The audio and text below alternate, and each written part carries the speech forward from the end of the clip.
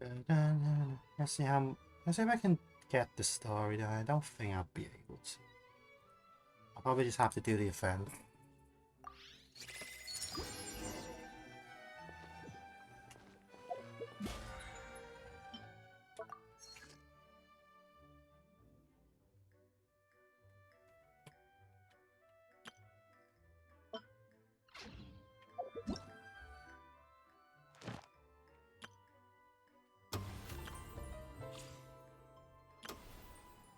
Yeah, it's probably not.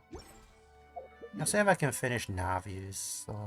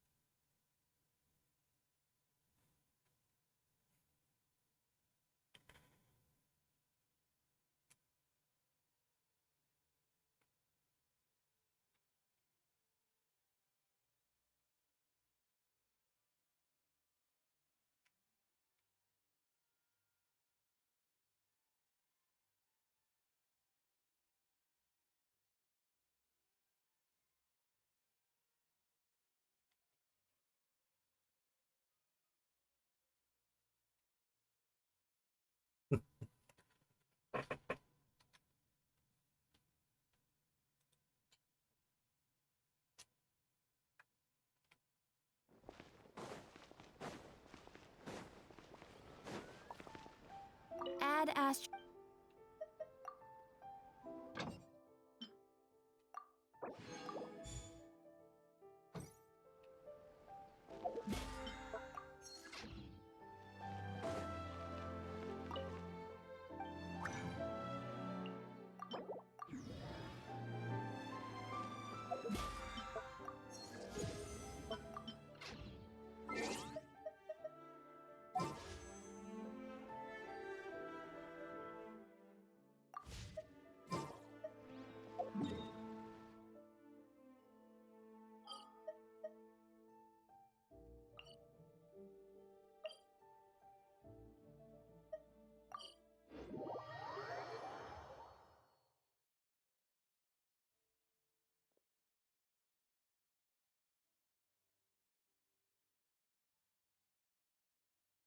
The palais is right up ahead. Come on.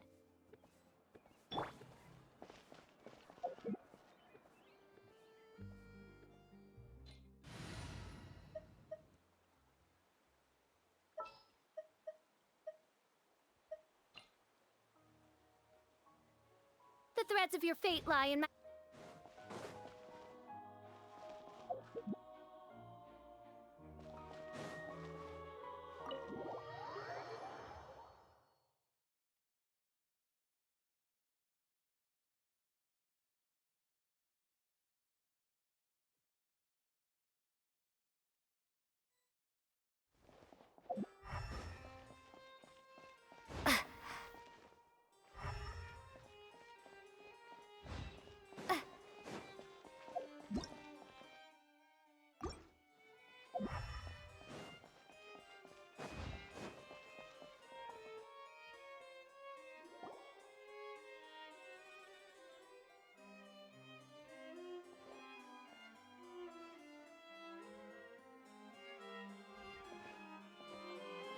Halt!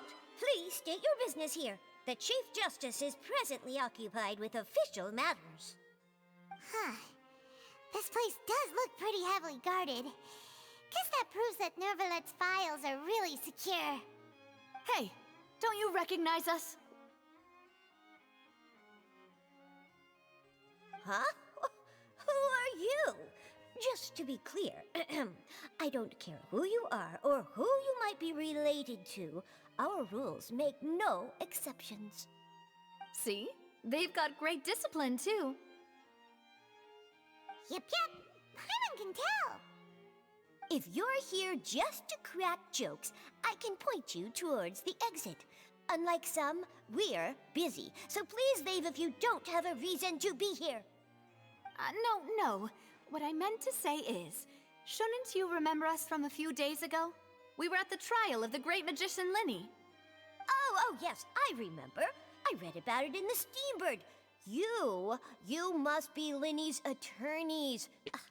It's all coming back to me now. We're here today to report and archive some information on a follow-up case. Huh. Is that even a thing? Of course. Don't worry. We're here on official business. You can trust us. All right then, I'll let you through. The Chief Justice is just inside. Ah, thanks so much.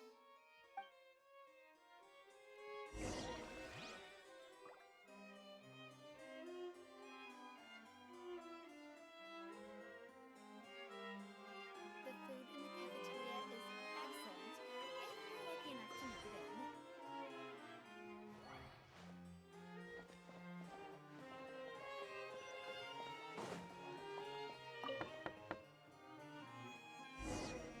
Please come in.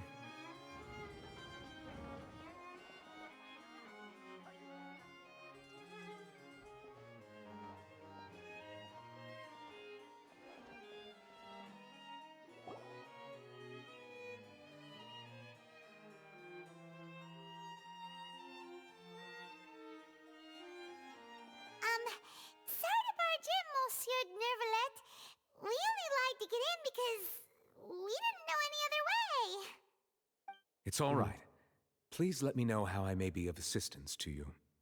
So you're not mad at us? We're looking for a man called Vacher.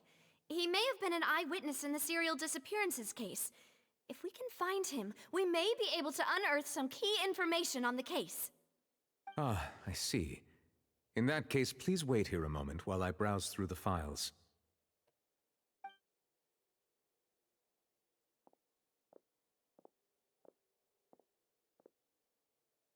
Who knew that Nervalet would be so easy to talk to?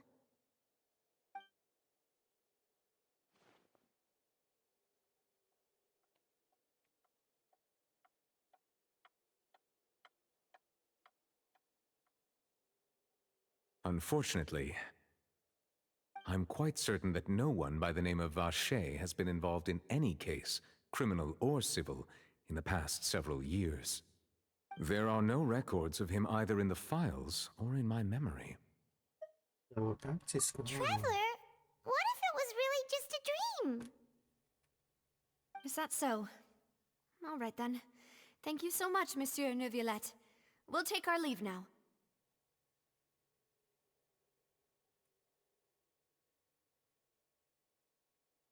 Ahem.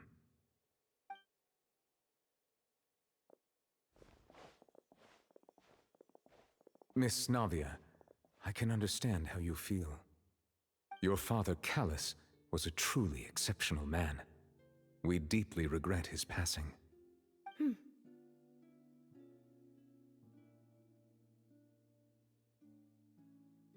And what are you trying to say, Monsieur Neuvillette? Are you trying to console me? Extend your sympathy?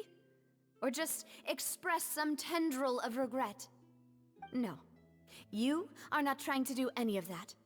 I can hear it in your voice. There's no emotion behind your words. You only said those things because you felt like you should.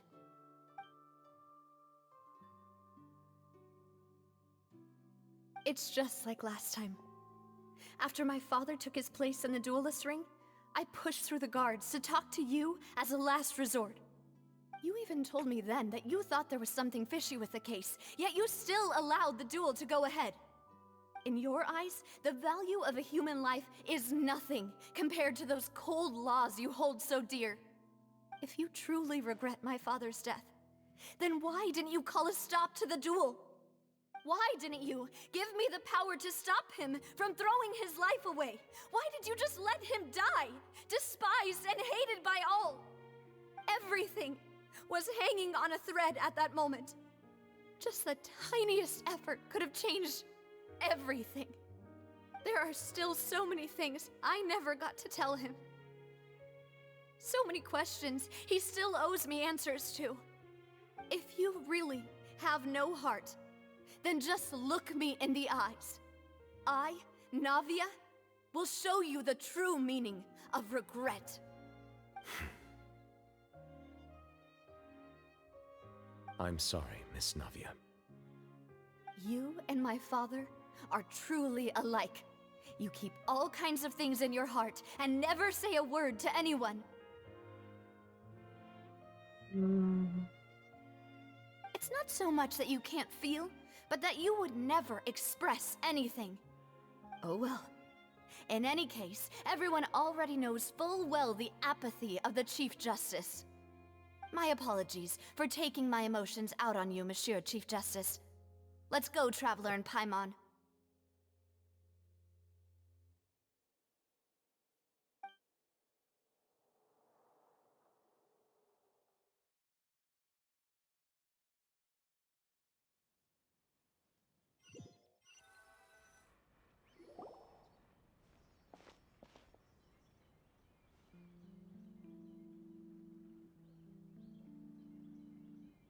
Navia, are you okay? I'm fine. Rain. It's raining. You're right. Wasn't it still sunny when we went into the building? And there shouldn't be any active trials today. How strange. Now that I think of it, on the day my father was convicted of murder, it was also raining. What is it? Did you think of something? Our father's case was outside. Yeah, he was outside. It was uncovered and the rain could fall there. Why? Do you think the rain could have affected the crime scene? That thought has occurred to us before. We've even expanded the search area to try to account for that, but didn't find anything of value. There was something you didn't know at the time. Wait. You don't mean...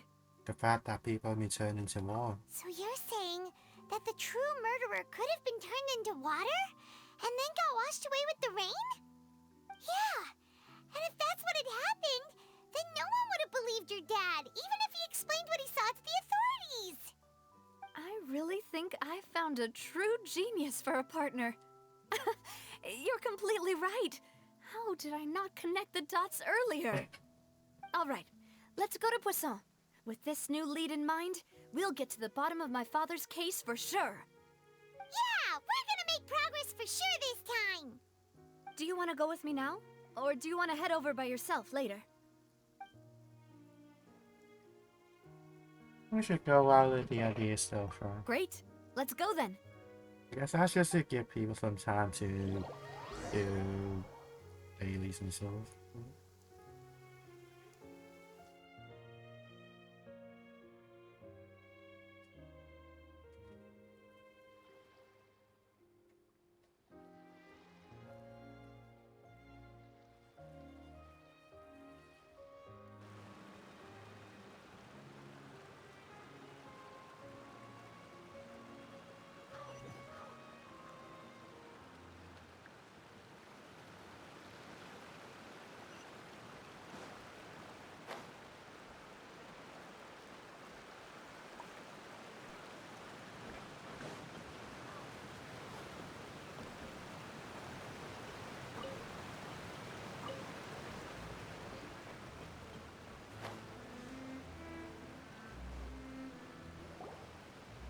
Whoa, what a huge ship! Why would a ship be anchored at a place like this? There's no need to be so surprised. While it may look like a ship, it's actually Spina di Rosula's headquarters. My father was the one who asked for it to be built like this. Perhaps our taste in exterior design is the only thing we occasionally had in common. A gigantic and glamorous ship embodies discovery, opportunity, ambition, and conquest. It symbolizes Spina di Rosula's bright and limitless future. I think I'm starting to get why you like it. And Paimon thought you were bluffing when you said Spina di Rosula had a glorious past. Paimon was confused why a group with such a history would live in the sewers. But now that Paimon has seen this ship for herself, she's been convinced. Well, Poisson is where Spina di Rosula began, after all. It's our main base, our home.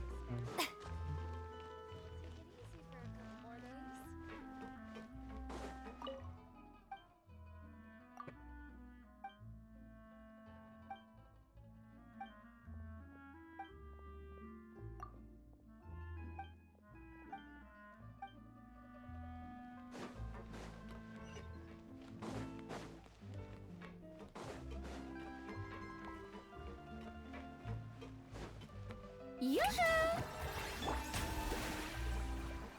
I'm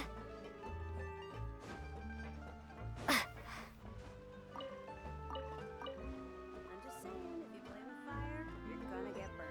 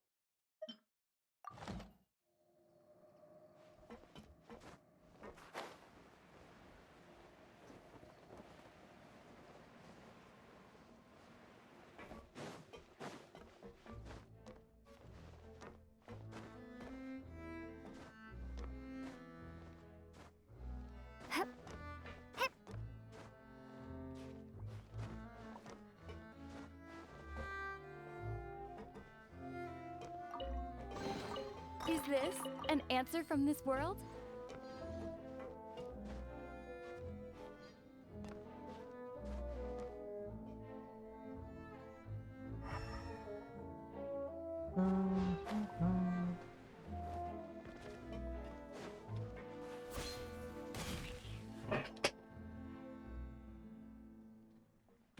Melus, we're back! Apologies for the wait, demoiselle, and our most important partners. You said before that you still had some business at the court. What brings you back to Poisson so quickly? About that. It's because my partner here reminded me of something really important. You see, what if my father's case had something to do with water from the primordial sea? You still remember, right, Melus? On that night, it was raining? Yes, the case was quite similar to that of Mr. Linney's. Both were what you'd call impossible murders.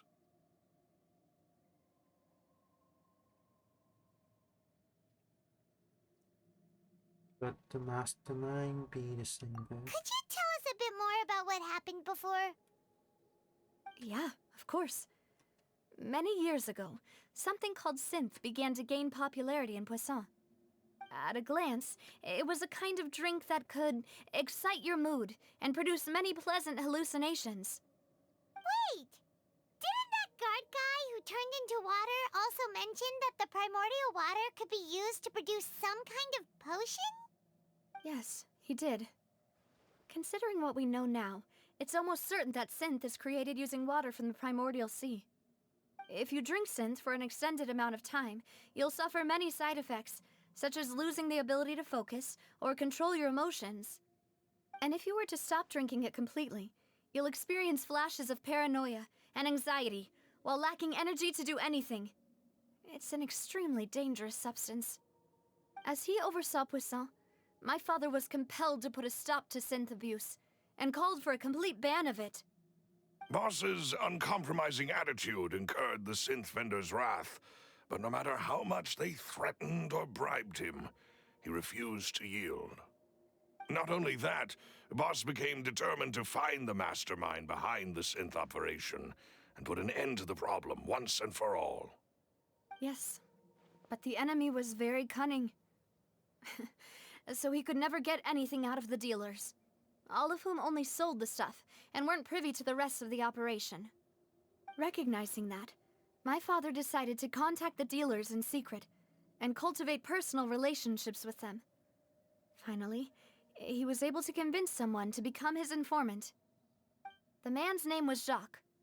He felt greatly ashamed about his work after seeing many families destroyed by synth abuse. That night, my father hosted a banquet at his countryside estate. He planned to meet up and exchange information with Jacques over some food. But then, we heard 2 gunshots from the courtyard. We raced to the scene and found my father, still holding a gun, and Jacques, who was already dead on the ground. Huh? How did that happen? Aren't they on the same side? Sounds just like Lenny's case, doesn't it? In both cases, the culprit seemed obvious, but neither appeared to have any motive at all. Looking back on it, though, I now believe the most important clue was something we all overlooked at the time. There were pieces of clothing left at the scene. They could belong to someone who got the soul. Precisely. It's all thanks to you that I made the connection now. Back then, we all just thought they were some costumes that Jacques used to disguise himself at the banquet. But, considering it now, it's almost certain that they belong to a third person at the scene. With one extra person, we'll also need to reconsider why the 2 shots were fired. It's also possible that a third person must have gone. You're right. We still don't know what happened. But my intuition tells me that we're on the right track to figuring it all out. I'm finally headed towards the truth. Jacques was an empathetic man who was infinitely remorseful for his past actions. It's unlikely that he turned on Boss with 0 warning. I think this third person is probably the key to the full truth.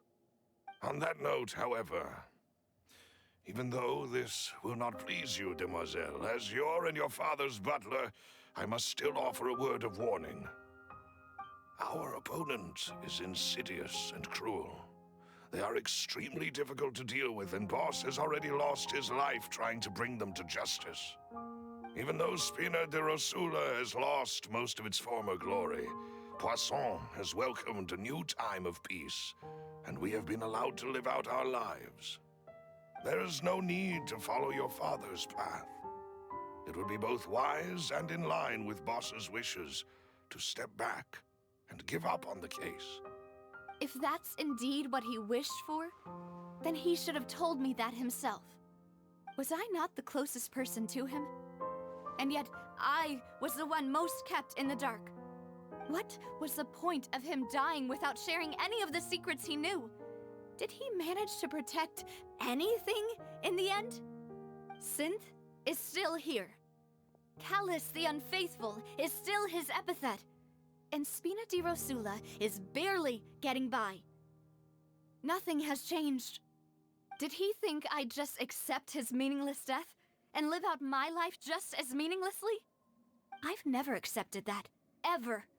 Not since that day, and certainly not now.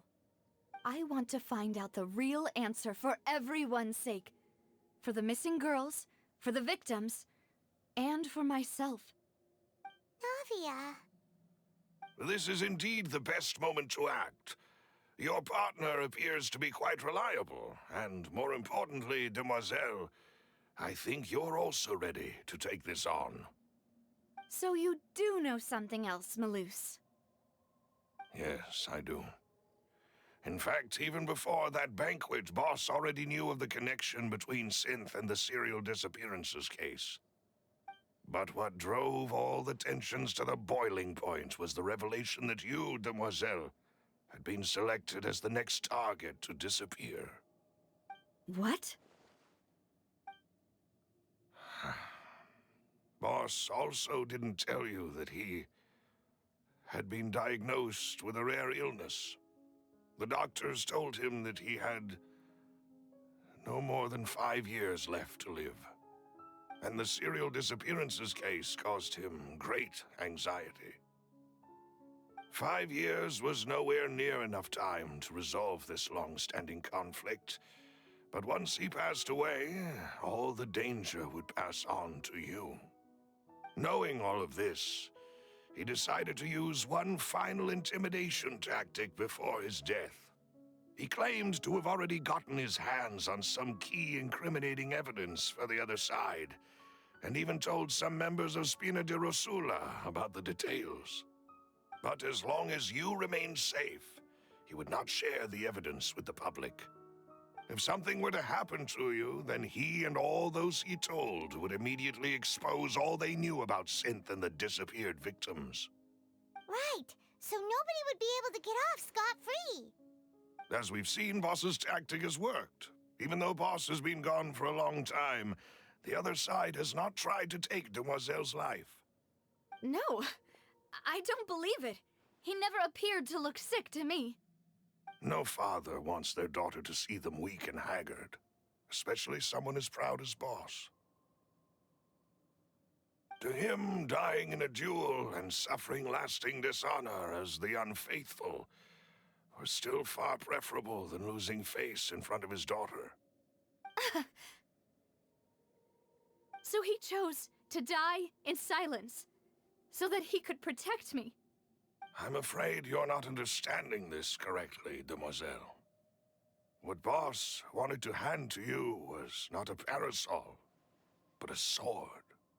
If Boss's spirit could hear you telling me that you want to find the answer for the sake of everyone involved, I'm sure he'd be extremely proud.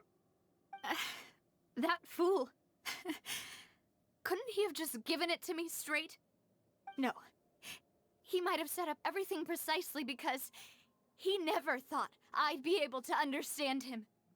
Is that the amount of confidence he had in me? And what if I was never able to make it to where I am now?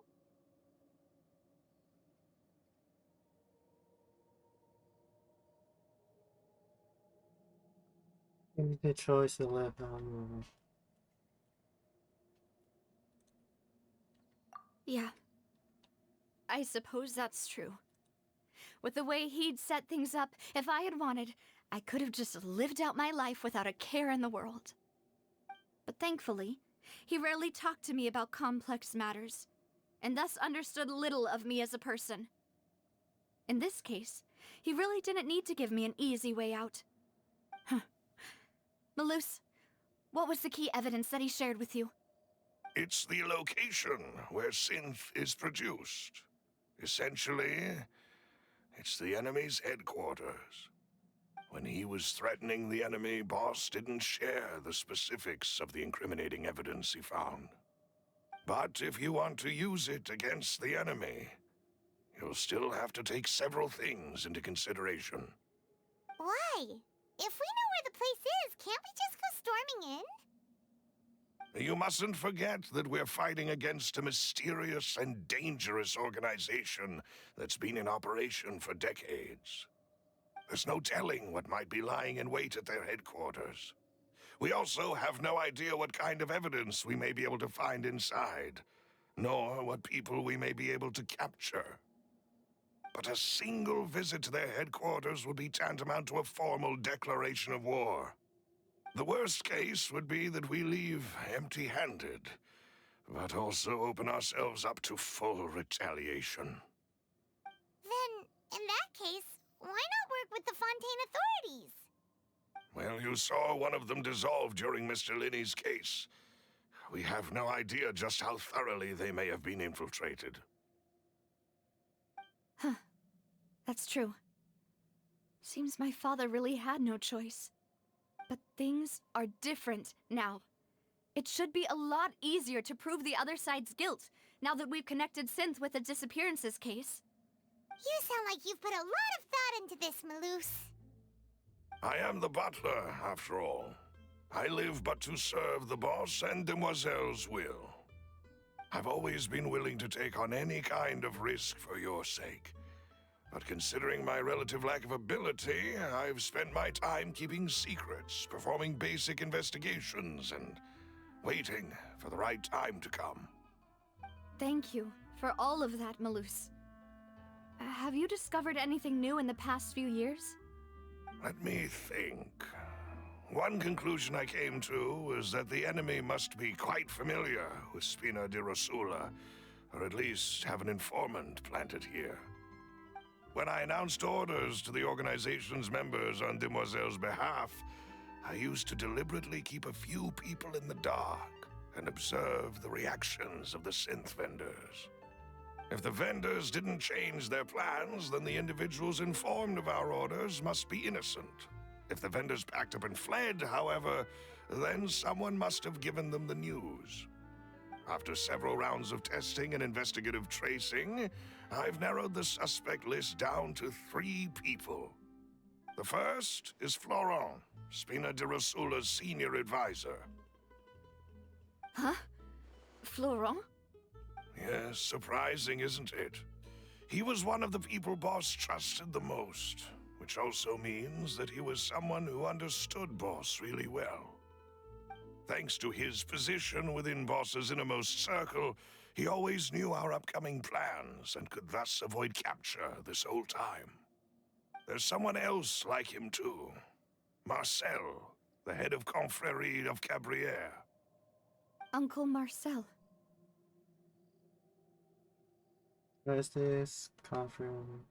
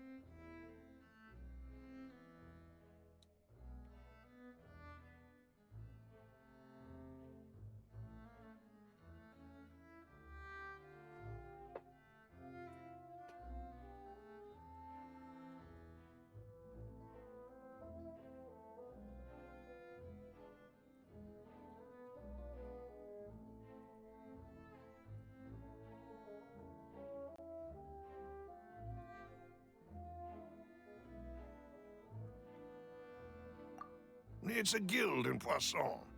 Boss helped it to grow to its current size and prominence. In the beginning, they were only reselling some daily goods, but now they're one of the richest guilds around with a lot of business connections in the city. So, they're like a sister organization of Spina di Rosula? Yes, you can say that. When we were fighting against the synth dealers, they provided us with plenty of support. It's a bit difficult to imagine someone using their own money to hunt down themselves. The final suspect is Thierry, the man responsible for coordinating information between Spina di Rosula and the guards. Although the guards mostly leave us to our own devices, there are still many activities we have to report to the local authorities. Since Thierry is always in the know about our current activities, he could theoretically always plan one step ahead. I see. These are all people who I communicate with quite regularly. To think that the enemy we've been fighting against has been right next to me all along, among those I trust the most. It's almost too hard to believe. If you want to investigate them, please take every precaution to not alert the quarry. Judging from our experience, the enemy is extremely cautious. Of course. And thank you, Malus. You've provided us with a lot of great information. You're too kind, my lady. I'm just doing my duty. And before I forget, proving Boss's innocence would also mean clearing him of blame in Jacques' death. After that incident, Jacques' wife and daughter were taken into the Spina's care. They still live in Poisson today. If it might help, you could also pay them a visit. I can make the necessary arrangements. Oh, thank you so much, Malus. You really are the best. A new case awaits, my dear partner. What do you mean?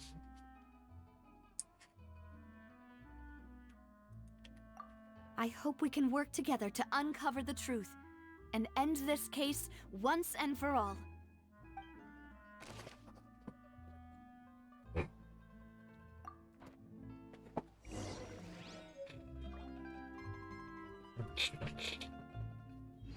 Dun, dun, dun, dun.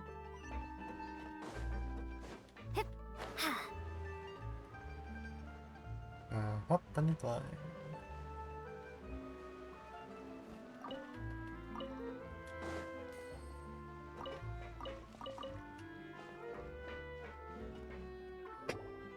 It is settled then. Please excuse me and enjoy your conversation at your leisure. Thank you for arranging everything for us, Malus. Excuse me, miss. Do you need anything from us? Oh,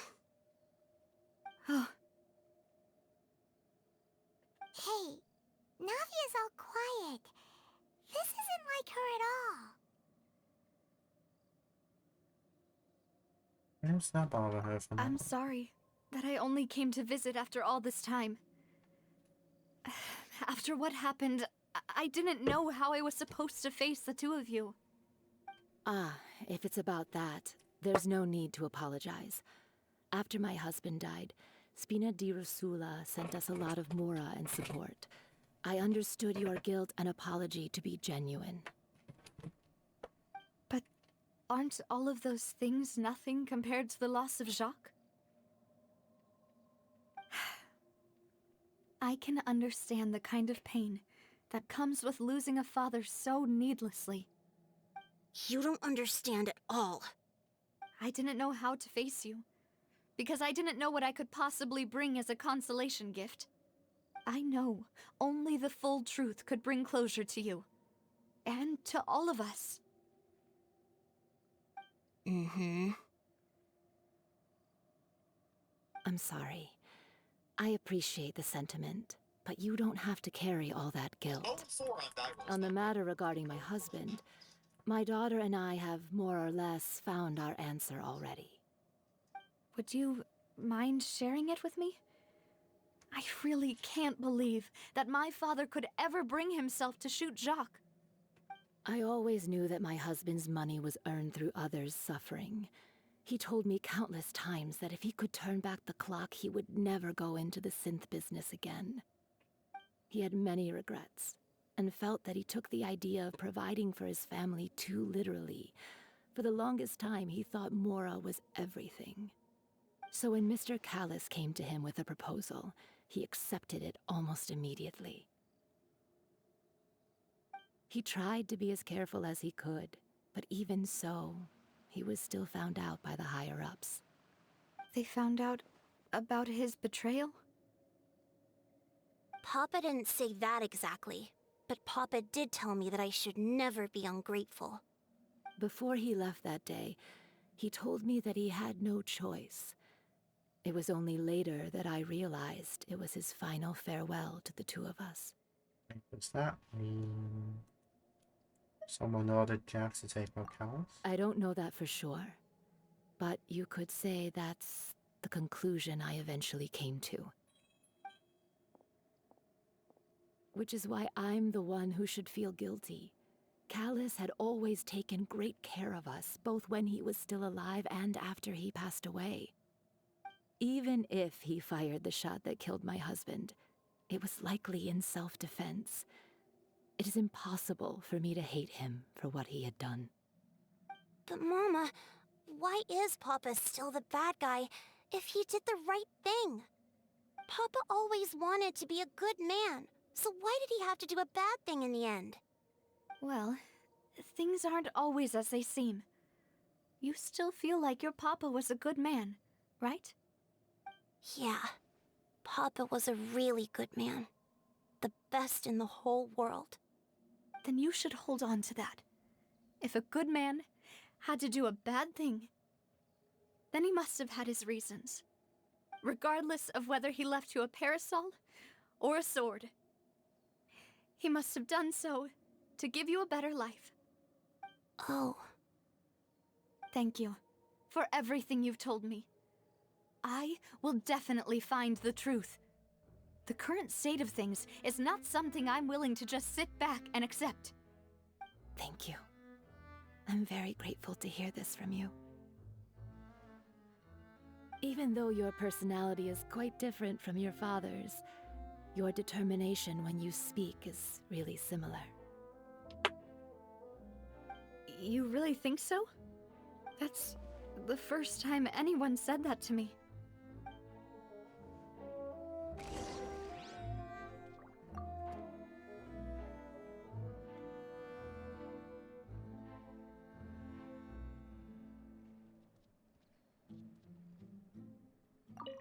I'll leave my husband's case to you. Thank you, Miss Spina, and Miss Spina's friend.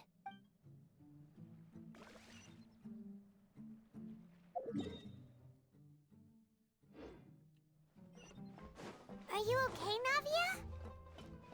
Navia? I'm fine. Don't worry. Let's investigate the 3 suspects next. Florence should be nearby, and we should be able to find Thierry and Uncle Marcel in the city. I'll get myself together on the way, so please don't worry.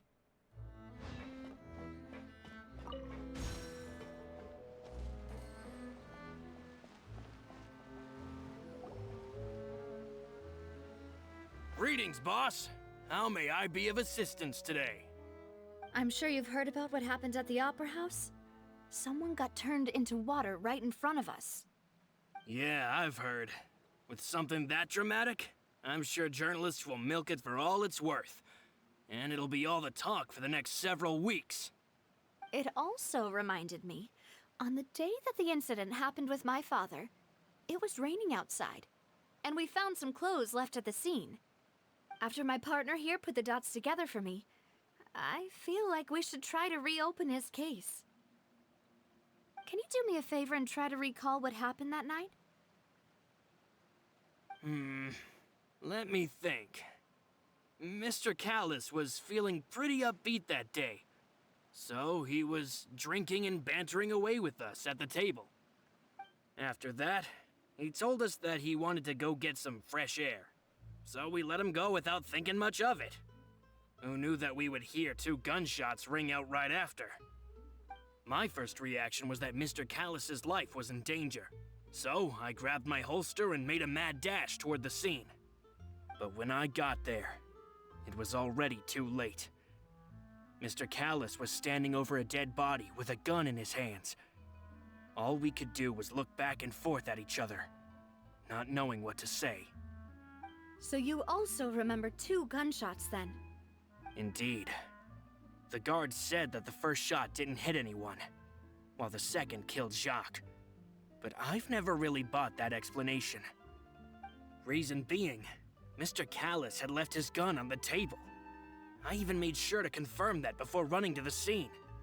But according to the guards, that doesn't mean he couldn't have had other guns on his person. About the clothes left at the scene that you mentioned, do you think there was a 3rd person there who was turned into water? It's very possible. At least from our perspective, my father had no reason to kill, so he would also have no reason to bring an extra gun with him. The gun he was holding probably belonged to Jacques, or a 3rd person on the scene. Yeah, that makes a lot of sense. So you're saying Mr. Callis ended up with the gun because he seized it from one of the other guys? But hold on. If that's what had happened, then why didn't he share the truth with any of us? He didn't even want to face the Oratrice machine, and chose instead to prove his honor in a duel. Did he lose all faith in the courts after seeing someone dissolve right in front of his eyes?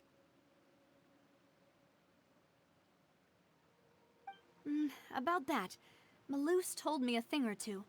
So, I think I can understand why he committed to the duel.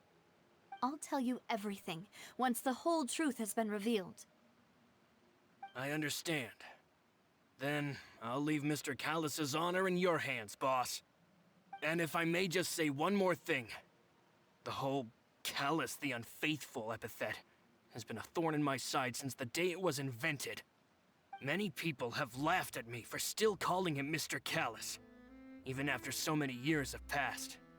But it was Mr. Callis's trust that allowed me to rise through the ranks of Spina di Rosula and live the life I lead today. No matter what others might say, he'll always be the man I respect the most. And he'll always be my boss. Don't worry. I will definitely find the truth. You and all our other comrades at the Spina deserve to know the truth as well.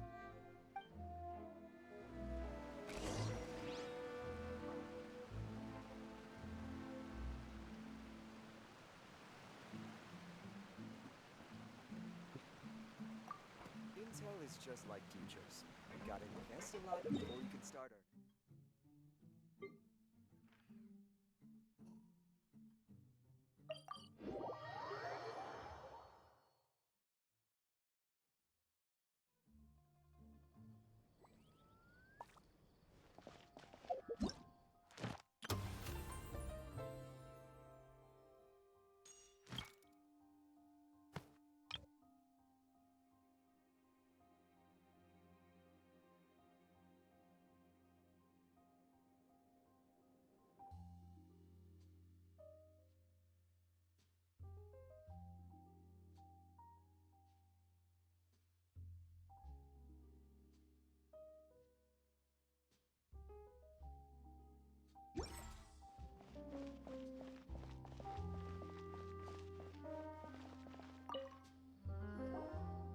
Hey, Thierry!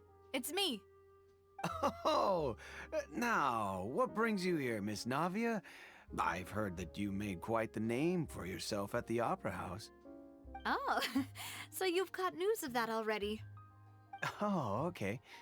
Hey, I'm also a member of the Guards, you know. The way you make it sound, people would think I was sent off to Poisson because I had done something wrong. Are you sure there isn't a little bit of truth in that? Under normal circumstances, shouldn't you have been called back to the city already? I mean, where I work is really up to me. Let's just say I enjoy the ambiance of Poisson. Callis did a fantastic job running the town, building Spina di Rosula from the ground up and clearing many obstructions in my way. It would be next to impossible for me to find a similarly easy but high-paying job in the city. Anyway, enough chit-chat. Are these two friends of yours? You, here for some formal business? Yes. These two are my partners. What happened at the Opera House made us realize that Linny's case and my father's may be related. We're trying to reinvestigate the details of my father's old case. Ah, I get it. You think there might be more to the case now that we know people can be dissolved into water, right? I was also flabbergasted when I first heard of it. If you want to go through the original files from your father's case, I can help you look for them. That'd be much appreciated. Thank you. Actually, I have another question. Do you have the authority to dispatch Gardamex? Of course. Without them, I couldn't possibly handle Poisson on my own. Why do you ask? We definitely can't use them to forcefully get more evidence for your father's case. Well, you see, just recently, we were attacked by a horde of unnumbered Gardamex in the city. So, if you hypothetically wanted to do something against me, all you would need to do is get rid of the mecha serial numbers and send them after me. Then you think too highly of my abilities. Dispatching mecha is very different from controlling them. If I had to make an analogy, when you order a dish, the chef will make it for you. You can ask the chef to cook, but not to massage your shoulders or carry your baggage. If you try to make unreasonable demands, the chef would just think you're out of your mind and ignore you completely. The same goes for me and my Gardamex. Removing a serial number is also not as easy as you might think. There are a lot of complex steps to it, and it's almost impossible to keep it a secret. So I can promise you, those mecha were definitely private units. They're certainly not cheap. So whoever their owner is must be super rich, powerful, or both. Now that you mention it, though, being in the synth business would definitely be profitable enough to afford this.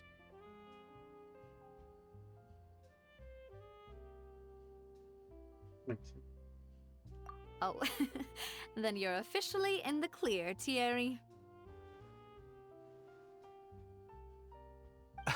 Oh, well, thank you for the vote of confidence, Navia. Jokes aside, I'd like to wish you all the best with your investigation. I'll be staying in the city for a little while, so just come find me if you need any support from the guards.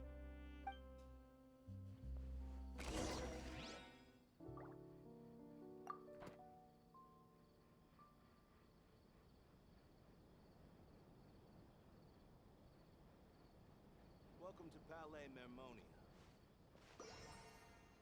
I have to keep an eye on the deployment of guards at all times.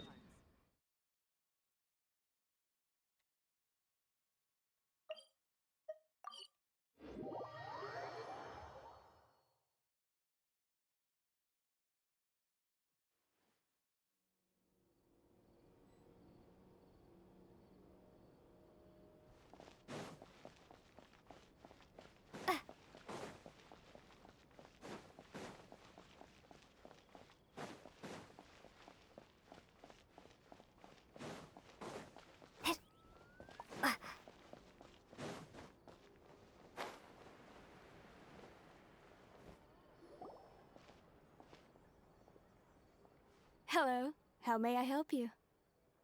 I'm here to see Marcel. Could you please let him know? You can just say Navia's looking for him. Sure. I will let him know right away.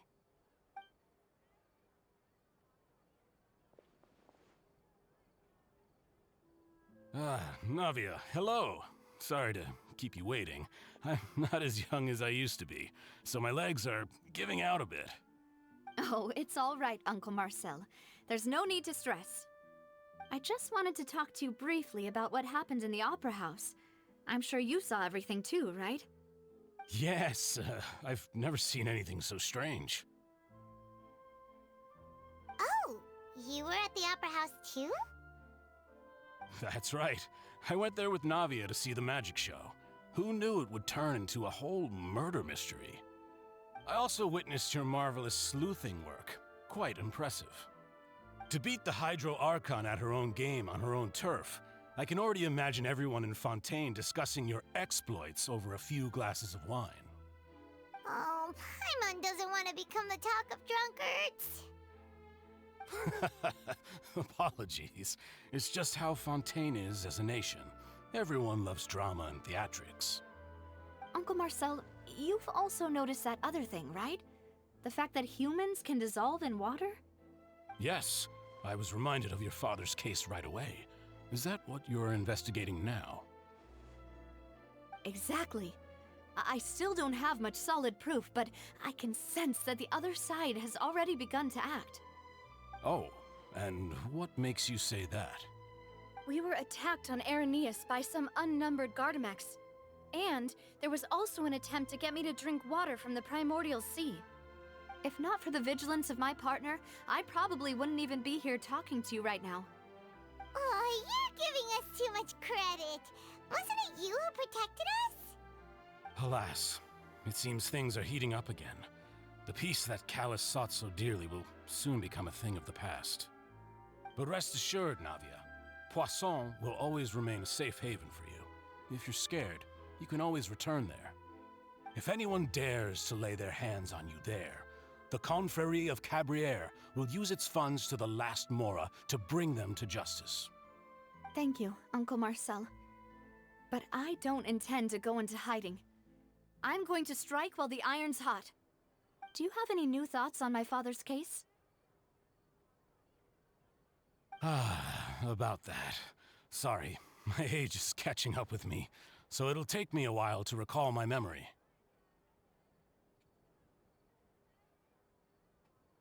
The Confrérie was responsible for that banquet, so I was out and about the whole time making sure things were running smoothly. I didn't even have the time to drink with the guests. Then I heard the sound of a gunshot, and the rest was history. Oh, it's okay. No need to push yourself. We'll ask around some more, see if there are any valuable clues elsewhere. Sounds good. Just let me know if you ever need Mora. All my wealth comes from Callus's patronage and support. I'll spend however much it takes to clear his name. Let's see. Yeah, I'm not sure how to stop. There's no way I can do it. So I can get through all these chapters before the event ends.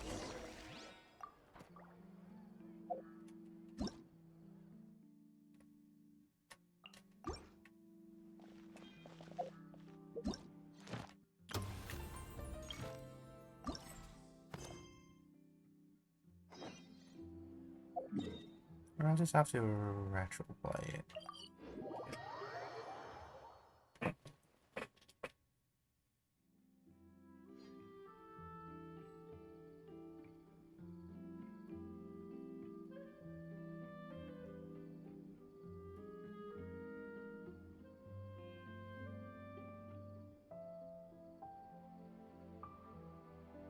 There's just not enough time for me to do it.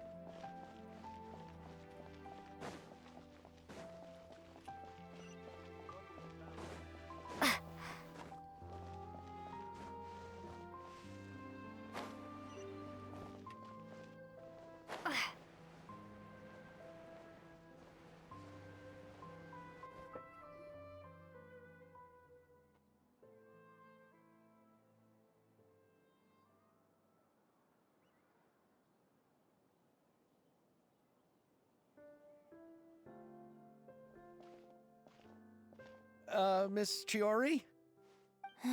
Your talk with the investor sure went fast.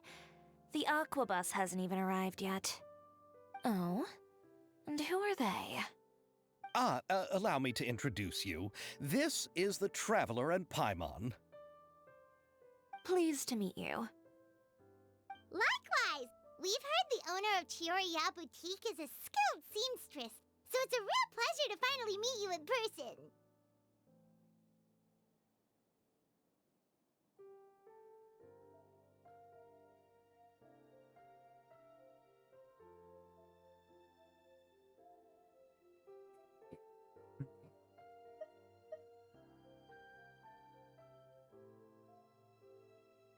The way Navi wardrobe comes here is really sad. Why, thank you. I strove to create an outfit that matched her high social station as the demoiselle. So tell me, what happened? I can tell the conversation didn't go quite as expected. Well, it's like this.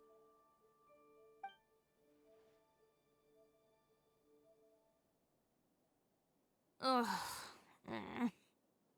I know, Chiori, you don't have to say it. You did remind me that this investor was a little bit sketchy. Yes, there's no doubt about that. But how could I pass it up? He offered me twice as much as the others. And therein lies the problem. Yes, but just put yourself in my shoes. After obtaining such an excellent script, it's only natural that I would want to make the most of the film. The budgets that the others had proposed were nowhere near enough. It's difficult to find someone willing to front such a large amount of mora, so... Don't be sad, Xavier. We might be able to help scrounge up some more together for you. Oh, thank you, Paimon. That means a lot to me. But the cost of the film is staggering. I'm afraid that any mora we can scrounge together in a short amount of time won't even be able to cover the actors' fees. We need to move on. What's happened has already happened, and there's no changing it. But now's not the time to give up. What? You're saying that you have a plan? No, that's not what I mean. I'm simply saying I wouldn't give up just yet. The actors I recommended aren't just after Mora after all.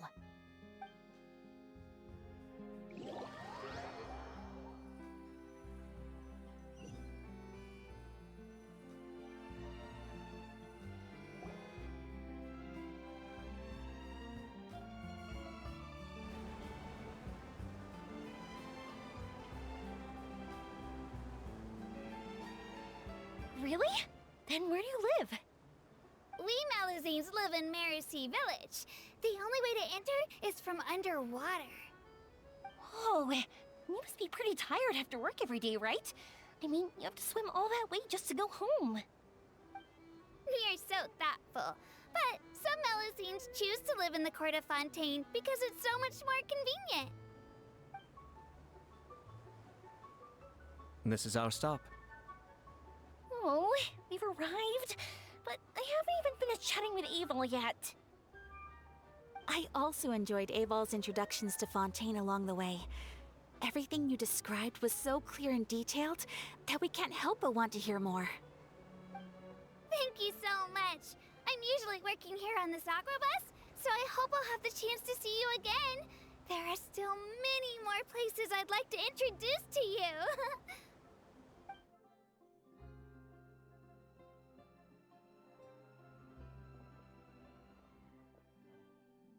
Welcome to the court of Fontaine. Chiori, you sure have changed a lot. This is the first time we've seen you since you left Inazuma. I haven't realized it's been so long. I was in such a rush when I left that I didn't even get to say goodbye. Thank you for extending the invitation, Mr. Xavier. I'm looking forward to a fruitful trip here in Fontaine. It's an honor to have the head of the Kamisato clan visit us. So they're who you meant when you said you had actors coming from Inazuma? Oh? It's the Traveler and Paimon. Wow, what a coincidence! Ayaka and I were just talking about you on the way here. Are you also here for the film? We just ran into Xavier earlier and came over with him. But I'm not an actress. Sir Kamisato and Lady Ayaka are the real actors here. I'm just tagging along with Ayaka to have a good time together. I would always get the lead role. About that, I mean, how was I supposed to contact you when I was making preparations for the film? I figured you were probably busy, and I didn't want to disturb you. So I could only keep you in the back of my mind while I sought other actors to play the lead roles in the film. I had been thinking about a surprise reunion with you during our trip here, but you still managed to surprise me first. Oh, so you all know each other already! My, what a coincidence! What are the chances everyone could be brought together here like this? Why don't we go to Hotel de Boer and catch up over a meal? I've already made a reservation. Huh? Did you reserve 2 spots for us too? Yes, of course, of course. I'll be sure to tell the boss to serve a few more delicious dishes just to make sure there'll be enough food. Very well. Then please, kindly lead the way, Mr. Xavier.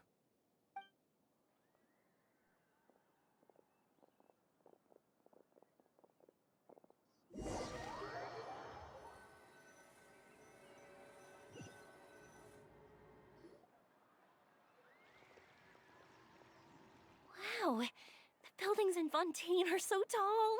Just look at how big they are. And there's the fountain that Aval mentioned earlier.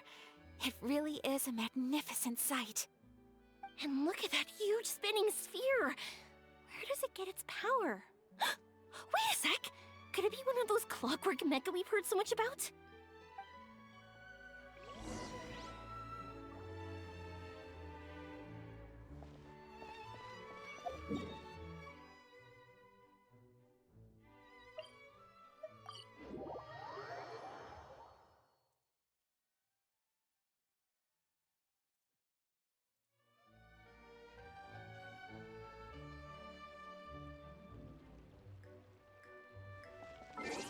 My history last slide.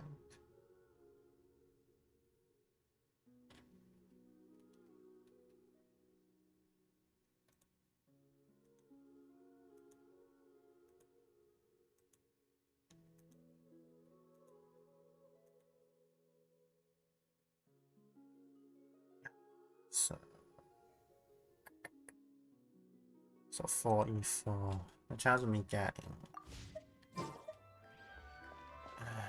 pretty hard to do.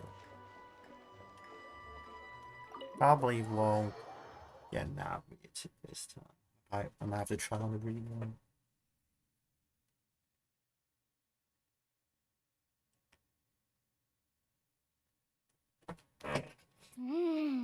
So this is what food from Fontaine is like.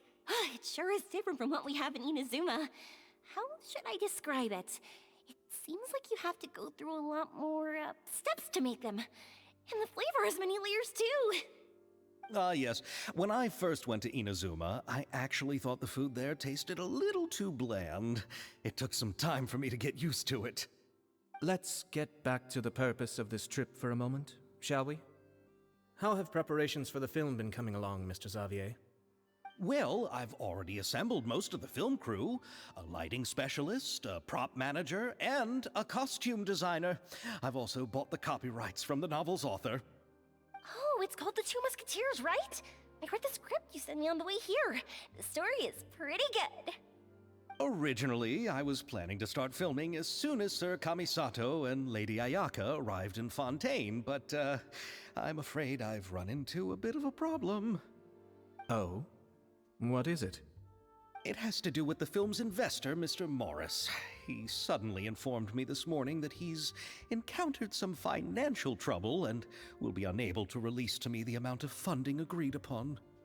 It's said that Fontaine's legal system is well developed. If he has violated the contract, then can't you simply take him to court over the matter? Well, I'm still more concerned about filming. Even if I were to take him to court, I'm afraid it would take months before the case could even be heard. Then, is there a way we could raise funds ourselves to solve the problem? I've considered that option too, but unfortunately, it's difficult to gather such a large amount of mora on such short notice. Besides, we have to consider the film festival's submission deadline. Mr. Xavier, if Ayaka and I were willing to perform for free, would that resolve the problem you are currently facing? What? No, out of the question. To have you come all this way just to act for free? Oh, no, that won't do. There's no need to worry, Mr. Xavier. My brother and I had actually intended to work for free after receiving your invitation. Inazuma has only recently reopened its borders, and needs to strengthen its relations and cultural ties with other nations. We didn't have many collaboration projects with Fontaine in the past, so we hoped this trip would serve as a good start for the future. Indeed. You could say that's the real reason why the Yashiro Commission agreed to come to Fontaine. I understand, but having you two act for free just doesn't seem right. Not at all.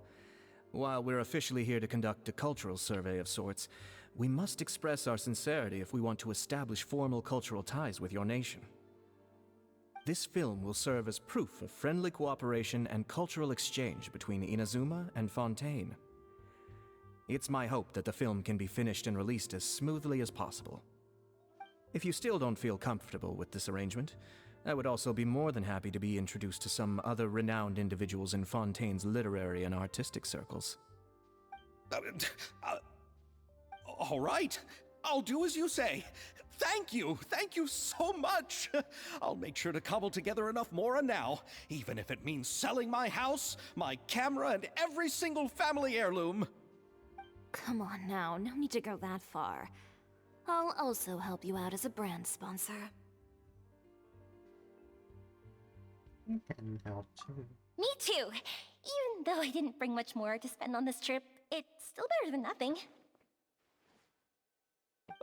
You are too kind, all of you. I really don't know how to... Ew. Alright, enough about that. Now that we have Xavier's savings, my support, and 2 leads who are willing to act for free, I think we will be able to make this happen. So, instead of Mora, you'll help with filming and production. Oh, but how can we help with that? We don't know much about making a film. Alright, pull yourself together, Xavier. Tell us if there are still any open positions left among the crew. All right. Let me think. We still need a camera operator, a clapper loader, and someone to manage logistics. I originally wanted to personally serve as director, but I've been too busy working as the producer. So the positions of director and director's assistant will also need to be filled. Paimon knows what the director and the logistics support person do, but what's a clapper loader? The clapper loader is responsible for using the clapperboard to record and organize the information of each shot when the camera operator begins shooting. The work requires both patience and careful attention to detail. A clapperboard? Oh, you mean the thing they hold that goes clap whenever they start filming? Yes, that's right.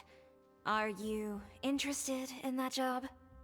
For sure! Paimon's always wanted to try that! All right, then you'll be our clapper loader. I can find someone from the store to help with logistics. What do you think, Xavier? Oh, fine by me. As for our camera operator, I was thinking of letting the Traveler take the role. Oh, she's great when it comes to using a camera. Paimon can't even count how many things we've taken photos of during our journey. Yes, that's also what I was thinking. I noticed the Traveler had an eye for photography and composition when we worked together previously. I'm sure that's due to the Traveler's journey across Devat and all the places they've seen. After so many adventures, using a camera must be second nature by now. What do you say, Traveler? Are you interested in the job?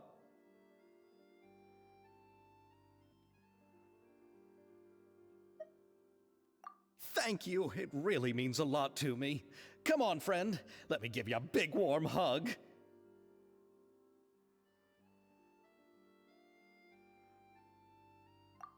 So all that's left for us to find is a director and an assistant. Oh, me! I want to be the director's assistant. All we need to do is help the director, right? I can handle that.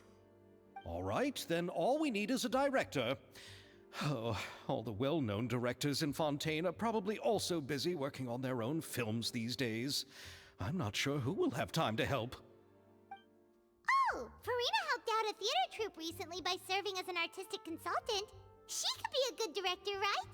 Besides, it's not like she has anything else to do right now. Farina? Do you really think Lady Farina would be willing to help us with our humble project? Isn't that the name of Fontaine's Hydro Archon? My brother has already informed me about what happened here in Fontaine. Yep, that's her! She helped out a theater troupe not too long ago, and now she's taking up work as a director. Well, Oh, I saw that musical. Her performance was perfect, and the storyboards were also excellent. Don't let her form or identity intimidate you. She's the best candidate we can think of right now. You'll never know until you give her a shot. fine. You're right, Shiori. I'll do anything for the sake of my film. Anything! Then I'll have to ask the Traveler and Paimon to show me the way to Lady Farina's residence. I just hope she'll agree to help. Do you need us to also come along? No, there's no need to trouble you with this. Besides, you've just arrived in Fontaine, and I'm sure there are many places you would like to visit. Just leave this task to me. It's part of my duties as the producer. Very well. Then we'll be waiting to hear the good news. I'll go with you. By the way, you might want to consider bringing a gift. And don't worry, we won't simply drop you off at Farina's place. We know Farina pretty well by now, so having some familiar faces there should help your chances. Besides, the whole thing was our idea in the first place. All right, then I'll start making preparations. As for the gift... A gift for someone who was once seen as the Hydro Archon. I wonder what she would like. I recall that Lady Farina once fancied a clockwork ring, so perhaps I should get another exquisite clockwork contraption for her. Huh? Can't we just bring some desserts, like the Fontinalia mousse? But wouldn't that be a little too cheap? She does like desserts, though. Isn't the Fontinalia festival happening right now? I heard Abel tell us on the Aquabus that Farina introduced the tradition of going door to door and asking for sweets. To do something like that, she must have a real sweet tooth. I agree with Yoimiya. If the gift is too fancy, it might actually make her feel more uncomfortable. Alright then, let's go buy some Fontinalia mousse!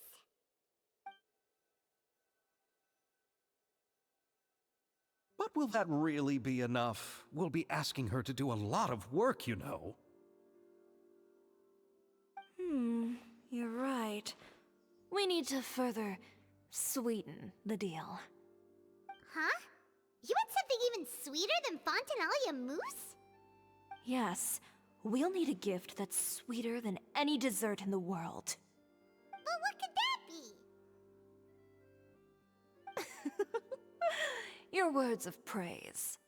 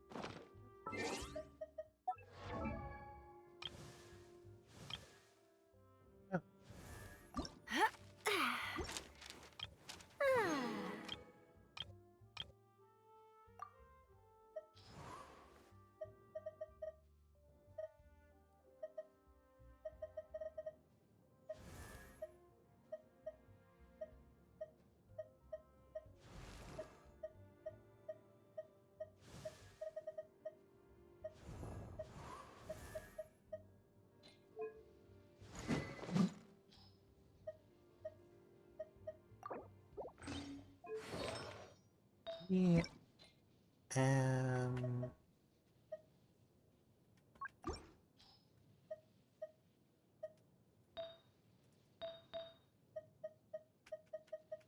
I may try that, to be honest.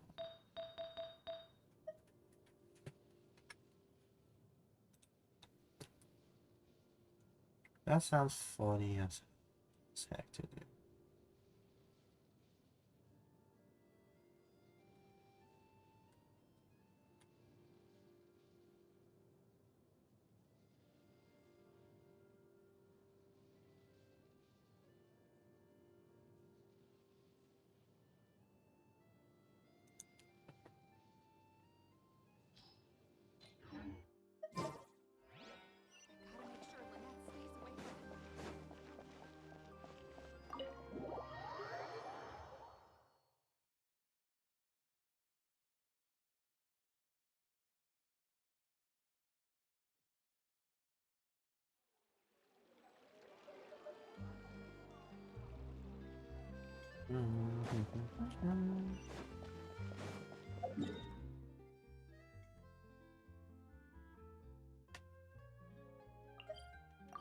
Yeah, I don't think I can. Just gonna have to catch up the story afterwards. I know technical. I know technically say 17 hours, which if I got time would have been. If I used the full 17 hours, I could probably do it in time, but it's not worth it. Yeah. We've talked to all three suspects, purely based on their conversations with me. None of them sounded particularly suspicious. You don't really stand out as suspect. I suppose that's to be expected, though. If a single conversation's all that's needed to find them out, then my father wouldn't have needed to investigate the case for so many years. Anyway, even though we didn't make a breakthrough, let's still compile what we were able to find. But where should we start? Jax. Ah, you're right! Flora mentioned that Callus probably only ended up with the gun because of circumstance. That makes sense. According to Jacques' family members, he already told them that he had been discovered, and that he had no choice before he left home that day. If I had to guess, he probably received an order from the synth boss to kill my father. Had he refused, he and his family's lives would have been forfeit. So, Jacques fired the first shot?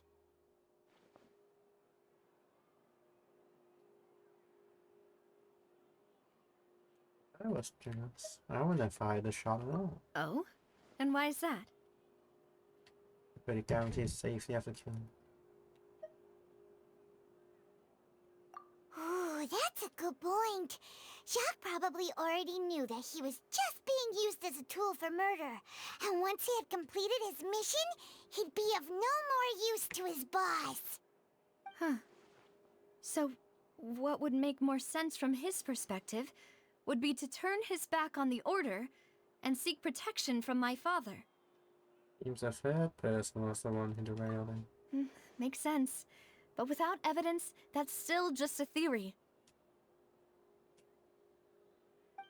Besides Jacques, the attack from the Gardamex has been bothering me quite a bit as well. It's obvious that our enemy has become more antsy after the secret of the primordial seawater was revealed. Do you think he knew, even then, that we'd follow this lead to the end? Given everything that's happened since, it's quite possible. But who among the 3 suspects would have the ability to control privately owned Gardamex?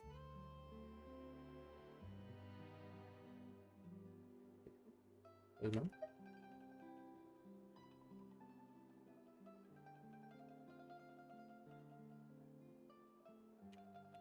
Whatever. Uncle Marcel? My father did really trust It's a him. map. And they worked together on a large number of projects. Maybe that's how he got to know Jacques. And with funds from the Confrérie, he could also afford a large number of Gardamex. It's still really hard for me to imagine, though. After all, Uncle Marcel has been around since I was just a child. Also, wouldn't this mean he has been spending a whole lot of mora and energy to fight his own synth business? Or someone else. Thierry, you say? Huh. Yeah, It is possible that he's figured out a way to convert the Gardamex for personal use. But I didn't feel like he was lying when he was talking to us about the mecha. I also don't think he'd be able to keep that kind of tampering under wraps. Yeah, had he actually tampered with the mecha, we'd be able to prove it with a simple check of the guard's inventory. If the mecha were taken from the guards, it should be pretty easy to find out when and how that happened. Oh, so I just have to click through everyone. Laurent? It is true that he was closest to my father, and thus had the best chance of learning about his dealings with Jacques. But as Spina di Rosula's advisor, his work mostly deals with personnel and security, so he shouldn't have much means when it comes to finances. So you're saying he's too broke to afford a mecha army? Exactly. He can't. And even if he could, I don't think he would be able to dispatch a whole group so quickly. Who could it be? I think...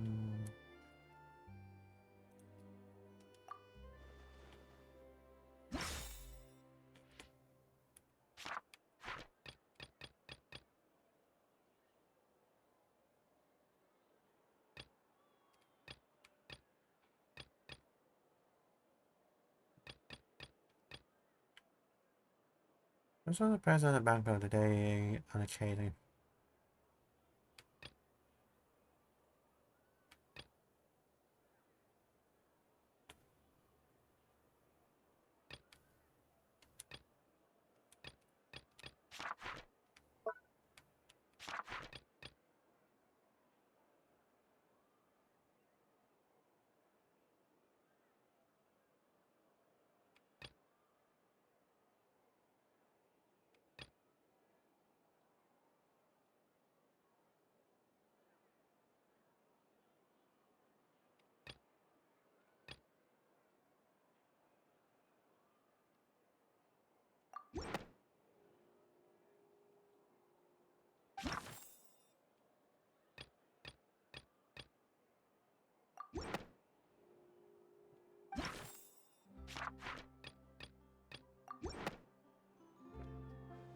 You know, if you think everything through, Uncle Marcel is indeed the most suspicious of them all. Could we be missing other suspects? Malus didn't know about the people turning into water thing when he narrowed it down to these three, did he? Malus has always been very reliable, and his judgment of others' trustworthiness has been fair and well considered. When he laid out his case for the three, the rationale he gave me made a lot of sense as well. The suspect is knowledgeable about the Spina's internal affairs, has the means to dispatch Mecha to assassinate us, and possesses significant intellect and foresight. Even if I don't want to believe it, I'm starting to see how things could all tie back to Uncle Marcel. Someone is very close to you after all. Well, we still have another trump card on top of all the theorizing and speculating. And production. Yes, Malus did say that charging straight in there would be extremely risky. But we don't have any other options right now. We need far more solid proof before we can hope to go charging in on our enemy. Navia, here you are. Oh, I've been looking for you. Huh? Aren't you the guy from the guards? Did something happen? Yeah. News came from Irenaeus just after you left. We've got another trial on our hands. Wasn't that place built specifically for holding trials? What's so newsworthy about this one? I know. But they said the person they're putting on trial is a Fatui harbinger called Tartaglia. Wait, child? What? Is that someone you know? Yeah, we know him. Maybe even a little too well. Well, he's been accused of being the true culprit behind the serial disappearances case. It's absurd, don't you think? Wait, how? None of our investigations have had anything to do with him. That's what I thought was strange about it, so I came to tell you the news right away. If the charge against him stands, then it'll be next to impossible to get the guards to support any of our planned investigations. Right, because they'll think they've already found the culprit. Yeah, and it'll be a lot harder then to clear Mr. Callus's name. I understand. Well, partner, what do you think we should do? We still haven't found any conclusive evidence. Let's split up. Huh? Split up? What do you mean? You can go to any so I'll go investigate that one. Just as expected of my partner. Since this is a trial about the serial disappearances case, the culprit's attention will be focused on Irenaeus, leaving his home base wide open. You're right. This is our best opportunity. All right then, let's do this. I'll stall them at the Opera House and charge Marcel as the true culprit. I won't have any chance of making that charge stick, though, unless we find more evidence. It'll be up to you to make it back in time and hand the decisive evidence to me. We'll help you, just like you helped us in Linny's trial. Demoiselle, please allow us to accompany you. I'm ready. Ah, Malus, Silver, when did you two get here? We heard that you'll be leaving Poisson and figured that you might require our assistance. It's our hope that your confidence will be bolstered with the two of us by your side. Thank you so much. Then, let's make haste for Irenaeus. Paimon, Traveler, I'll see you at the Opera House.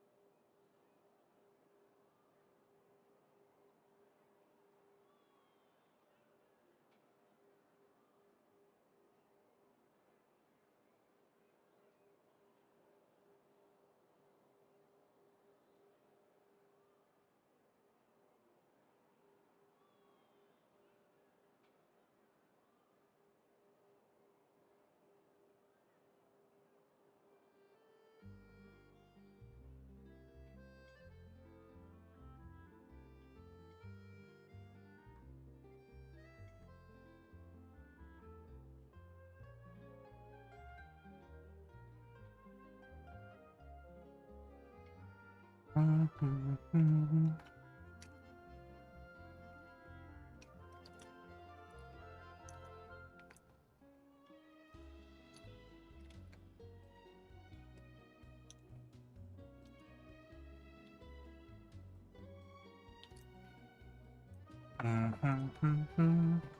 you then!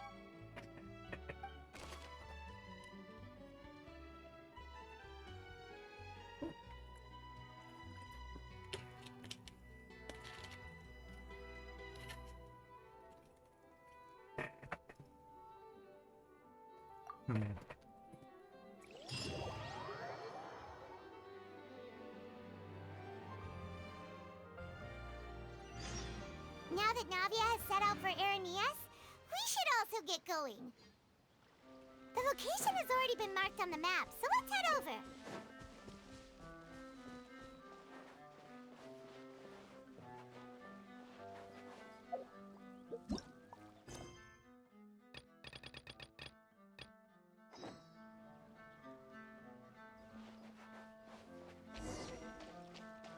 Huh.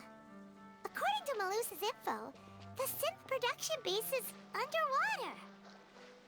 Let's go and try to find the entrance.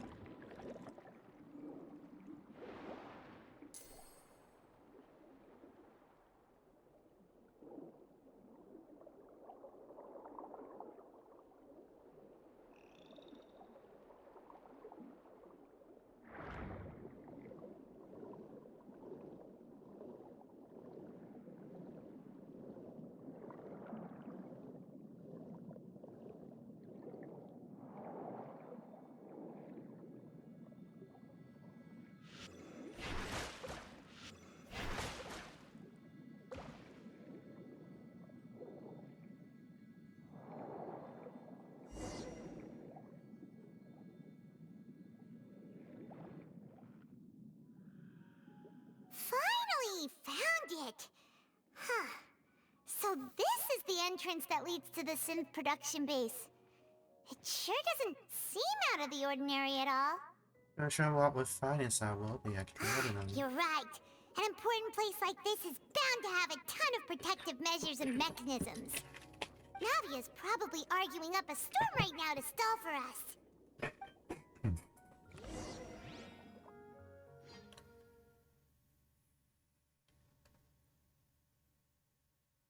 Ow.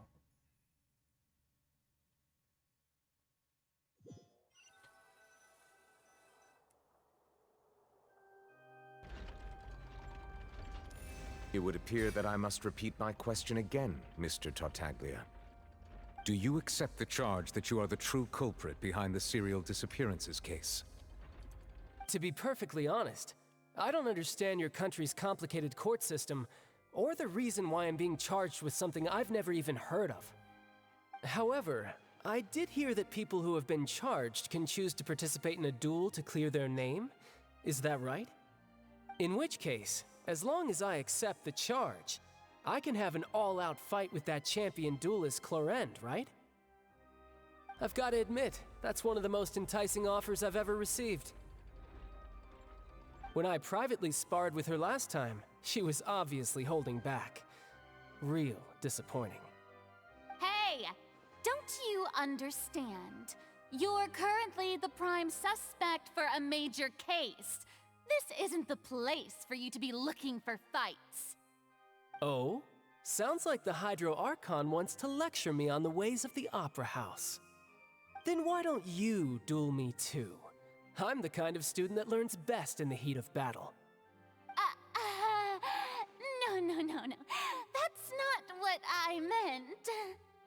Alas, it would appear that communication with the defendant is going poorly, and we have made very little progress.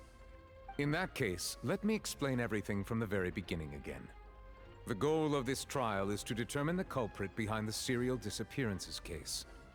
That case had nothing to do with him. You've got the wrong man.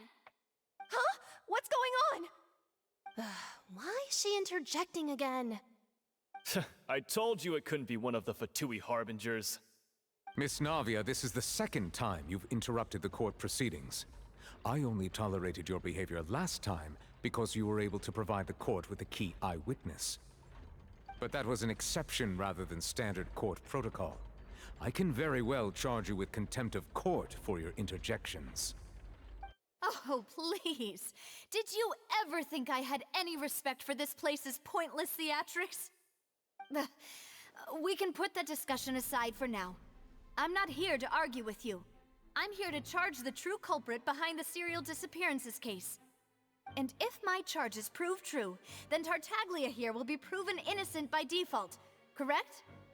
Oh, a young lady has charged in and offered to clear my name. How fascinating. Well, I'd gotten half bored to death by all these rules and procedures anyway, so I'll take you up on that offer. So, Your Honor, is there nothing else for me to do now? You may take a seat for now in the audience, but that doesn't mean the suspicions against you have been lifted. Now then, Miss Navia, who is the person you would like to charge instead? That person is...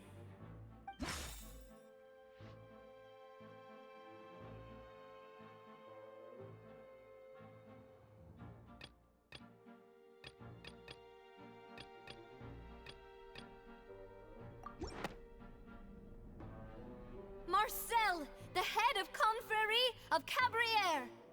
Huh? What confrérie? Never heard of them in my life. I've heard of them, but weren't they Spina di Rosula's sister organization? Oh, is this going to be a friends to enemies type situation? Please let me remind you, Miss Navia, that charging someone is an incredibly serious matter. Committing to the charge also means taking on the legal responsibilities associated with it. And if the charge fails, depending on the circumstances, you may also be charged with the crime of making a false accusation. Knowing this, do you still wish to charge this man? Yes, I do. In that case, I declare the charge to be valid. Miss Navia and attorneys, please take your places on the court. Members of the guards, please contact Mr. Marcel right away so that he may stand trial.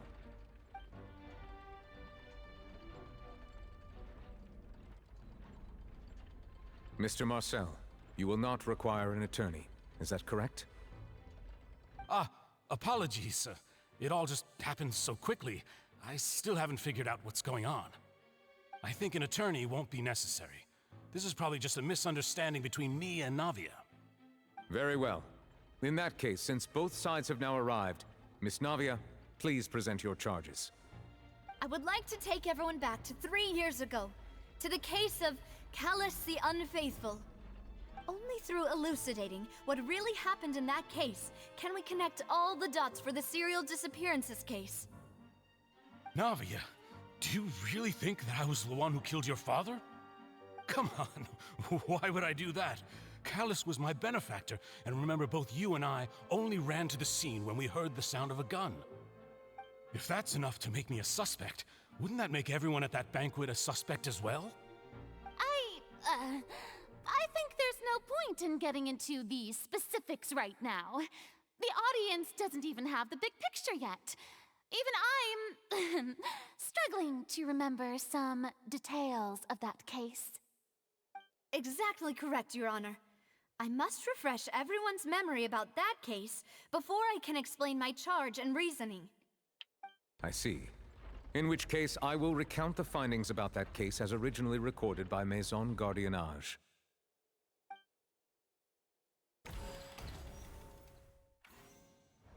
On the day of the murder, Spina di Rosula hosted a large banquet in a countryside estate owned by the Confrérie of Cabrières.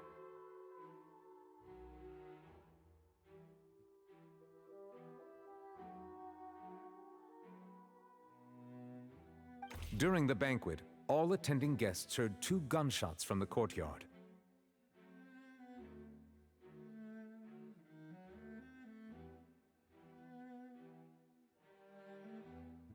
When the guests arrived at the scene, they found the primary suspect, Callus, holding a gun, while his acquaintance, Jacques, lay dead from a gunshot wound. The guards' investigation did not recover any other firearms from the scene. As a result, they concluded that the suspect's first shot must have missed, while the second must have taken Jacques' life. The suspect did not dispute this conclusion, and also declined to defend himself in court. Instead, he chose to prove his innocence through a duel. Callus was defeated by champion duelist Clarand in the ensuing duel, and soon succumbed to the injuries. These are the known facts about the case. The one with the motive to kill was Jacques, not my father. And even so, Jacques still had no reason to pull the trigger. In truth, the third person shot Jacques first, and was shot in turn by my father when my father seized the gun from him. After that, the true culprit turned the third person into water, erasing all traces of him from the scene. Thank you for the summary, Your Honor. Of course, the guard's conclusion appeared quite sensible to us at the time. However, we should revisit the case now that we've gained new information about the abilities of water from the primordial sea.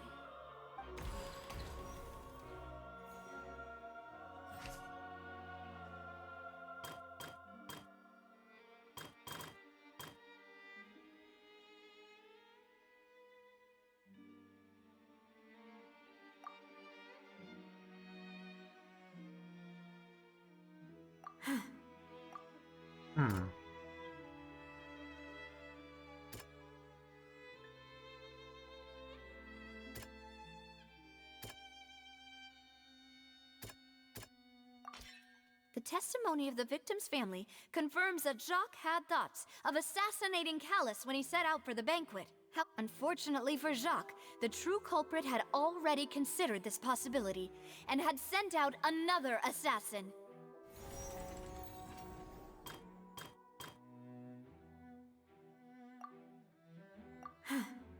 Fine.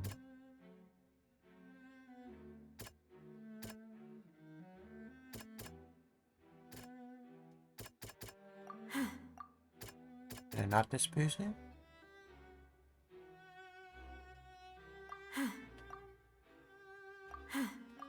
But I can't do anything with that yet.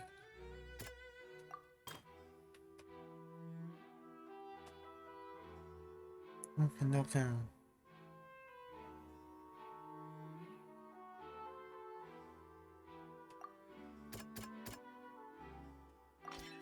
This assassin first shot Jacques, then turned to shoot Callus, only for Callus to wrestle the gun from him and kill him instead.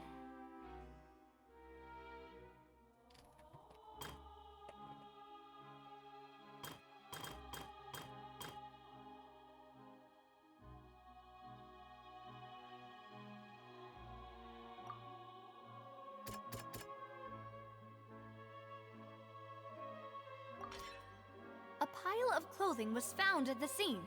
The guards once believed they were used by Jacques as a costume to disguise himself. But now, it is clear that the clothes were proof that there was a third person at the scene, and that they were turned into water after committing the murder. Since it was raining that day, the culprit was confident that they could use the rain to wash away all traces of their dissolved accomplice. Realizing this, the true culprit caused the hired assassin to dissolve into water, leading everyone to believe Callus was responsible for Jacques' murder. This is the true version of events.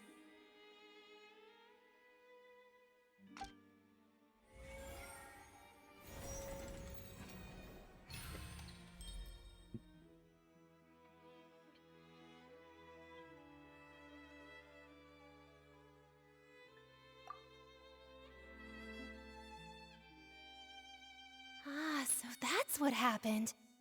Wait, you're telling me something as dangerous as water from the primordial sea has been used for all these years? What a great theory! It also explains Callus's and Jacques' respective motives. I guess they didn't shoot each other after all. Mr. Marcel, you are the one being charged with the crime. You should provide a rebuttal if you wish to prove your innocence. Ah, but I think I agree with everything Navia just said. In fact, there was nothing in her speech that directly implicated me. Then, may I ask some questions?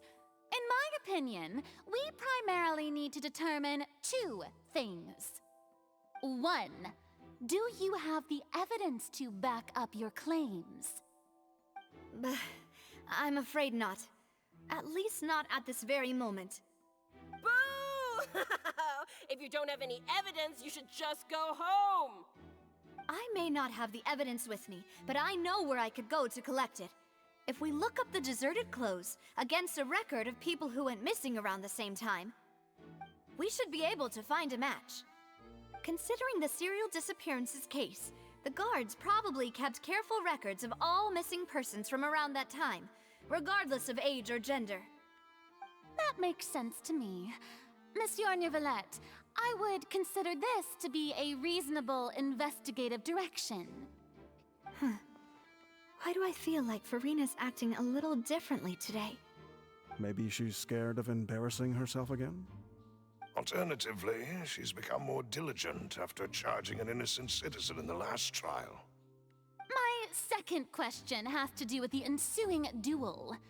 If the truth is indeed as you described, then why didn't Mr. Callus explain himself in court? If he had testified that a person had been dissolved, he could have at least mounted a defense. I've thought about this too, and the answer is actually pretty simple. He felt there were things that were more important to him. The dissolving power of water from the primordial sea is an important secret for the true culprit of the serial disappearances case. My father could have exposed it for all to see, but he chose to take it to the grave. At that time, Spina di Rosula was in dire straits, and his reputation had already been shattered. He had no guarantee that going forward with the truth would allow the culprit to be brought to justice. What was certain, however, was that it would paint a gigantic target on my back. Boss once told me that Demoiselle had already been selected as the next target of the serial disappearances case. What? If the secret had gotten out, the culprit would have fought an all-out war with Espina right there and then. I wouldn't have been the only one in danger. All of us would have stood to lose our lives. Of course, the guards might eventually figure out the truth of the matter and determine that we were in the right. But what good would that do? How can a hollow verdict protect anyone?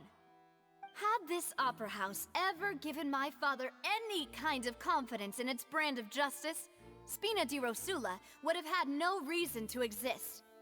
But by staying silent, we retain the ability to deter our opponents and continue the stalemate. I was able to become Spina di Rosula's president, which made me harder to target, as well as giving me more time to grow and learn. And once I have figured out the truth and stepped up to the challenge, I will do what this opera house cannot, and restore my father's truth and honor back to him. So, you mean to say, your father intended to die in the duelist's ring? That's right. Do you have any proof? Of course. All you need is to ask his opponent, Clarand. I don't need your apology, your guilt, or your support from the shadows. You don't have to do anything for my sake. But since he entrusted his will to you, Clarand, you should tell us the truth about his sacrifice. So, during the duel, did you believe that Callus was intending to die? Yes, I did. As a champion duelist, I've fought many battles and taken a countless number of dishonored lives. In my line of work, I've seen all kinds of people give their all for the faintest hope to continue living. Some were determined, others passionate, and some even manic and twisted. Just one look and I can tell if a duelist is hoping to live or if they're looking to die. I hereby swear on my name and honor as a champion duelist that Mr. Callus never intended to leave the ring alive.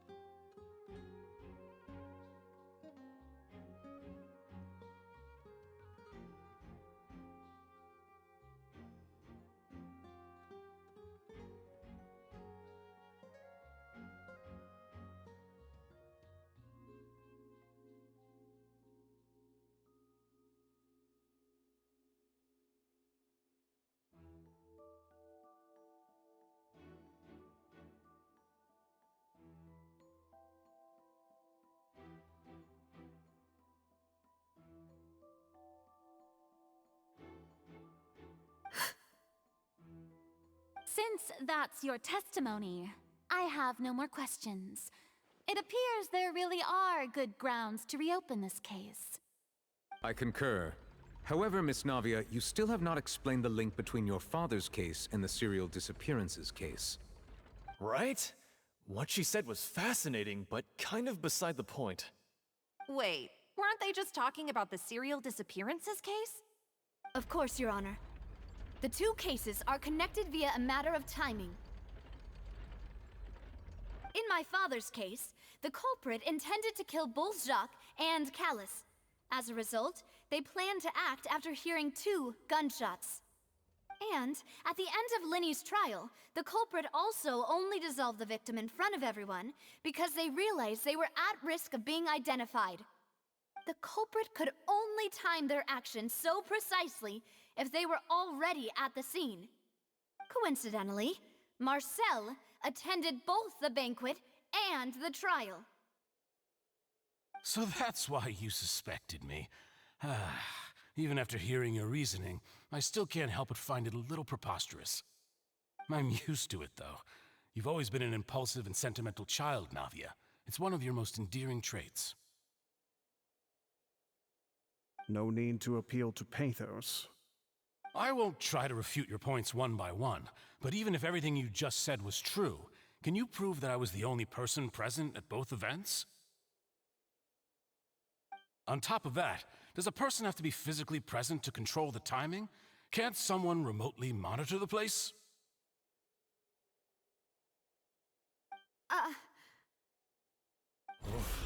Don't know what she can say to that. I know that even with that, you might still think you can reduce the list of suspects with some further investigations, until I'm the only one left on the list. Alas, who won't feel at least a little hurt by an accusation of murder from a girl you see as your own daughter? But if I were to dismiss this completely, you'd also think I'm not being considerate of your feelings. Ah well, let Uncle Marcel teach you another lesson. Do you know what the biggest flaw in your reasoning is? I suppose you're gonna tell me anyways. It's timing again. I'm a businessman by trade. From that standpoint, there's no reason for me to kidnap young women. It's a high-risk action with nothing to gain. In addition, I left my home in Snezhnaya when I was young to come to Poisson and work in some trade. My business only thrived when I received Callus's patronage. But the disappearances began before I ever stepped foot in Fontaine. I do apologize, Demoiselle. This was my mistake. No, it's not your fault. I'm sure he had come prepared. Is there anything else you'd like to say? Would you like to check the date of my first business license against the first known case of the serial disappearances? You can also take a look at my border entry records, or ask my friends and family when I left Snezhnaya for the first time. Could those records and testimonies do something to appease the unspeakable anguish in your heart? Seems like she got the wrong guy. At this rate, Navia will be convicted for falsely accusing him. I think you've done a superb job of dissecting your father's feelings as he neared the end of his life. But aren't you going against all of his wishes and expectations right now? He wished for you to become more rational, collected, and conscientious, instead of dwelling only on your own feelings. Once you've learned to be more considerate of others' feelings, and to stop rushing headlong into things, you'd have met most of his expectations. This isn't just about me, and it never has been. The biggest difference between me and the rest of the victims is that I still have the ability to search for the truth, while that same agency has long been taken from them. The people whose families were destroyed by synth abuse, the people who lost their loved ones to the serial disappearances, and the people who suffered tragic ends due to their sense of justice. Many people's images are flashing before my eyes. I'm sure some are coming to those of you in the audience as well. And whose image do you see, Marcel? Is it a man named Vacher? Huh. Oh, so you do know that name. I'm merely surprised you'd suddenly say the name of someone I've never even heard of. I was waiting for you to say that.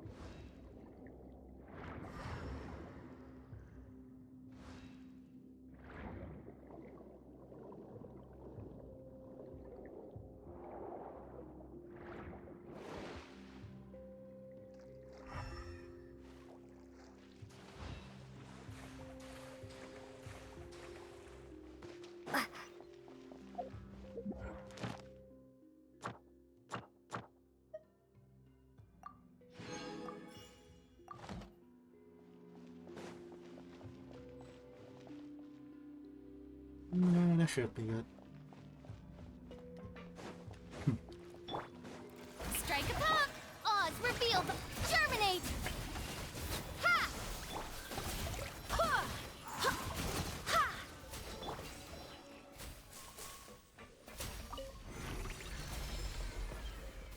Whoa! The floor is going up! Is it because of this mechanism in the middle? That guy really prepared a lot of stuff for this place.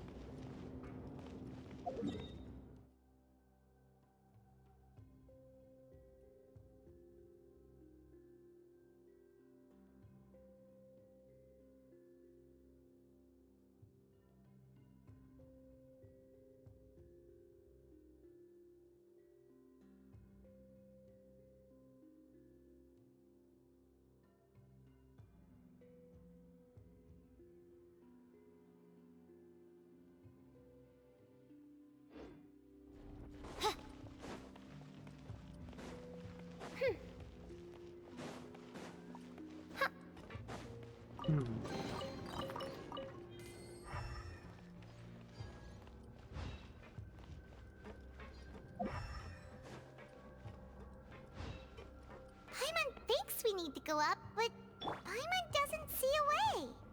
Let's take a look around. Maybe we'll find a hidden mechanism that'll show us the way up.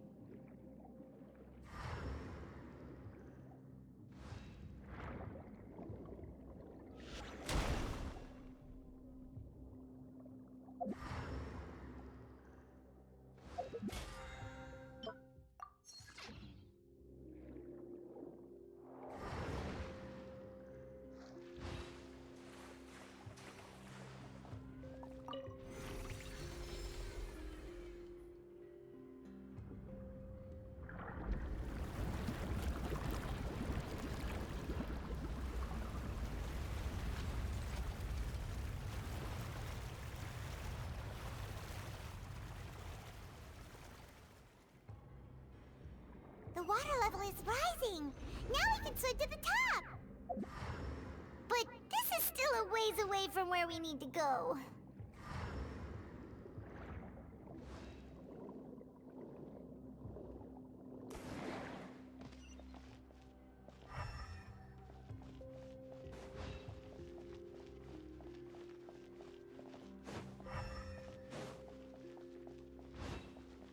Stop! The shall begin by royal decree. Go as one! Ha! Ha! Ha! Ha! Ha! Ha! Ha! Ha! Ha! Wind, hear me. Yoo-hoo! Ta- Ah! Oz, reveal thyself!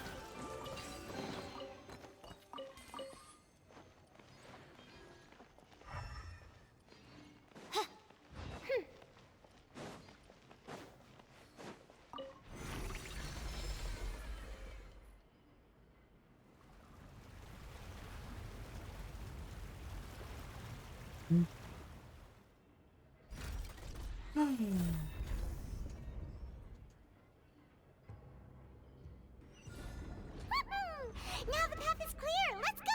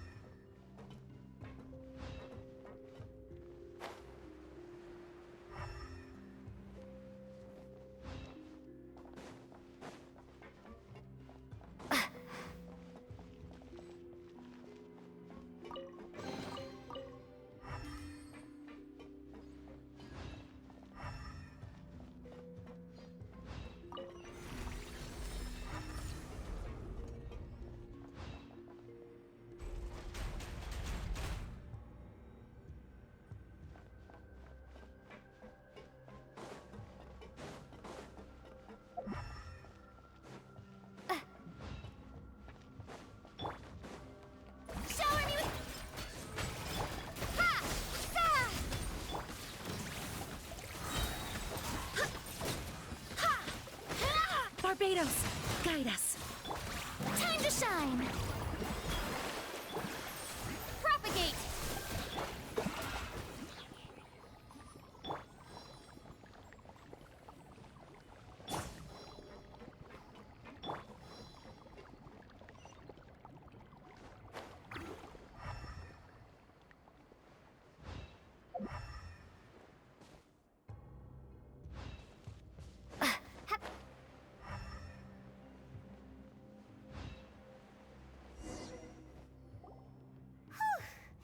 After all that, we finally made it to the innermost sanctum. Though, as expected, the mastermind isn't here. If I'm not mistaken, he's being charged by Navi as we speak. That's right.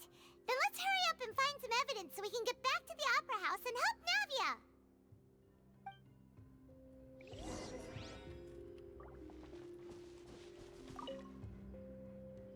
What's all this?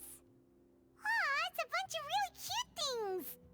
Pink accessories, a hair tie, a necklace, even a makeup box. There's a name too. Oh, Paimon sees it too, but why are all these cute things labeled with different girls' names? They probably belong to the victim. Huh? You mean the girls from the serial disappearances? They were brought here? And then they were turned into water. And all the boxes of things, these names. That means... Oh, this is terrible. I mean... why weren't they burnt?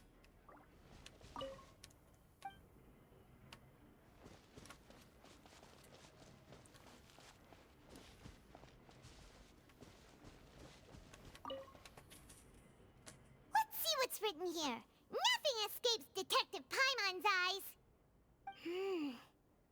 Callus. Navia's father. Oh, this seems to be an investigation report on him.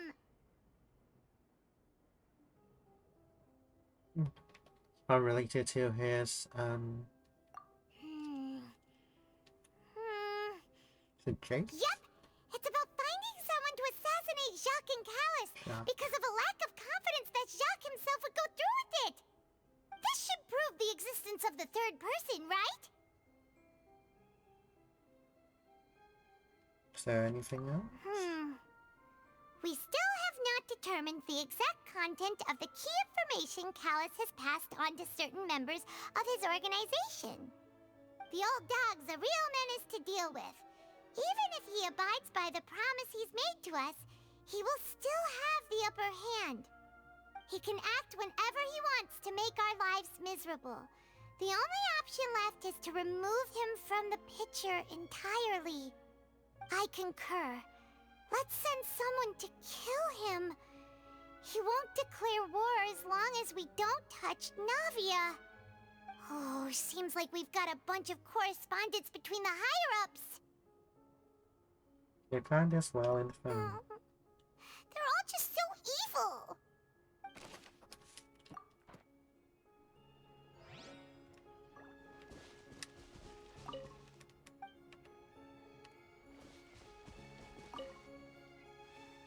Oh, look! There's an important-looking basin over here, and it's full of water.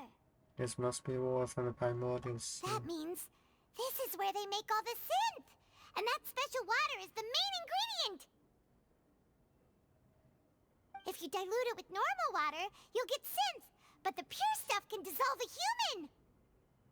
Paimon will take notes on this incriminating evidence.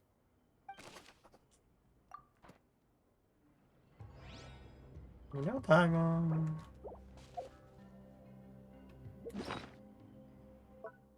Like, I know it's like story thing, but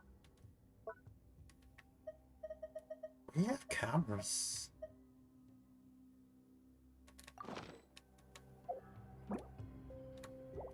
You know, it's like story-wise, we have cameras.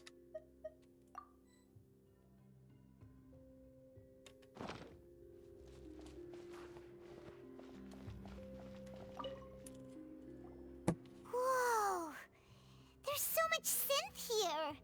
And so many bottles of ingredients that probably just contain the waters of the primordial sea.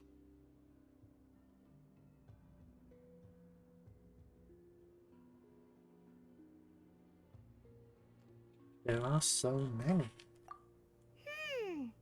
Mixing in progress. Ready to drink? Stock sample? Huh. They've also got all the synth pretty clearly labeled. Whoa! There's even fruit-flavored synth? Well, that's definitely proof that this is what they're producing. Yep, it's super obvious. Purple.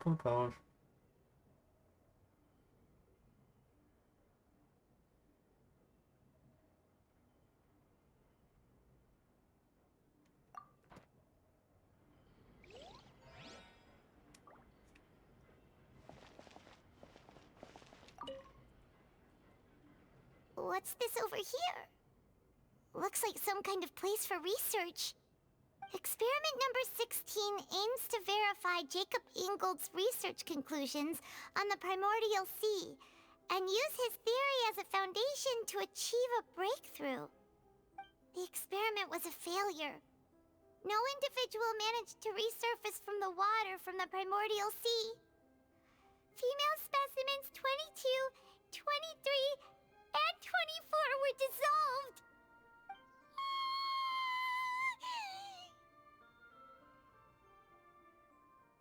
Countdown Paimon.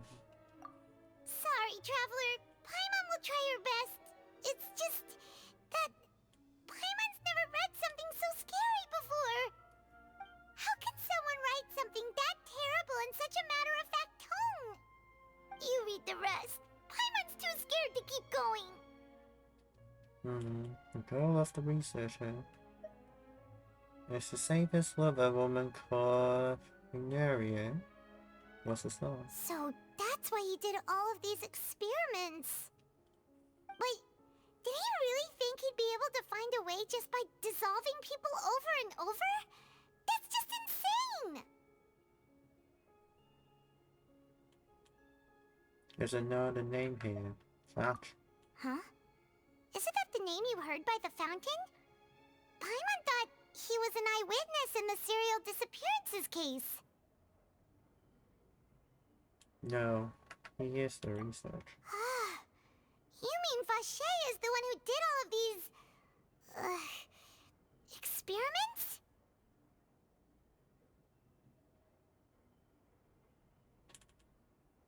Yes, he signed off on a bunch of the experiment reports. The voice I heard from the fountain was probably for you. So that's it! Vache was no victim, but personally took his lover and... No, that's not it either! If that's the case, why would he want people to resurface from the water? There must be more to this than meets the eye. In any case, Paimon will write it all down.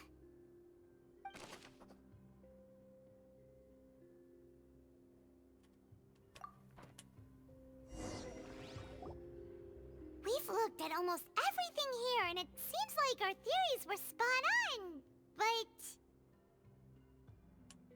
There really is this. Yeah, we haven't found anything that reveals his true identity. No wonder even Neuvillette wasn't able to find anything. Whoever it is probably destroyed everything to do with that name a long time ago. That way, even if we bring all this back to the opera, we won't be able to identify the true culprit. Never, but maybe not clever enough. Let's look again. Sure thing.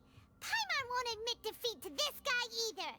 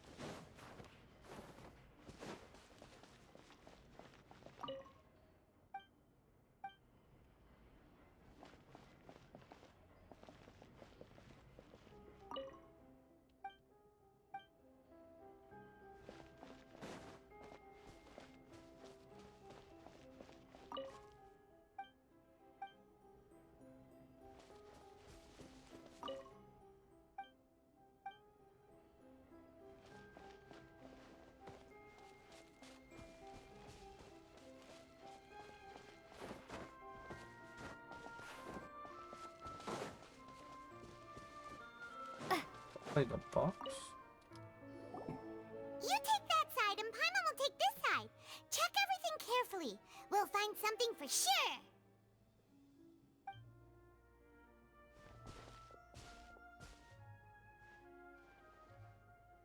Ugh. Nothing at all. And Paimon can't even find snacks either. Paimon, I found him. Whoa, really? Let Paimon see. Vinier. Isn't that Vache's lover's name? Then you found her diary. Let's see. Aw, it's just a normal diary chronicling their love story. She was so sweet too. Take a look. Oh, Paimon feels even worse for her now. Take a look at this page. She made a list of baby names. So many! A whole page's worth! But they're all crossed out. Was she unhappy with all of them? The final name she decided on was... Marcel. Wait, but Marcel's pretty old. Has this case been going on for so long that he's Vache and Vinier's grown son? Let's go, Paimon. Hey! Paimon still hasn't figured it out yet.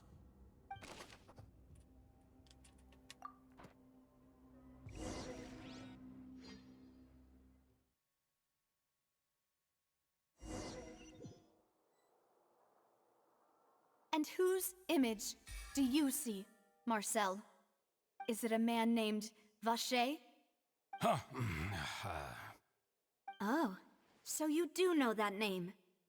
I'm merely surprised you'd suddenly say the name of someone I've never even heard of. I was waiting for you to say that. Navia! We're back! As expected of my partner. I just knew you'd return in the nick of time. Just how often do you intend to flout the rules of this court? It's all right, Monsieur Nervalette. Given their confidence, I expect they've found the crucial evidence. You say you've never heard of Vache.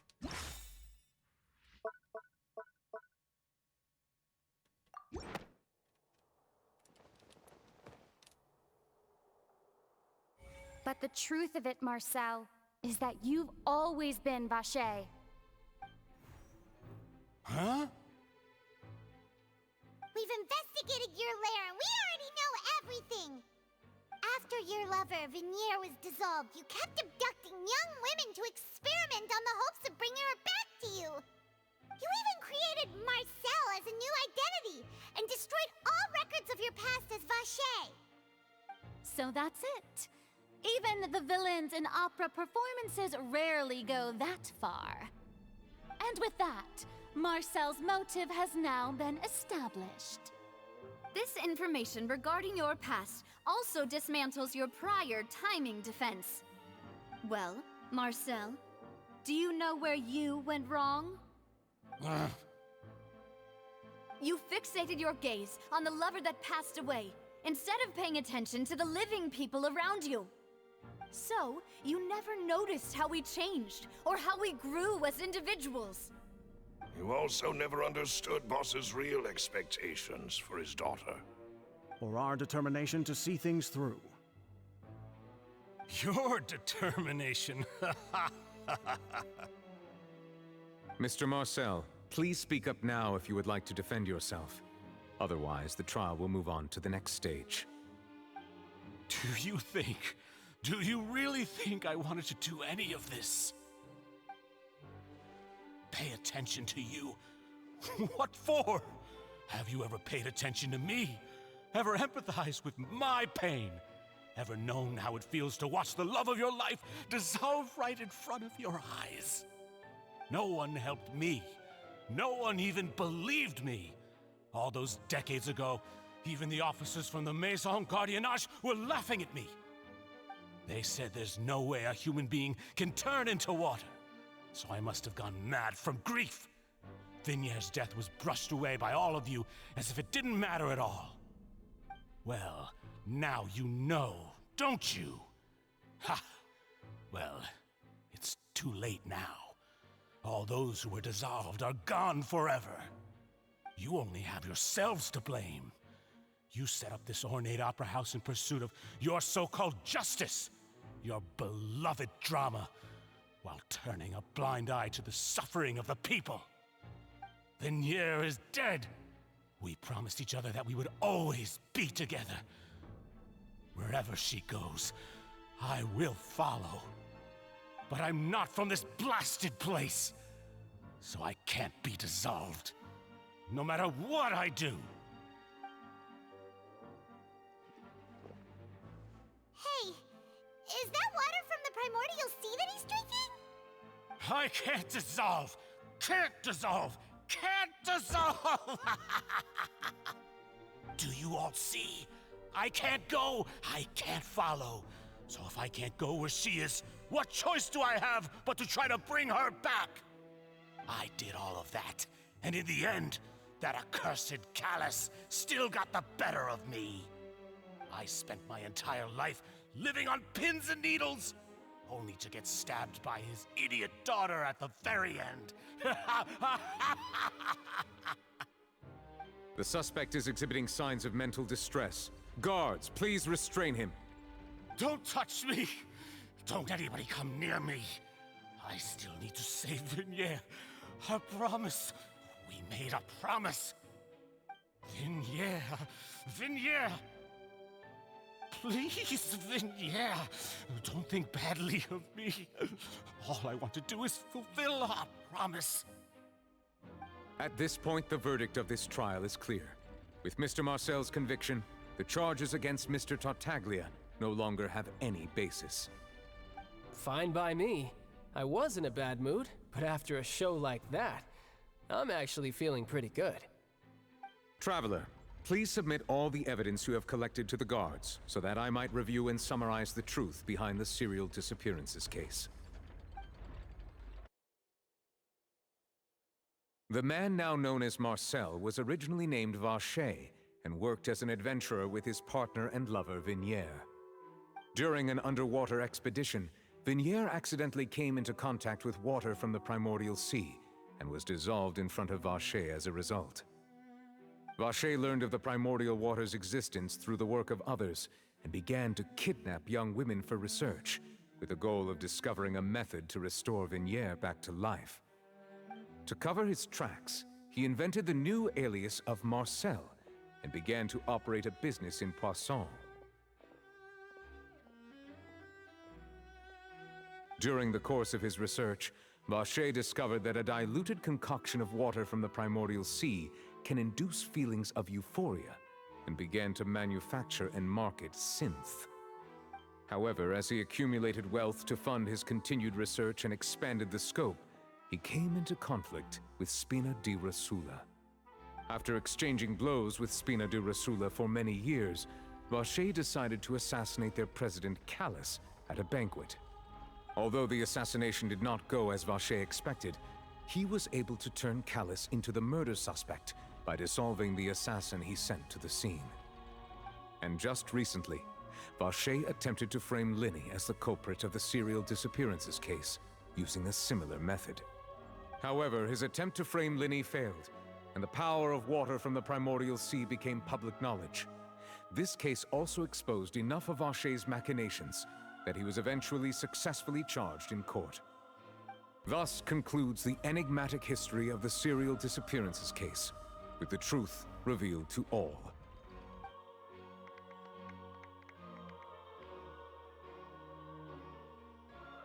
The Oratrice will now deliver the final verdict regarding the charges against Mr. Vacher.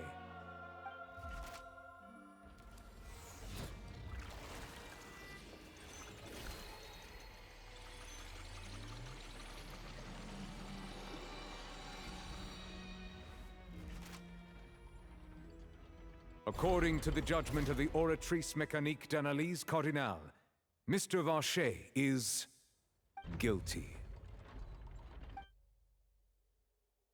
Guards! Take Vacher away. Good. It's what he deserves! With that, the serial disappearances case is over now. We really just witnessed history. Who would have thought the true culprit would be such a polite and well-spoken guy?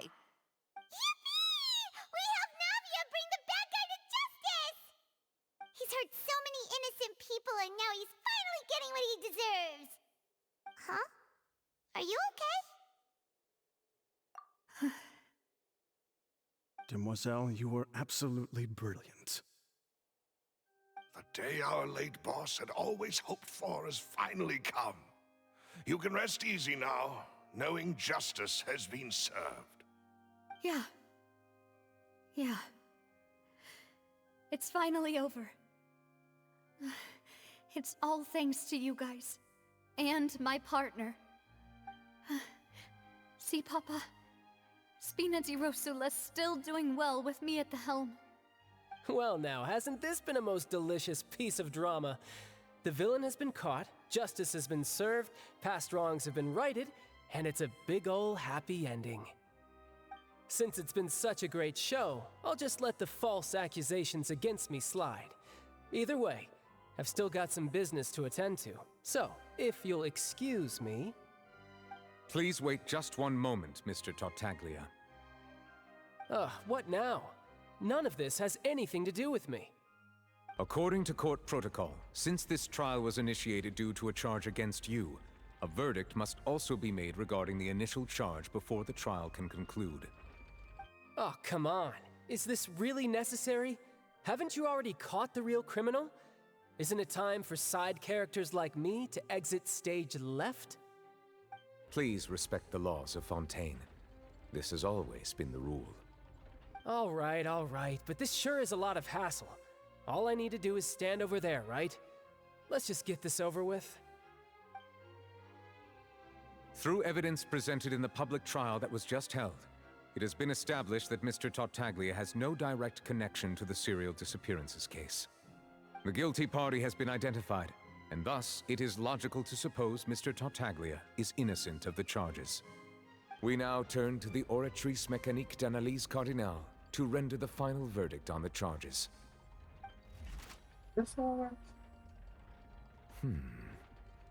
According to the judgment of the Oratrice Mécanique d'Analyse Cardinale, Mr. Tartaglia is... guilty. What? Hey! That's not funny! Didn't you just say I'm supposed to be innocent? What's with this verdict? Is your justice machine malfunctioning? Huh? This has never happened before.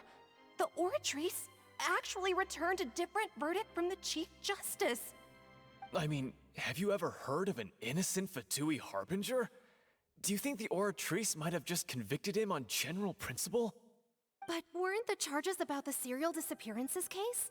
No matter what else he's guilty of, it shouldn't affect the verdict in this case, right? What is going on here? The judgment of the Oratrice Mécanique d'Analyse Cardinale is, by law, the final verdict of the court. We must accept the guilty verdict. Guards, please take the suspect into custody per court protocol.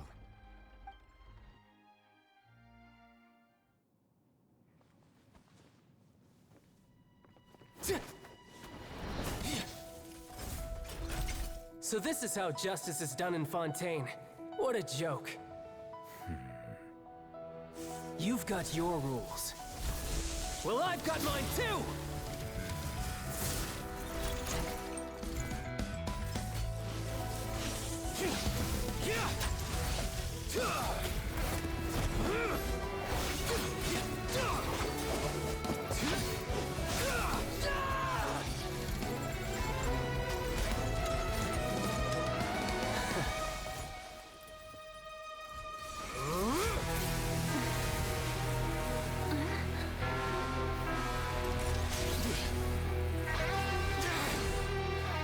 He's activating his spell legacy!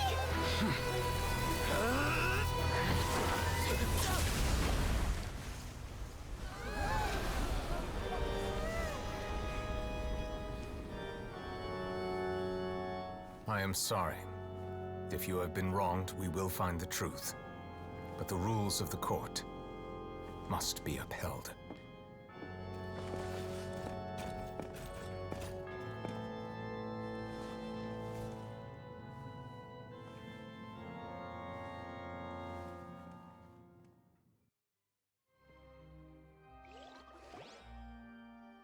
Hey, Monsieur Nouvelette, what's going on? Shouldn't they have been cleared already? Apologies. This is also the first time I've encountered such a situation. However, according to the rules established at the conception of Fontaine's court system, the Oratrice's judgment is the final verdict of the court. All I do is follow court procedure. As for why the Oratrice arrived at the conclusion it did, you should probably ask someone more knowledgeable than me. If even the Chief Justice doesn't know, then we have no choice but to ask the Archonist. Why are you looking at me? I had nothing to do with it! I don't know what happened there either! Hey, stop staring at me! What does Lady Farina mean by that?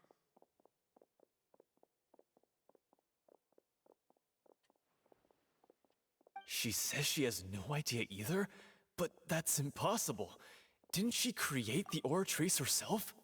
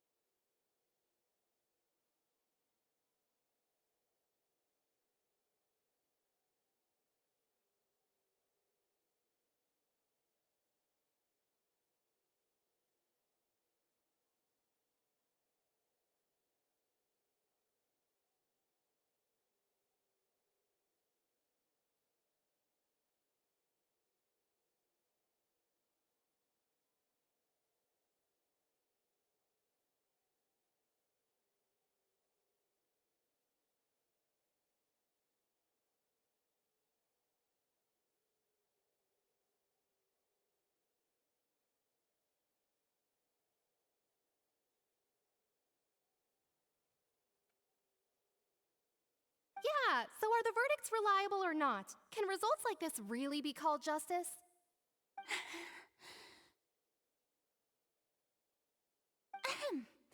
My dearest citizens, did you really think we'd allow an incorrect verdict to be handed out in this court?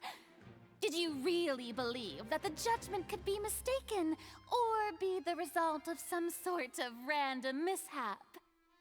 Don't tell me you thought even I had been blindsided by the Oratrice's result. But the way she looked just now, it was pretty obvious she had no idea what was going on. However, given the state of things, I shall give you an explanation. Everything that just took place, including my supposed shock and bafflement, was a part of an elaborate performance, with every action meant to stir up drama and excitement. And, of course, for every performance, there is a script. Everything has unfolded exactly as I expected from the very beginning. As the embodiment of the very concept of justice, The Oratrice shall never render an arbitrary judgment! If you thought Child had nothing to do with the serial disappearances case, it is only because you've been blinded by the superficial appearance of innocence. Everything he's done, not to mention the danger he poses, are beyond ordinary comprehension and completely unforgivable! All shall be revealed in time. You will come to understand my noble intentions, as well as the absolute correctness of the Oratrice's verdict.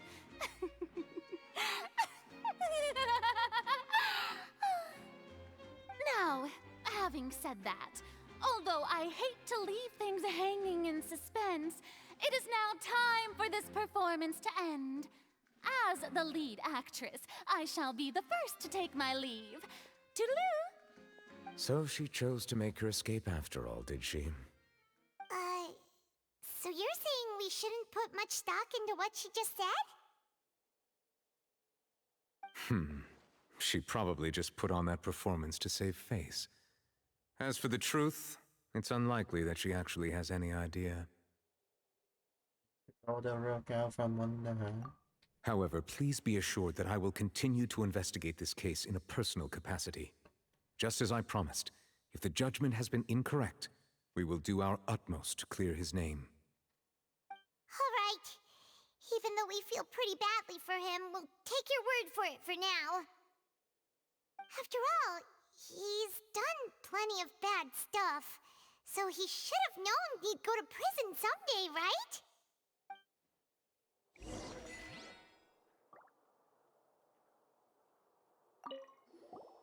Oh, Monsieur Nervalette! That power you showed when you took him down. Who are you really? I'm the Chief Justice of Fontaine, of course. If officers of the law lack the strength and capability to enforce it, then it makes a mockery of justice.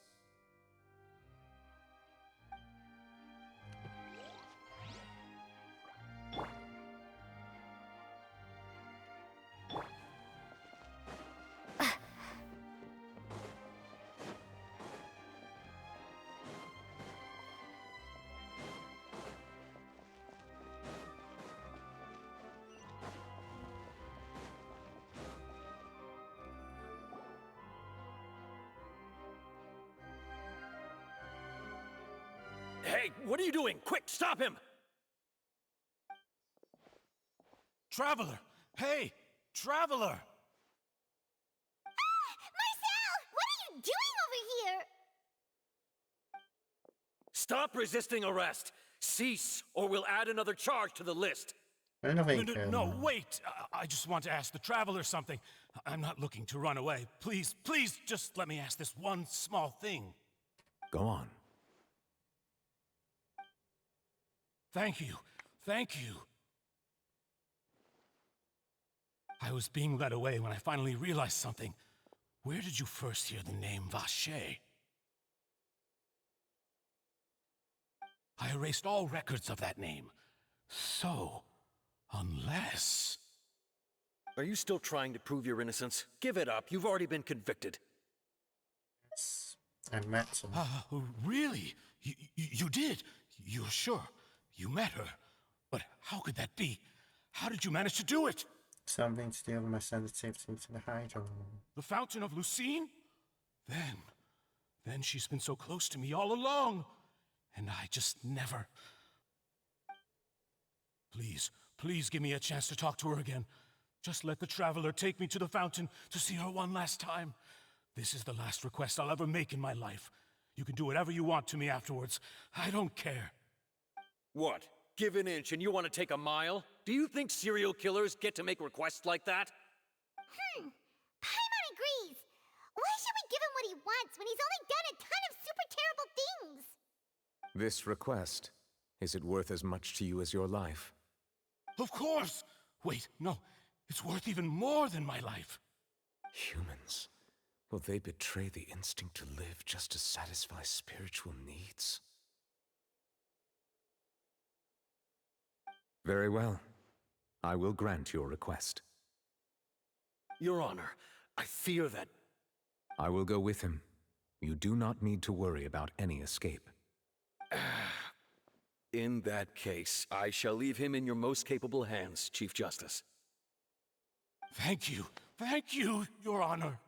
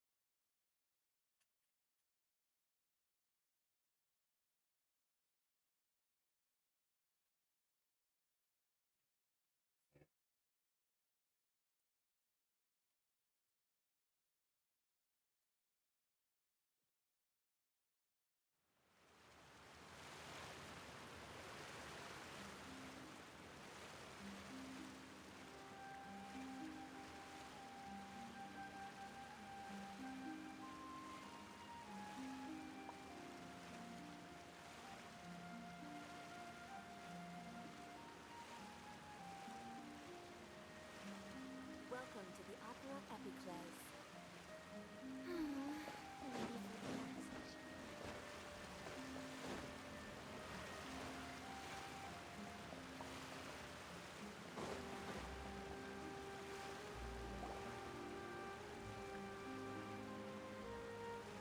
Is this the place? You said she's here, but what do I need to do to see her? Back then, I drank water from the primordial sea. It heightened my sensitivity to the high. Yeah, and even Paimon could hear her after drinking that thing. Didn't you just drink a lot of it on the stage as well? Oh, in that case... Vache! Ah! Yes, that's it! So you heard it too! Vignier, it's me! It's me, Vache! Vache? Vache? I'm here! Where are you, Vignier? I'm coming for you. I'm finally here for you. Hey, wait! Be careful! Hey, wait!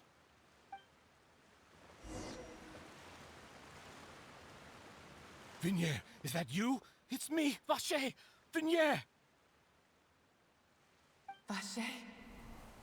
Why did you come? Didn't I say? You don't need to look for me. You look a lot older than I remember. How long has it been? It's been more than 20 years. I've suffered for over 20 years since the day you left.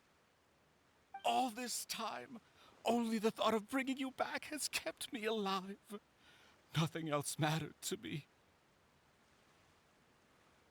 I must be dreaming.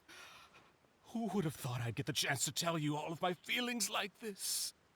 Vignier, you are my everything. I really don't know how I could live without you.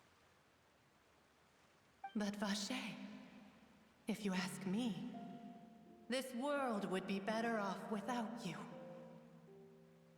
What are you saying? If not for you, I would have finished my law degree and probably become a top-tier attorney one day. If not for you, I would have continued to pursue my love of the arts, and my works would have been displayed in the Palais Mermonia itself. If not for you, I would at least have been able to take care of my mother.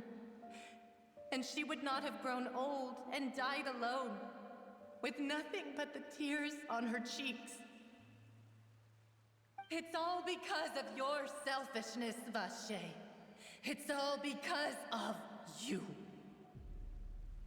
You... Wait, you are not Vignier. Who are you? You're right. I am not Vignier. I am the sacrifices. Every woman who died by your hand, as our bodies dissolved, our consciousnesses flowed back to the primordial sea. Our thoughts circulated endlessly within the primordial sea, and we were no longer individuals, but we became one, just as streams of water come together in the sea. I'm Cressy. I'm Lemony. I'm Azine. The only one I am not is Vignier. Why? But then, where is Vignier? She doesn't want to see you anymore. Every tendril of her consciousness is avoiding you. This is what you get for your selfishness. Your selfishness robbed us of our lives and our futures. You said time and time again that you'd do any and everything for her. But did you ever consider whether she'd want to see you do the things that you did? If she would despise you for what you became?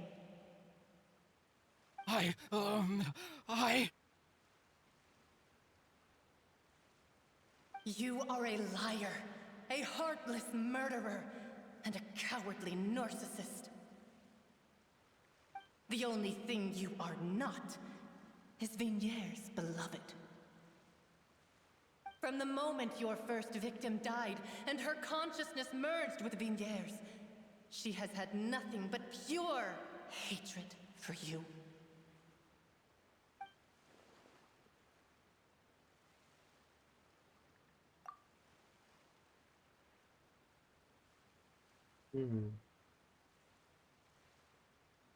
I like this actually giving that.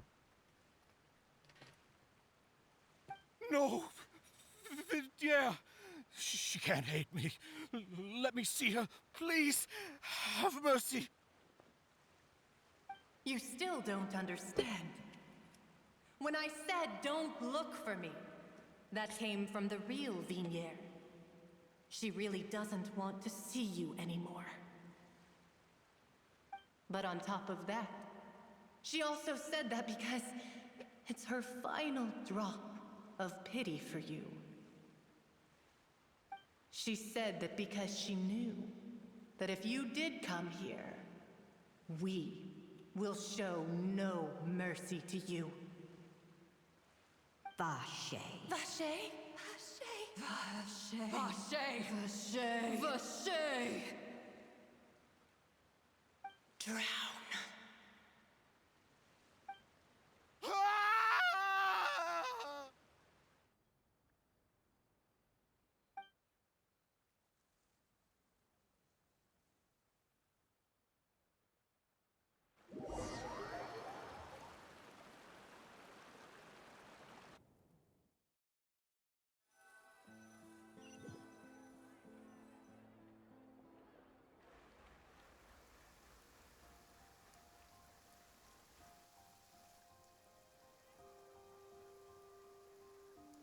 Finally, we have some time to do shopping. Gosh, it's really been a long time since we've been able to relax.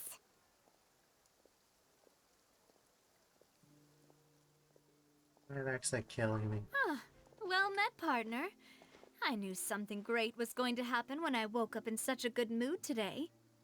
Even this weather can't put a damper on the demoiselle's mood. It's a pleasure to see you both again.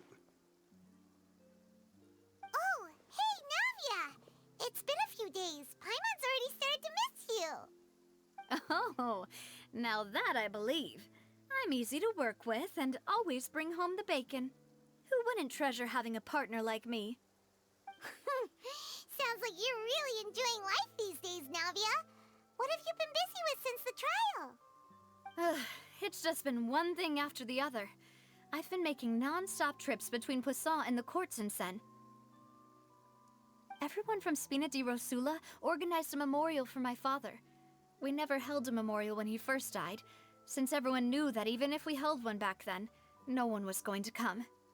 This time, though, everyone in Poisson, and even many people from the court, all attended. So his name's definitely been cleared now. That's what we like to hear. It's been the dearest wish of Demoiselle all along. That blasted stubborn fool. I was right to put my faith in him. I'm so glad I didn't give up on the case all those years ago. Ring Sono as well as I could have. Oh, by the way, I ran into Charlotte just after I left the memorial service. Well, maybe it'd be more accurate to say I knew she would be there, and there was no way she'd just let me go. Huh? So you know Charlotte too? The Charlotte? Journalist from the Steambird? Yeah, way back when I first became the president of the Spina di Rosula, she was all over me. Wouldn't take no for an answer. I believe the story was called The True Heart of Darkness, Secret Tales of the Yellow Rose. To be fair though, it was a really flattering feature. So, we've been on pretty good terms ever since. She was trying to lean on our friendship to get me to do an exclusive piece on the serial disappearances case. Oh yeah, she told us about that. She's always been super interested in that case, so now her wish has finally come true too. Anyway, I told her to make sure that when she writes about you guys entering the opera house with the critical evidence, that you both sound really cool. Now that's another thing to look forward to. We trust Charlotte's skills with a pen for sure. Oh, and in other news, I also took Clarand out for a meal. Oh, are you two on better terms now? While you were investigating Vaché's headquarters, Clarand gave testimony on my father's behalf. It was thanks to her that we were able to turn the tide. I wanted to thank her. I mean, there's also no point in being awkward all the time, so we took the chance to reconcile with each other. Oh, that's great. Paimon also thought Clarand wasn't actually a bad person. It's always good to have more friends. Anyway, now that the case has finally been solved, perhaps it will slowly begin to fade from the public consciousness. Oh, actually, there's still one last thing I need to do. What is it? I should pay a visit to my father's grave, and tell him the truth of what happened, as well as how it all ended. And on top of that, just how much people still look up to him, to this day. That includes me, too. Miss Navia. Indeed.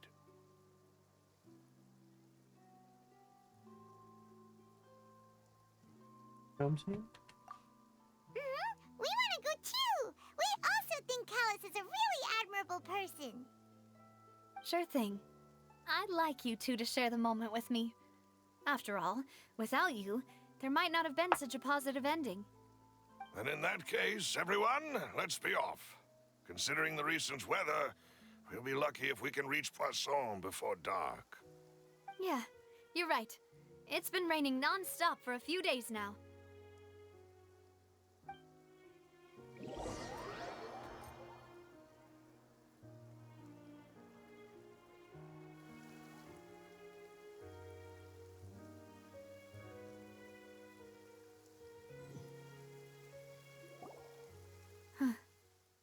This is where my father's grave is. To be perfectly honest, even I haven't been back here for a long time. Huh? There's someone there already. Wait. That figure. It can't be... Isn't that Neuvillette? Why would the Chief Justice be here? Huh? Navia?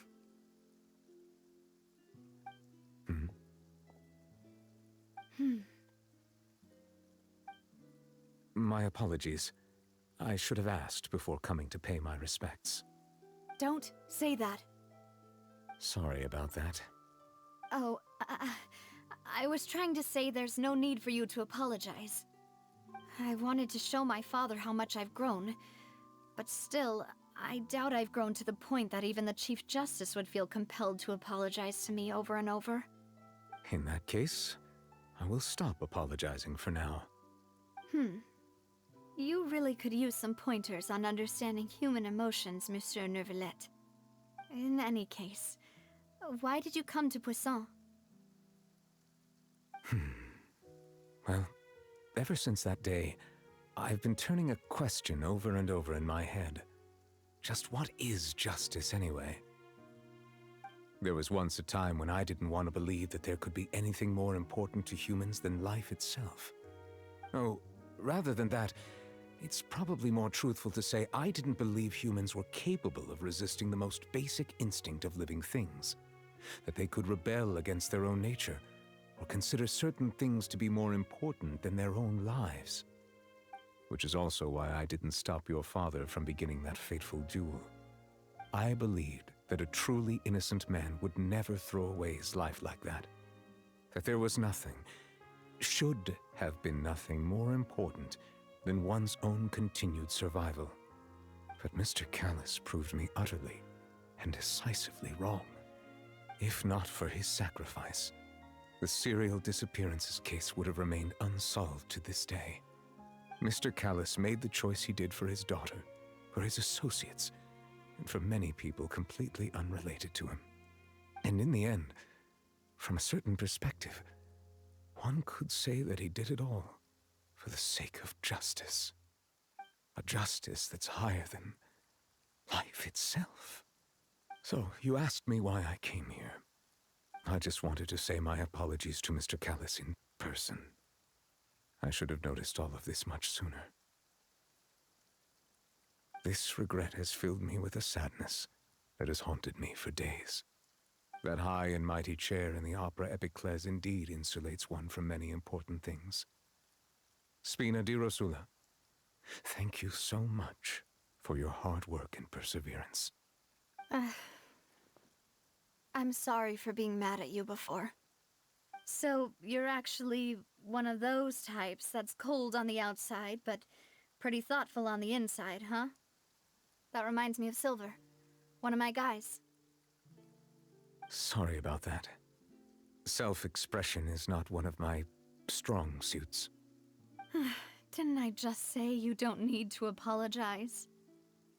Ah, so Navia and Neuvillette seem to have made their peace as well. Let's not disturb them for now. We can wait till after they're done.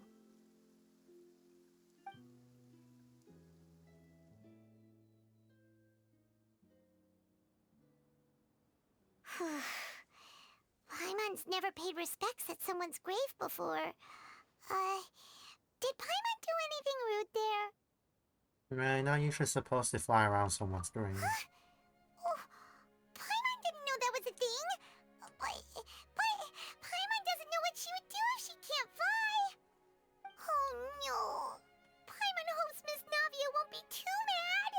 Oh, she took you serious. Anyway, Neuvillette is still standing around there. It's not often that we can catch him alone like this, so why don't we go talk to him for a bit?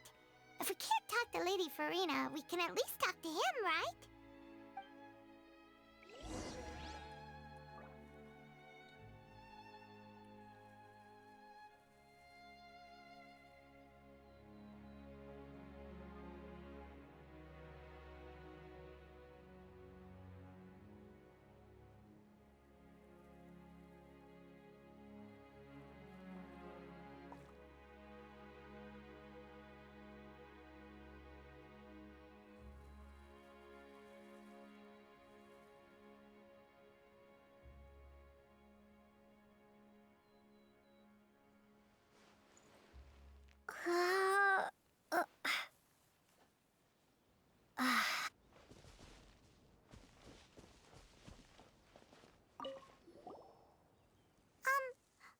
Paimon's really sorry, Navia, but Paimon did something pretty disrespectful just now. What are you saying, Paimon? I don't think I get it. Well, aren't you not supposed to fly around someone's grave? Huh? Who told you that? Hey, Traveler! Why did you mess with Paimon again?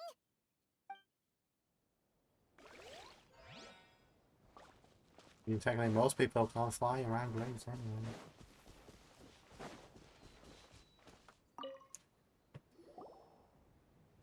Oh, it's you two. Did Miss Navia invite you to come pay your respects to her father? Mm-hmm. We ran into Navia on the streets today, so we just followed her here. I see, I see. Then is there something that I can help you with? Well, it's pretty hard to run into you like this since you're usually super busy. So we figured we could try to ask you a few questions, if that's okay. Please feel free. Though outsiders, you helped us solve one of the greatest mysteries in Fontaine, and it would be my pleasure to return the favor. Foul water from the primordial sea. So, at court, the bad guys referred to that special water as water from the primordial sea, but what is it really? Truthfully, that name is already quite accurate. I can only surmise that Vacher and his ilk only learned of its nature and existence after extensive research. There used to be a special sea on the surface of this planet. The nature of its seawater was rather different from that of the sea we know today.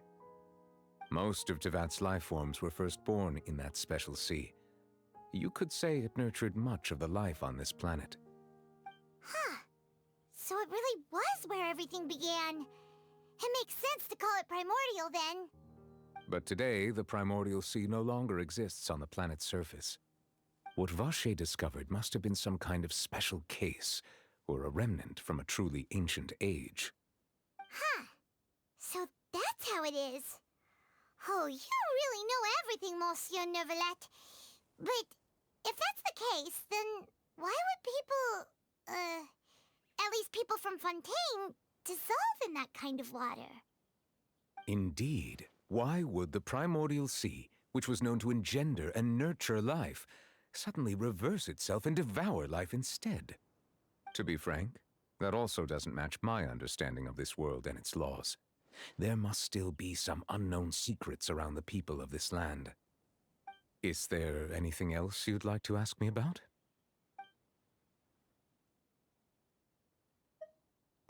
That the sea levels will rise and everyone will be dissolved in water, leaving Farina crying alone on her throne, but the sins of the people will be finally washed away for good. Does that appropriately summarize the version you've heard? That's right! It was Linny that told us back then. And that about covers all the main points. Yes, up to the present, I think we reached a point where we have no choice but to confront this prophecy directly. Rumors have it that this prophecy is rooted in the last words the former Hydro Archon left to the world before she passed away. A prophecy? Of the former Hydro Archon? Wow. This is the first time that we've ever heard of it. 2 parts of the prophecy have already proven correct. The rising sea levels and the ability of the people of Fontaine to be dissolved. We should be more vigilant and stay on the watch for further signs. Speaking of the prophecy, Farina has also always taken it quite seriously. Indeed, she has been collecting information and intelligence from across Tevat for this purpose. If the rumors were true, then perhaps this prophecy is the conundrum left to Farina by her predecessor. But with Farina being the way she is, can we really trust her to solve it? Is there anything else you'd like to ask me about?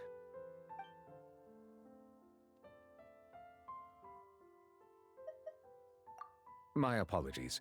My investigation has still not reached its conclusion. However, I still believe the judgment of the Oratrice was not rendered arbitrarily. Huh? But you also said you thought he was innocent. For many years, I have been quite aware that the Oratrice does not simply mechanically repeat the verdict that I give on each case. As a divinely created mechanism, the people's unified faith in the concept of justice is integrated into it. Not only can it produce the incredible power of indemnitium, but it likely also possesses other traits, such as self-awareness. Which is all to say, I have been prepared for a situation like this for a long time. Huh. So when Linny told us that he heard a human voice from the room where the Oratrice's core is stored... I was not aware such a thing had occurred. Perhaps that could serve to prove my conjecture. I will add that to the list of items to investigate. In any case, I am inclined to believe that the Oratrice does have a methodology all its own. We just do not have enough information. Based on Farina's reaction, I doubt even she had any idea what was going on. She managed to bluff her way through it, though, with her time-tested twin tricks of bravado and drama. While we do intend to get to the bottom of this, for now, we regret to say that the Fatui Harbinger will just have to bide his time in the fortress of Meripede. If we did incorrectly convict him of crimes he did not commit, we will most certainly compensate him to the fullest extent allowed by the law. If you ask Paimon, the only compensation he'll want is a no-holds-barred fight with you. Is there anything else you'd like to ask me about?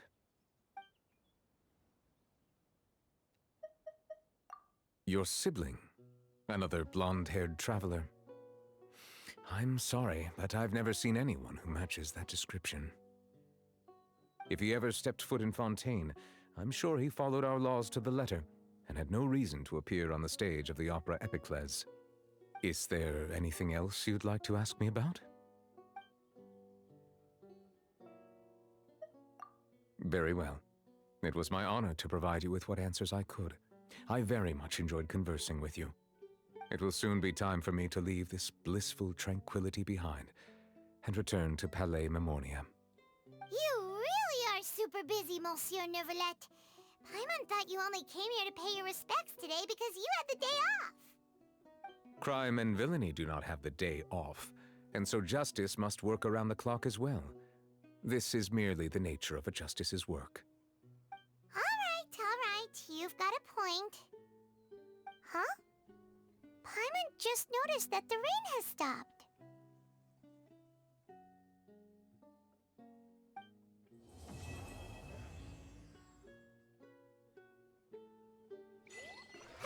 You know, we've been walking around for a while now. Why don't we go back to the Spina di Rosula base in the court of Fontaine and have a rest? Navia said...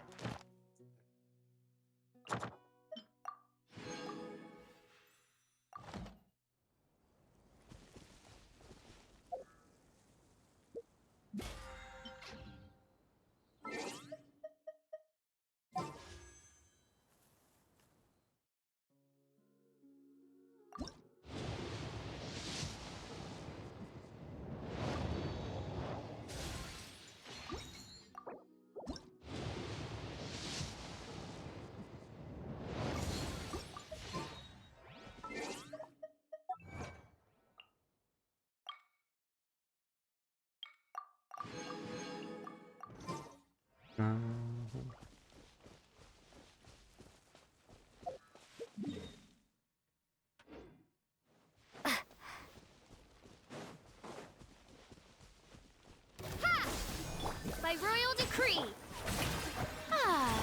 Germinate! Go as planned!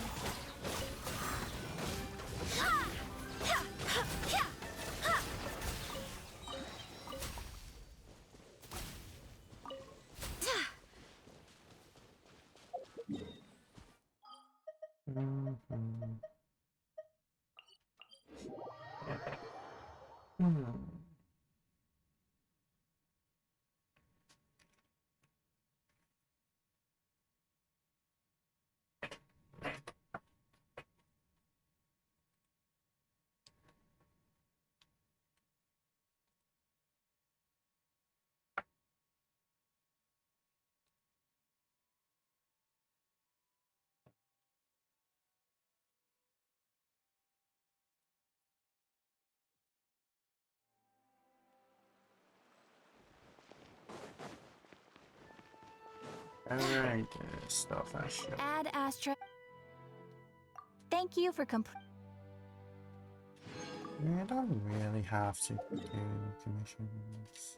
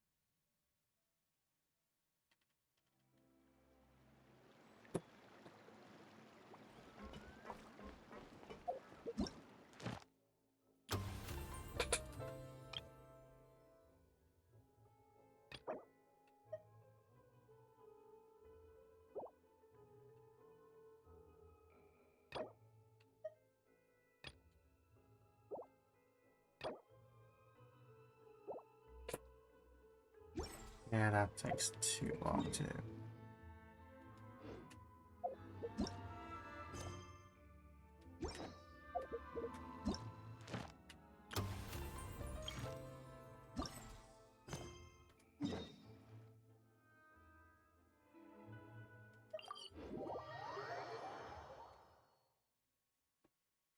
Yeah, I only got a couple hours left, so I really do it.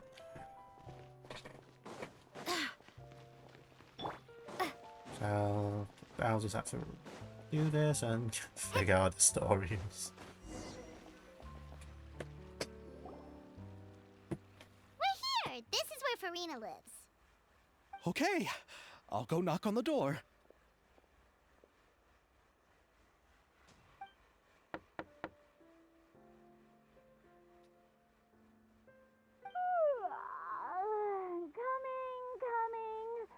Coming. Seriously, who's knocking before afternoon tea? Huh? Who are you? Lady Farina, please allow me to introduce myself. I am Xavier, a film director. Hello. Oh, is that the traveler in Paimon I see behind you? And who's this? I'm Chiori. Ah, the one from Chioria Boutique. Hello, hello. So, what are you all doing here? Do you need something? Did you just get up, Farina? It's already past noon, you know. And Paimon tried to be nice. Oh, Paimon means the weather is so nice in the afternoon and the sun is so warm. Just like how you make us feel. Sleeping in late is a really smart idea. No. I was just up late last night reading some novels. What does sleeping in have to do with the weather? This is a small gift we've prepared for you, Lady Farina. We hope you like it. No need to be so formal. I'm just a regular person like everyone else now. Oh, is this Fontinalia mousse?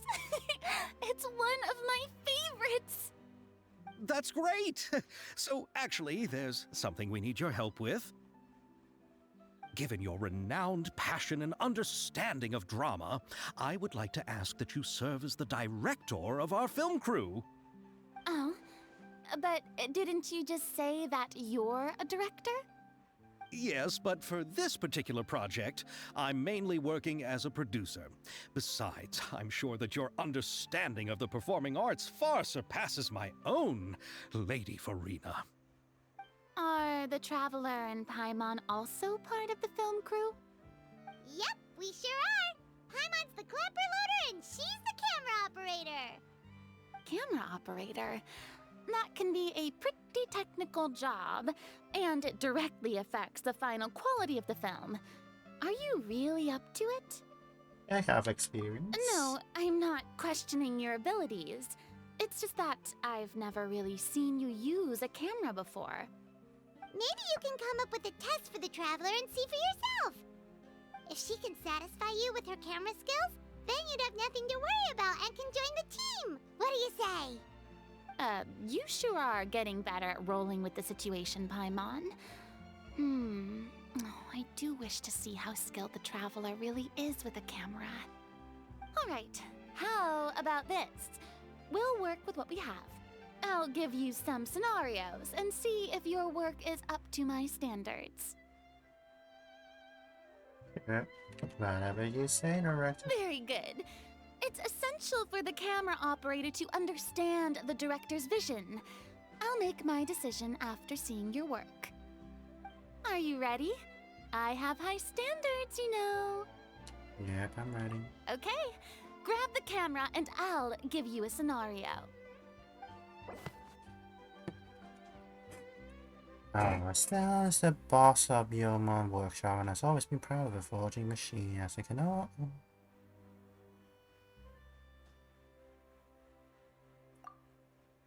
Oh, so it's that gameplay.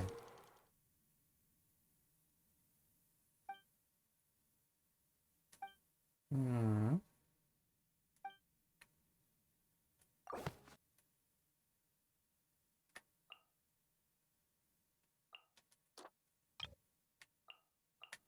Okay.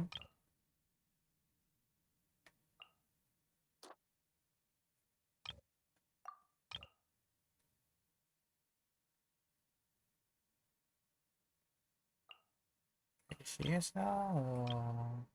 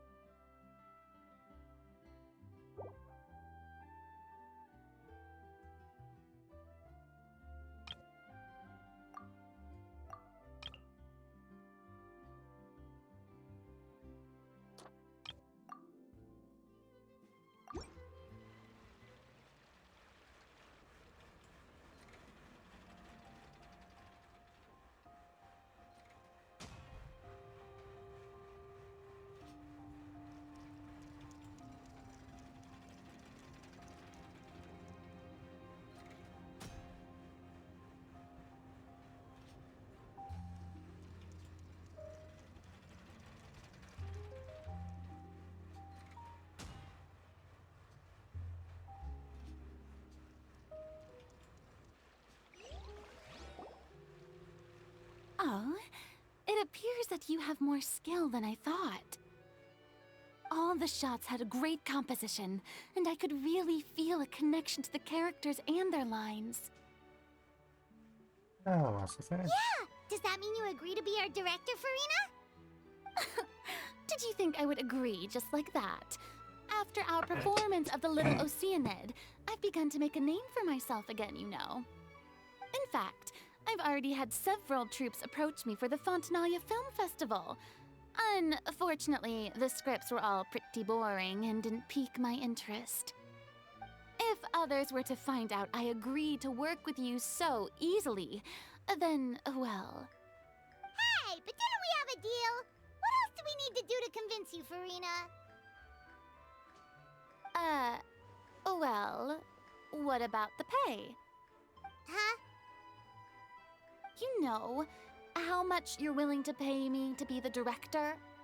The pay is also an important factor for me to consider, you know.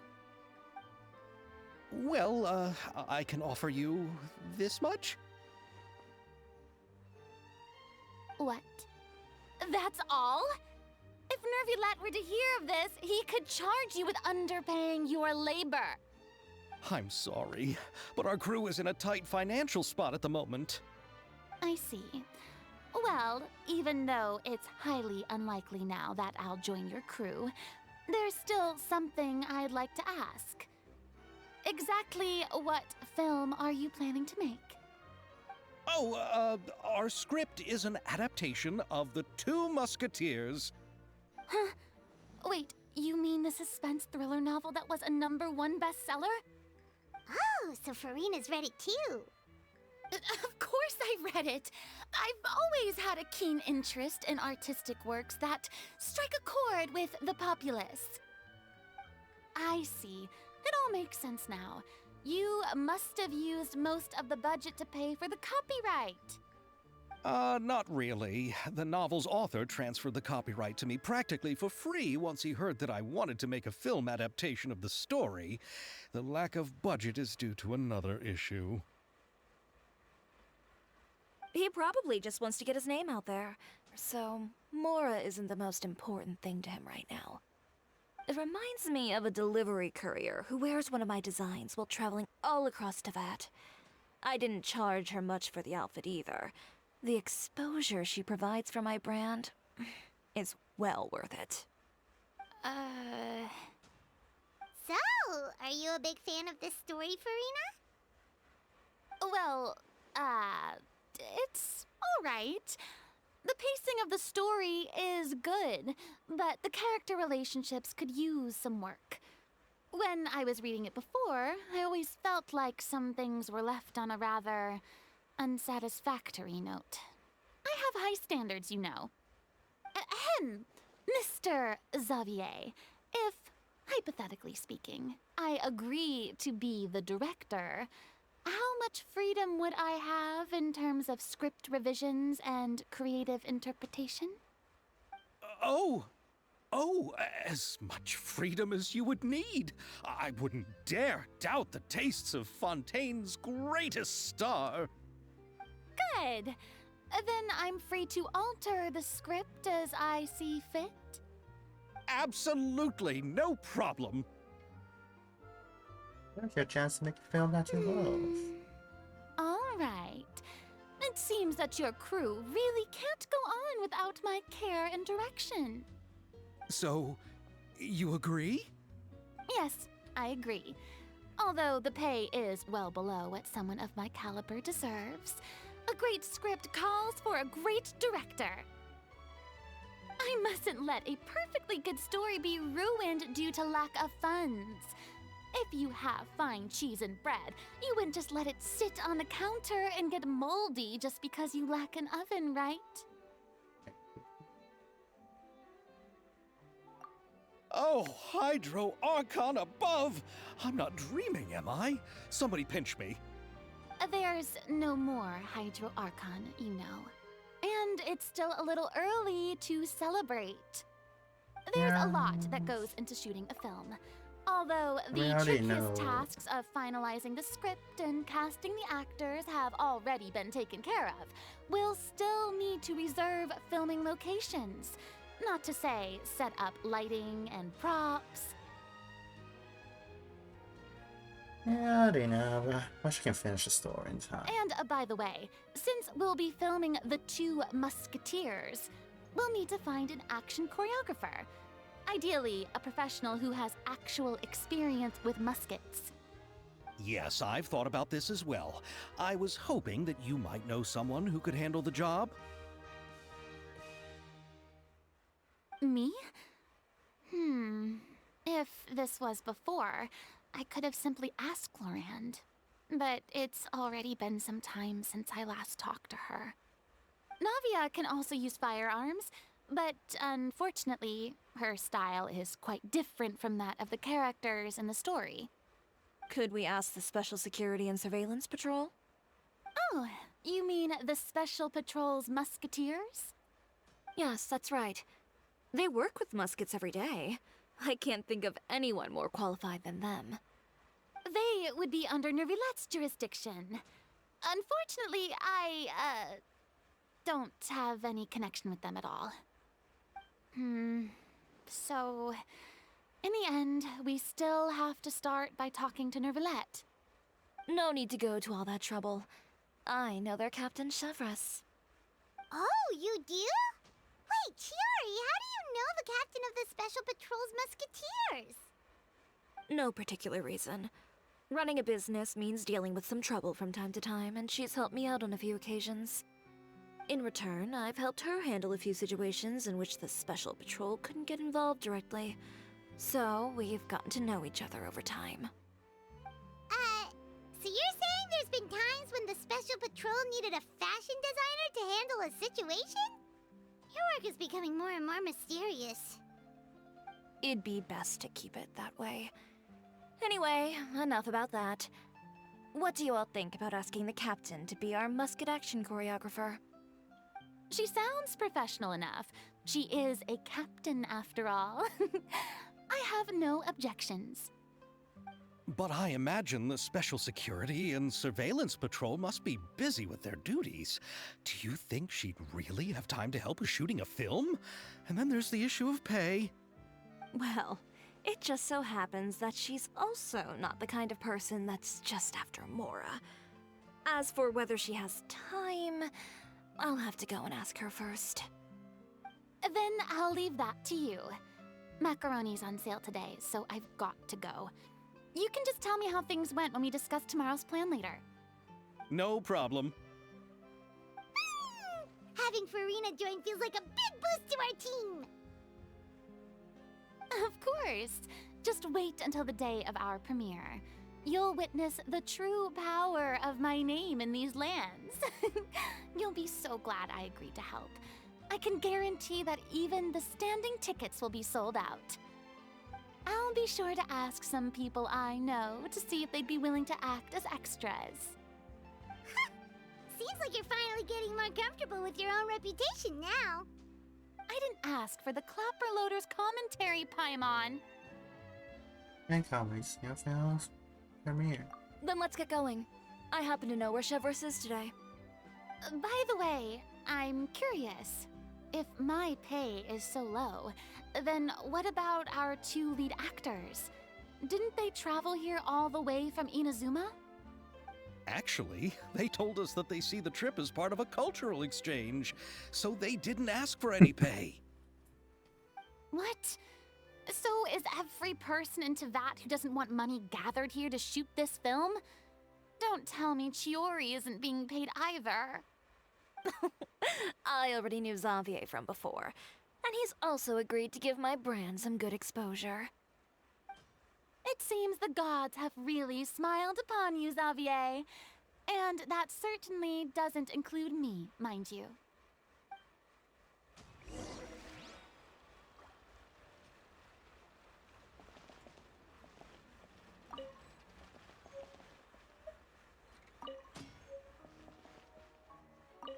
Besides the macaroni, I should also pick up some tomato sauce.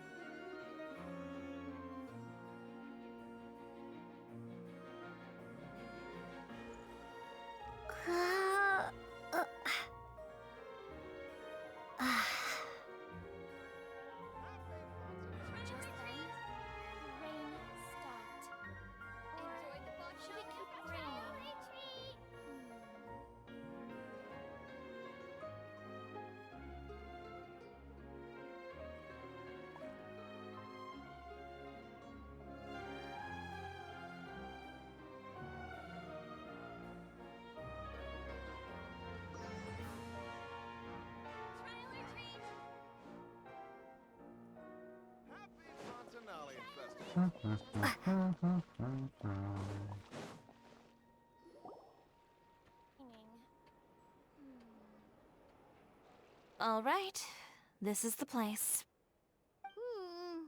But where's the captain? There's hardly anyone around here.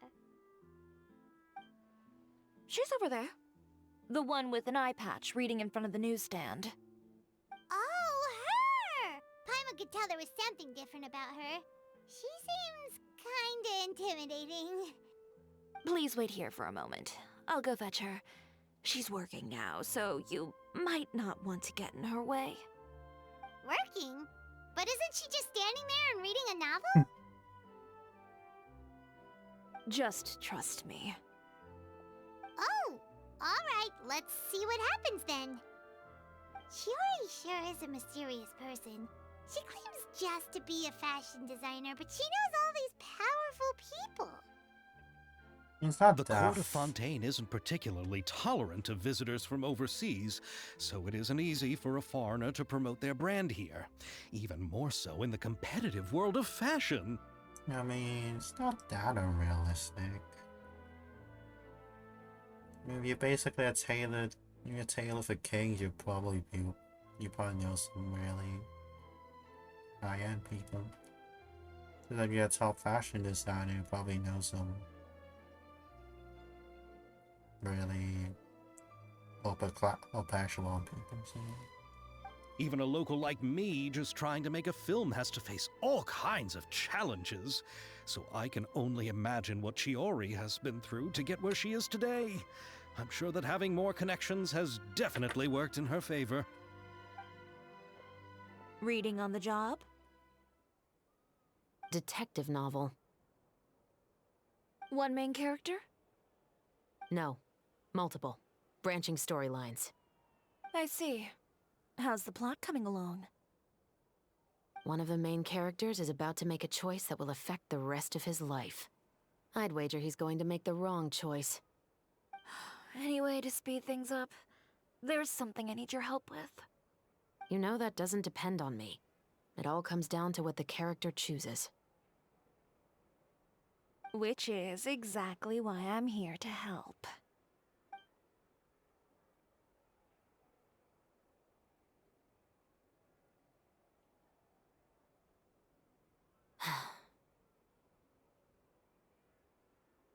All right.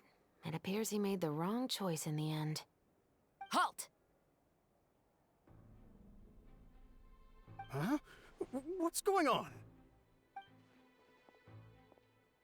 Hand over whatever you're holding. Oh, it's just a book. I didn't buy anything else. Then I'm sure you wouldn't mind letting me have a look. Excuse me, officer. I don't mind you standing around here, not purchasing anything, but I'd prefer if you didn't disturb my customers. It's bad for business, you know? Don't give me that act. You won't be able to get off so easily either. I am Chevraz, captain of Fontaine's Special Security and Surveillance Patrol. I will say this one last time. Hand over whatever you're holding at once. And before you do anything unwise, let me remind you that I'll have you on the ground before you can even think about making a run for it. All right.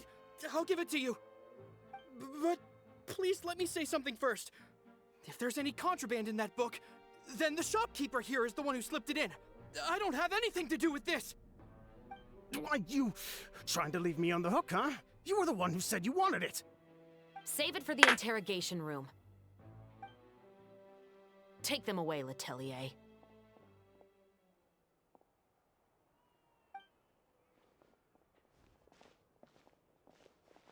What's going on here?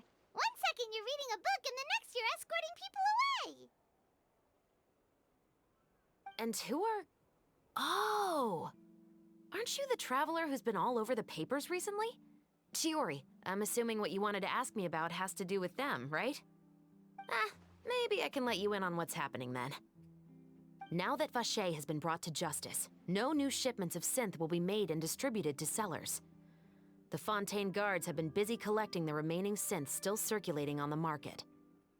Thanks to a tip from our reliable source here, this should be the very last batch. Oh, so you were pretending to read a book in order to catch the bad guys! Oh, Paimon almost forgot to introduce ourselves. Paimon is Paimon, and this is the Traveler and Xavier! Hey, I'm Chevraz. You probably already heard me introduce myself, so I won't bother repeating it.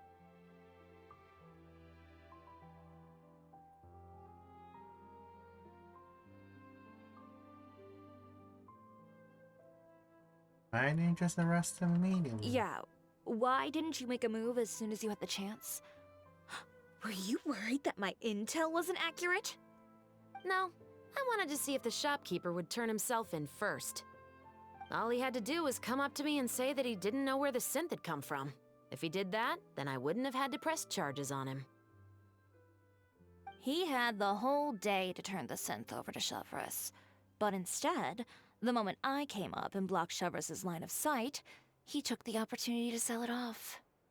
Yep, he made the wrong choice, even though the right choice was right there in front of him.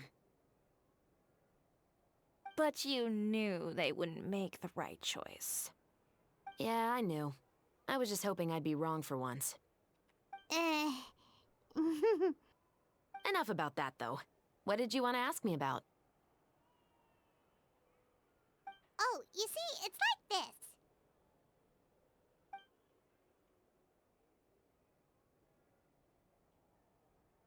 The Two Musketeers.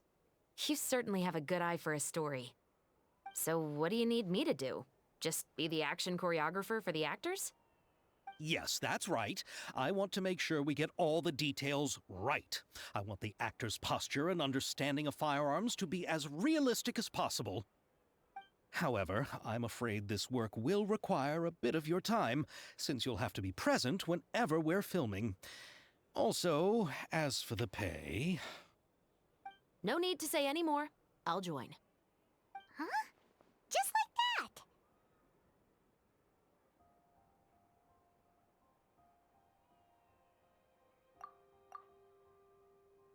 that. Really? You're willing to help us with our humble film project? Sure, it's no big deal. As I said, we've wrapped up our investigation here, so I don't have any other tasks on my plate for the moment. Besides, I personally really like this novel. I even have the collector's edition at home. Stories where justice prevails over evil never get old for me. Then we've got a deal? Yes, I'll see you on set tomorrow. Oh my! I can hardly believe it! I should tell Lady Farina immediately. Oh, and I must tell the prop manager and lighting technician to get everything ready. We start filming tomorrow! Calm down, Xavier. The film is going to take more than just a day to finish. Still, I should also head back now and start preparing the actors' costumes and makeup. Alright, guess that's it for today then. Traveler, Paimon, please stay for a moment. I have something to tell you. Then I'll take Xavier back. Poor thing. He's so excited that he can't even walk straight anymore. I don't want to spend our first day fishing our producer out of the fountain. I think Xavier would probably be able to hold himself together. He'd better.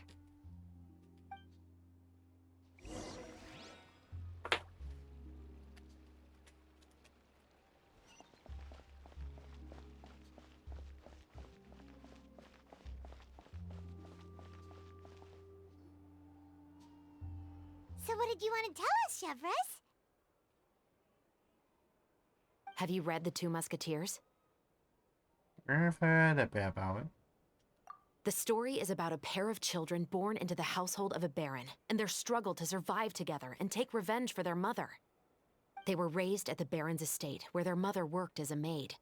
The two were illegitimate children that the baron had with the maid, so they were never treated well by anyone. One day, upon returning home, they found their mother had been murdered and left dead on the floor. It was quite evident that the culprits were the other members of the baron's household, who never had any kind words to say to them.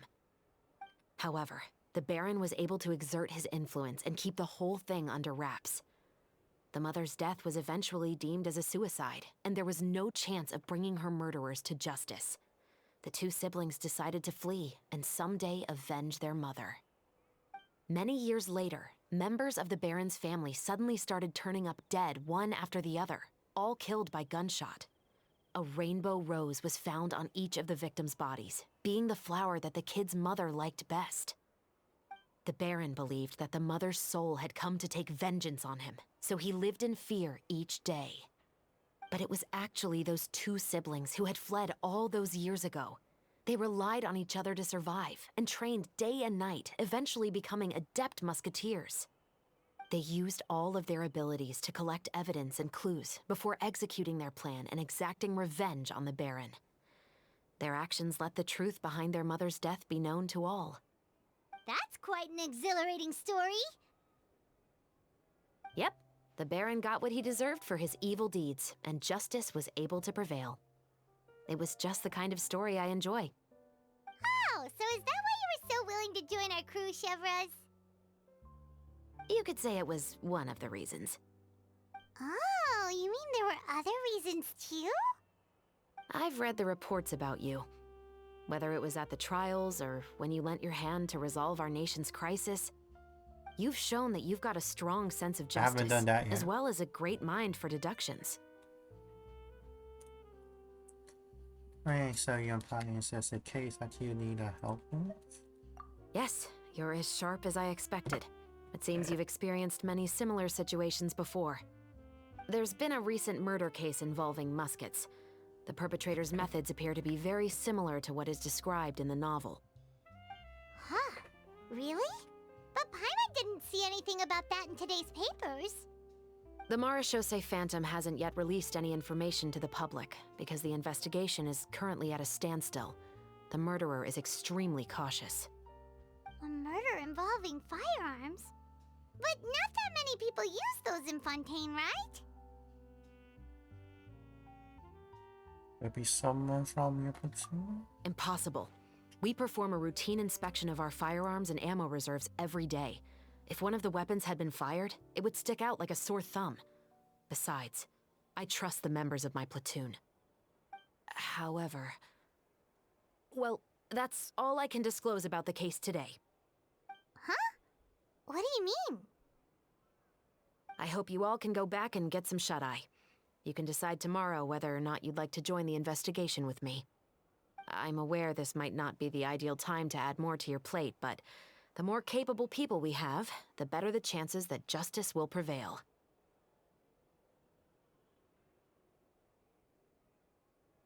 Someone from Smash Patrol helping us? Carrying out investigations isn't actually supposed to be our responsibility. Our job is to apprehend the perpetrators. Finding them is really up to the Marechaussee Phantom. You could say I'm taking part in the investigation out of personal interest.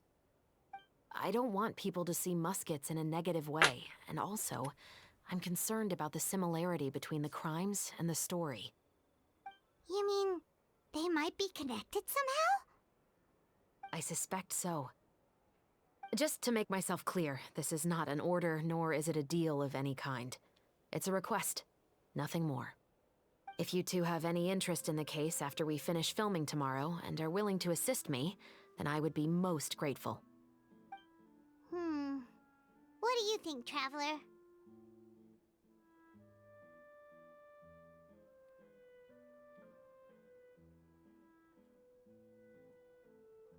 Probably been quiet a day. Let's give some thought to it. Yeah, you're right. Paimon's getting a little tired too. We've really been hustling all day. You'd better head back and get some rest. It's good to keep a calm mind, especially when you're about to make an important decision. Otherwise, when the moment comes, you might end up like that shopkeeper and not even realize that the right choice is right there in front of you.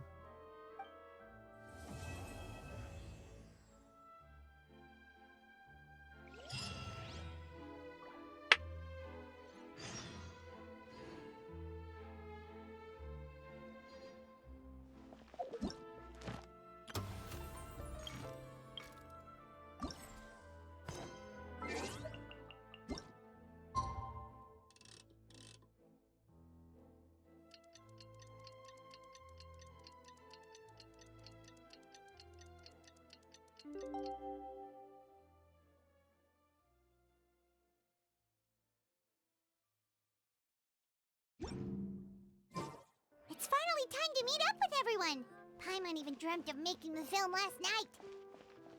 If Paimon remembers right, we're meeting at Hotel de Boer. Let's get going.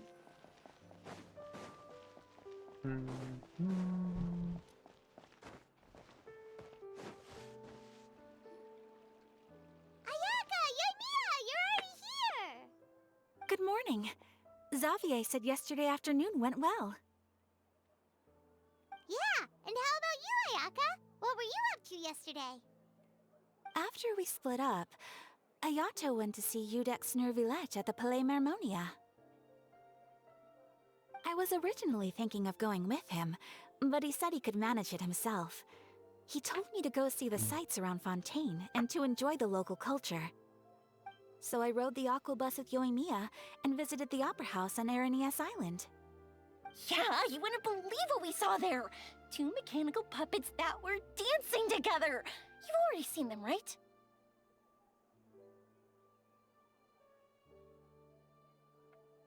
Hmm? They're just coupling in and Nemesis propellers. Yeah, those two! Amazing, aren't they? We sat and watched for quite a while. It was mesmerizing.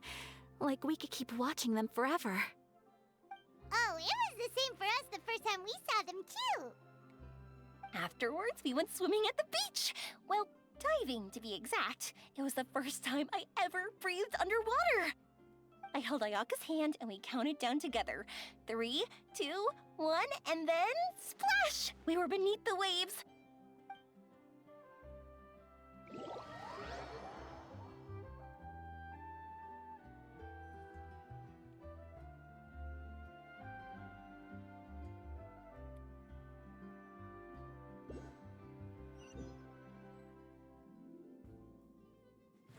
At first, I didn't dare to open my mouth. But once I couldn't hold my breath any longer, I decided to take a big breath in. Turns out the water wasn't as salty as I imagined. It didn't really taste like anything at all. Before I knew it, I was breathing like normal down there. It was an amazing feeling. Ayaka said I was too nervous and needed to loosen my grip. She got used to everything way faster than I did. I knew that the Traveler could do it, so I had no doubt we could do it too. That helped me feel at ease as soon as we dove in. The underwater world in Fontaine truly is beautiful. I love seeing the Romaritime flowers blossoming underwater, like little candles lighting up the streets at night. Yeah, and there were so many creatures that we've never seen in Inazuma. Like those fish that shimmer like a sword blade. Whoosh! Oh, and those big fish that call when they see people. Ooh. Oh, you mean Hunter's Rays and Blubber Beasts. I just love the name Blubber Beast. Just wait till Pops and the others hear about this. They probably won't believe a word I say.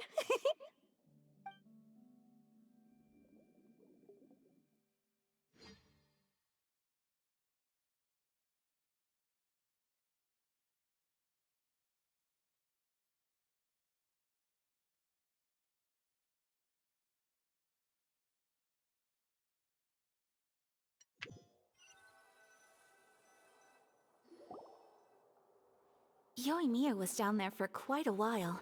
It was dark before we finally rode the aqua bus back to the city. I figured she'd want to sleep in today. Yeah, even I was worried that I wouldn't be able to get up. I still felt like I was drifting in the waves when I went to sleep last night. But as soon as I woke up today, I remembered that we'd all be shooting a film together, and I was ready to go.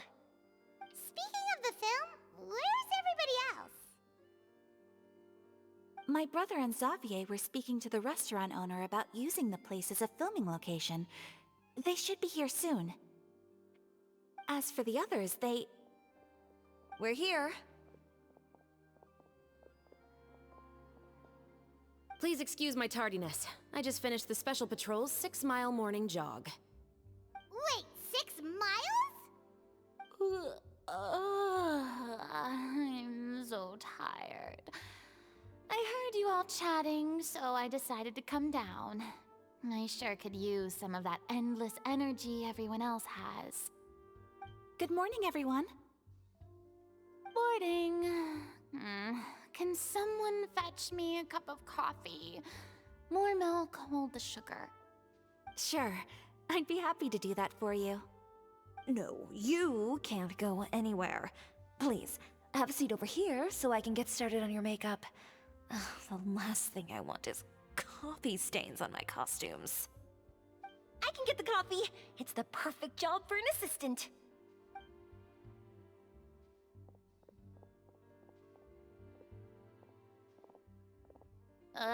So much energy. Seriously, what's her secret? Oh, Yoimiya's always like that. But you sure look exhausted, Farina. It's because you're not used to waking up so early, huh?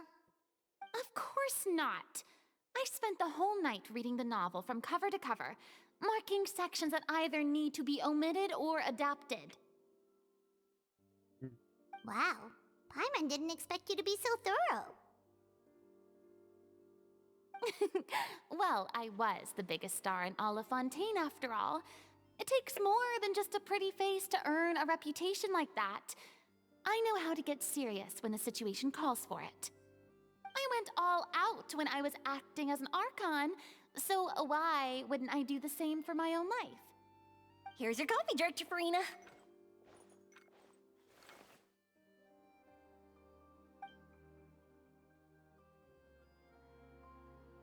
Oh, thank you. The sound of being called director and the aroma of coffee feels almost as refreshing as hearing the birds chirping in the morning. Ah, it seems everyone has managed to arrive on time.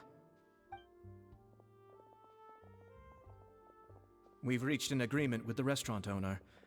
We are free to use the second floor to shoot our film. Really? That's great! He is really looking forward to our film, and hopes that providing his restaurant as a filming location will attract more customers. Well then, Mr. Xavier, I'll leave the rest to you. Okay, thanks. First, I'd like to introduce our new members. This is our prop manager, Veronique. She'll be in charge of all the film's props and items. And this is Bonneau, our lighting technician. He'll be in charge of lighting and illumination to set up each scene's atmosphere. Wow, sure feels like we have some real professionals joining the crew now. First of all, please allow me to first express my sincerest gratitude to everyone in the crew. When my investor informed me yesterday that he wouldn't be able to provide the funds, I really thought that this was the nail in the coffin for this film. I had no idea that I'd find so many people willing to help me on such short notice. Thank you. Thank you all from the bottom of my heart. No need to be so cordial, Mr. Xavier. We're all honored to be a part of this. Your works made a profound impression on me when I saw them back in Inazuma. I am sure that someday, this film will be remembered as a prime example of cultural exchange between Fontaine and Inazuma. Yes, the story is the reason I agreed to join. I can't bear to even imagine what this film would look like without the very best director. Anyway, I would like to make a promise to everyone that as the producer of this film, I'll do whatever I can to ensure that everything goes as smoothly as possible. This is not just my film. It also embodies the thoughts and feelings of every person here, as well as the endless effort we are about to pour into it. So, without further ado, the Two Musketeers will officially begin filming now! You may take it from here, Director Farina. All right, listen up, everyone.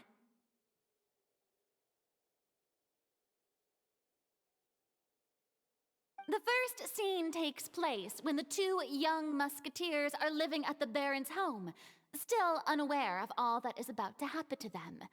We'll need props and lighting to set the scene. Our lead actors can go get their makeup done, and extras, please take this time to go over your positions. Whoa, seems Farina's really kicking things into gear as the director. Is everyone clear?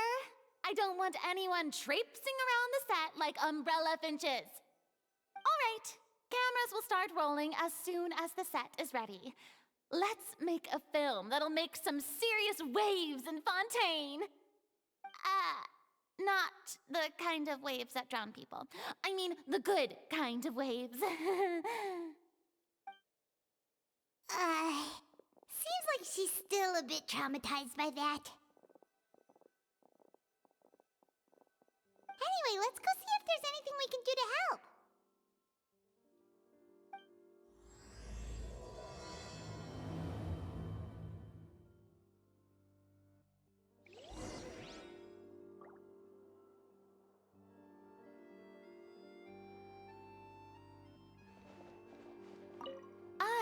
don't need any help here.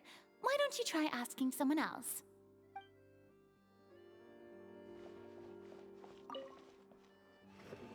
How about here? A little more to the left. You got it. Hey, Yoimiya, do you need a hand? No, I'm fine. You know, doing the lighting is kind of like designing a fireworks show. It's interesting to imagine what kind of atmosphere the lights will create. I heard that the Traveler will be operating the camera and Paimon will be the clapper loader, right? Those roles are just perfect for the two of you. Really? Is that because it'll be easy for Paimon to hold the clapperboard while flying? Well, sure, there's that, but that's not exactly what I meant. I just think that after all your journeys together, you two must have developed a super close bond and just naturally know how to work with each other. If I'm not mistaken, the director will want the cameras rolling as soon as the clapperboard goes clack.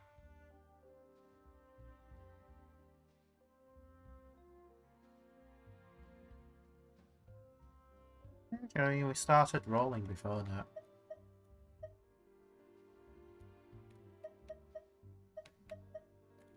Oh, I see! It's amazing to see the magic behind filmmaking. Yoimiya, we need lights over there too. Oh, on it!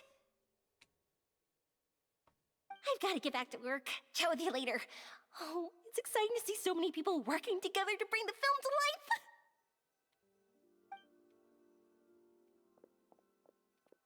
Seems like Yoimiya's really getting into it. But she was right. We do have a super close bond, don't we? Of course. Paimon's really happy to hear that.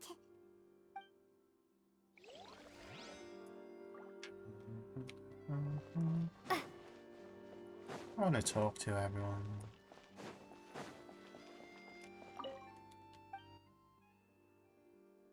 I'm not saying.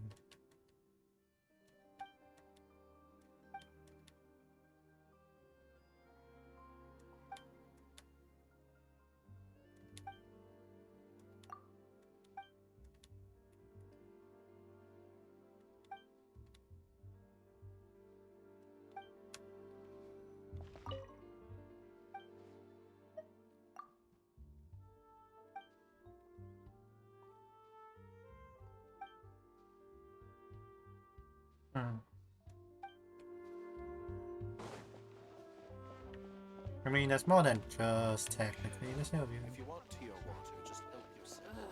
So annoyed. Ah, so this is what a musket looks like. Not exactly. Ah, not exactly.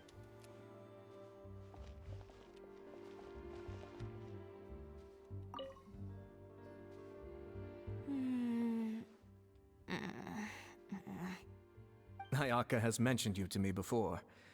She said that you two were great friends when you were kids. No talking. I'm thinking about how to do your eyeshadow. Ah, yes. To help me really look the part. To achieve a more young and naive look for this scene. Are you saying the wrinkles around my eyes are too deep? You just have too much of a calculating look in your eyes. You sure don't mince your words. It seems you really haven't changed much. Quiet.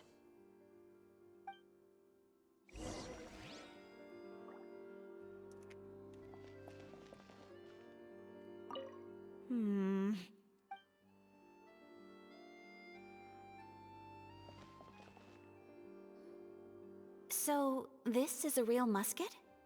No, it's just a prop weapon. Not bad. Have you seen a real musket before? Only in books and newspapers. I made this one based on the relative shape and proportions I saw in reference images. When we're filming, some special gunpowder will be applied around the muzzle, which will help create the flash and smoke effects of a real gun being fired. Which means it'll be up to the actors to portray the recoil. That's right. The sound effects for gunshots will also be added in post-production. Thank you, Veronique. I think I know where to start now. However, The musket's gears and firing pin could still use some work. Adding some wear on the metallic components will make them appear more realistic. Also, be sure to rub the muskets with some oil each time before we start shooting. That'll give the impression that the firearms have been well maintained. Good point. You seem to know a lot, Miss Chevres. I assume you use these types of firearms on a regular basis? Yes, I perform routine maintenance on my weapons every day. Just like we as people need to eat and sleep, muskets need to be cleaned and maintained. I also perform similar care for my sword every day, and familiarize myself with its shape and weight, to the point where it feels like a natural extension of my body. Yes, this way, our weapons will never betray us in the heat of battle. Yes, well said. It seems we have the same philosophy on this topic. Oh, sounds like they found a common interest to talk about. Though these props differ from the muskets I use, I can still give you some pointers. Good. I look forward to your instruction. First and foremost, never point the weapon at anyone, regardless of whether it's a real or prop weapon or whether you're holding it or it's on the table. This holds for any time when you're not actively engaging an enemy. Okay, understood. When aiming the musket, extend your arm so that it's level with your shoulder, and use your eye to look down the weapon's sights. Like this? Not bad. Now, try saying your lines. This is the end of the road for you. Good. Now turn your body a little. That way, you'll give your enemy less of a target to work with. And relax your shoulders. Here, allow me to demonstrate. This is the end of the road for you. Huh. Excuse me, Miss Chiori. Director Farina, there's something I wish to discuss with you. Oh? What is it?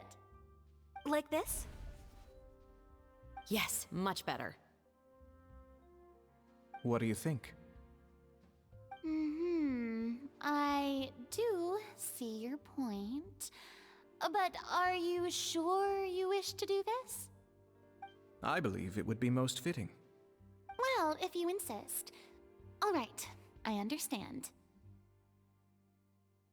Miss Ayaka, Miss Chevres, could the two of you please come over here? Huh? What's going on? Are we gonna start filming now? Let's go see. What is it? I have a question for you, Miss Chevres. Would you be willing to play the role of a musketeer? What? To clarify, I would like to turn over my role to Miss Chevres. But brother... Don't worry, Ayaka. I actually view this as a good thing. I was becoming troubled trying to set aside some time to speak to the staff at the Palais Mermonia. I would like to have some conversations about the cultural exchange between our two countries, and I've heard that the bureaucratic process here can get rather complicated. Now, I will be able to focus on my work. Besides, you also know that I'm not really one for public performances. Are you really sure? From a director's point of view, I also felt like the relationship between the two musketeers in the original story could be improved. The older brother in the story plays the lead role with his overbearing character, but this causes his character to overshadow that of his sister, and the theme of the two supporting and relying on each other isn't conveyed very well. But if we were to change the siblings to two sisters of a similar age, then that aspect of the story might come through more clearly. Also, I've seen you instructing Ayaka. That cold and dignified personality is exactly what we need for the older musketeer. Of course, even with all these insights, the decision should still be made by Miss Chevres. Chevres mentioned that she really likes the story, right? Paimon bets that she'll take the role. I feel like that kind of deny it's so dirty. I feel like it's...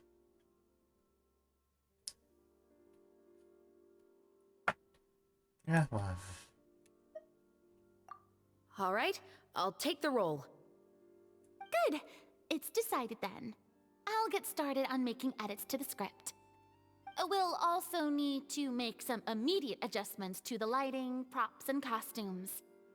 Oh, I have a feeling that our adaptation will be even better than the original story. You're doing a great favor for me, Miss Chevreuse. You have my gratitude. Don't mention it. I like this character, so if anything, I should be the one thanking you. Well, since my brother is the one who brought up the idea, I suppose there's no need to worry. Let's go, Miss Chevreuse. I look forward to working with you. Please, just call me Chevreuse.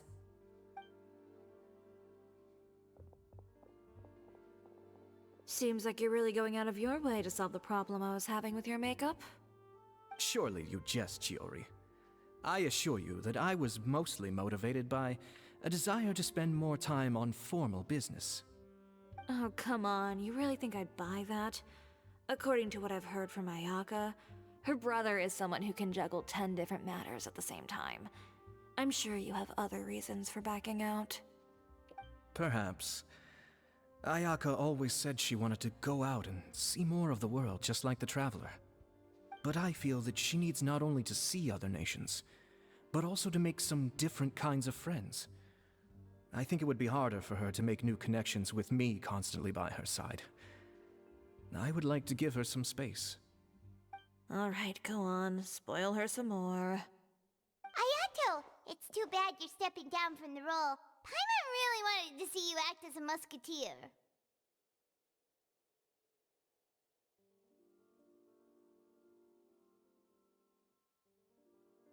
Yes, it's...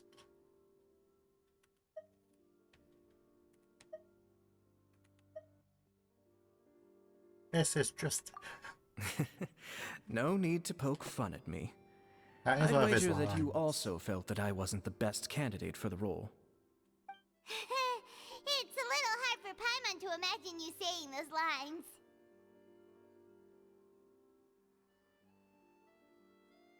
So, are you going to go back to it now? Yes. I've made an appointment to meet some people from the Palais Mermonia. Now, I will have some more time to prepare. Traveler, get the camera ready. Paimon, get the clapperboard. Actors, to your positions. We're about to start shooting the first scene. Go on now. And please take good care of Ayaka. Yep, don't worry. You can count on us. Thank you.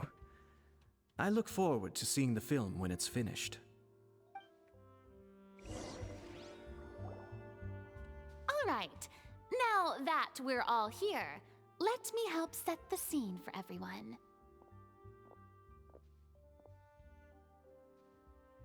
The first scene takes place when our two main characters are still living at the Baron's estate.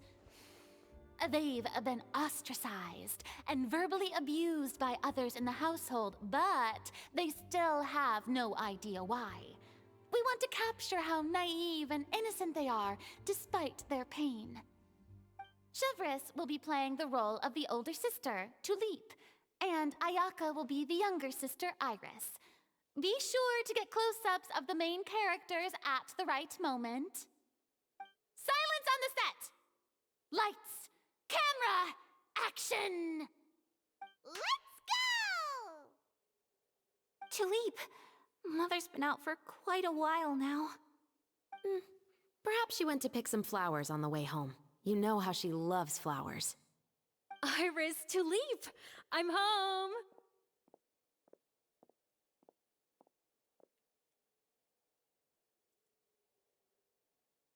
Mother! You were out for so long, we were beginning to worry about you. I'm sorry, but I'm back now, safe and sound.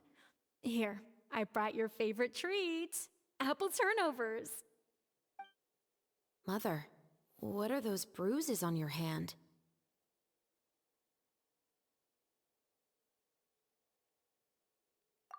Huh? What bruises?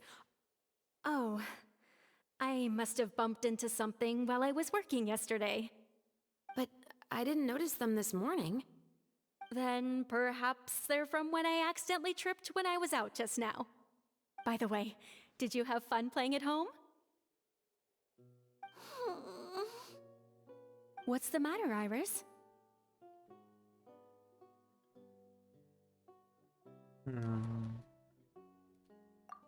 Well, we've realized that no one really wants to play with us. They even took Iris's doll and spat at us. And they even called us names. They said we were... Shh. It's all right. Don't worry. Girls, listen to me. It doesn't matter what anyone says. Don't listen to them. No one can define you with such words. You both have wonderful lives ahead of you. Just like your names. You will both blossom like beautiful flowers. Maybe your time to blossom hasn't quite come yet, but one day, you two will bloom more beautifully than anything else. Don't let the soil you're in now ruin your future beauty. Understand? My dear daughters. And cut! Not bad. The actors' emotions were all on point. Let's keep that take. Also, if our clapper loader could avoid shouting at the start of the scene next time. Oh, got it. Great. I was a little worried that my nerves would get the better of me. What about you, Chevros? I felt fine. The lines weren't too difficult at all. Seems like Farina must have adapted the role nicely. You two were great. I couldn't tell it was your first time acting in a film. You should have more confidence. Thank you for your encouragement. Positions, everyone! We'll move on to the next scene after we try a few more camera angles.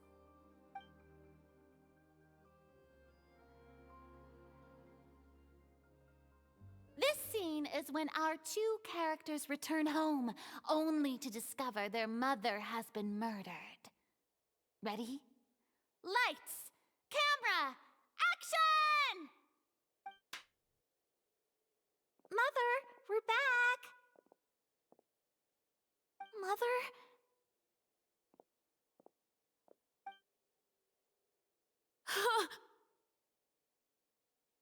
What's wrong, Tulip? Iris, stay away! Huh? Why? What's... Mother! Mother... She's... Huh? There's poison in this cup. Huh? I could have sworn I've seen this kind of cup before. Those aristocrats. They didn't even try to cover up their actions.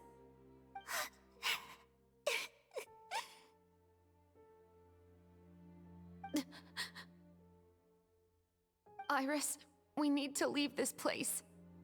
Leave? But now that Mother is gone, where can we even go? Anywhere. All I know is that we can't stay in this house. But are we just going to let them get away with this? We'll have our revenge, I promise you. Just not right now.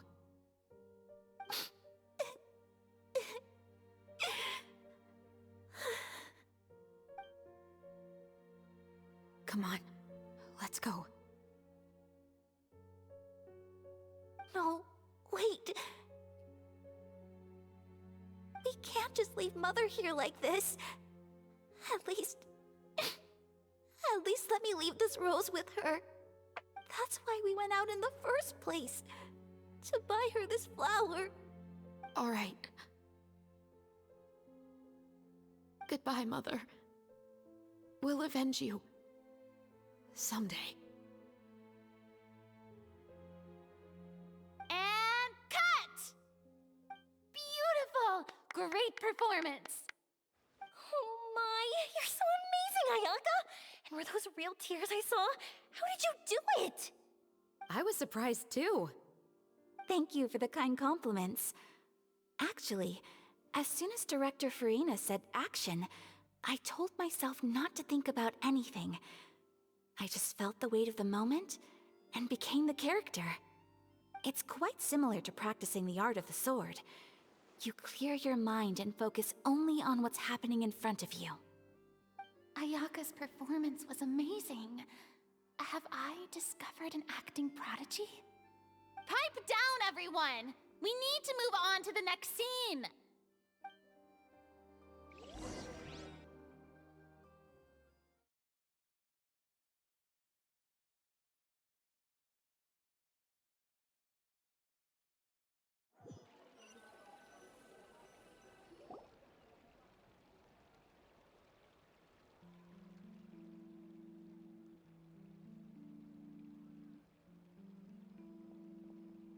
Huh? Are we done already? But Paimon wants to keep playing with the clapperboard. How do you feel, Traveler? Is your arm sore from holding the camera all day?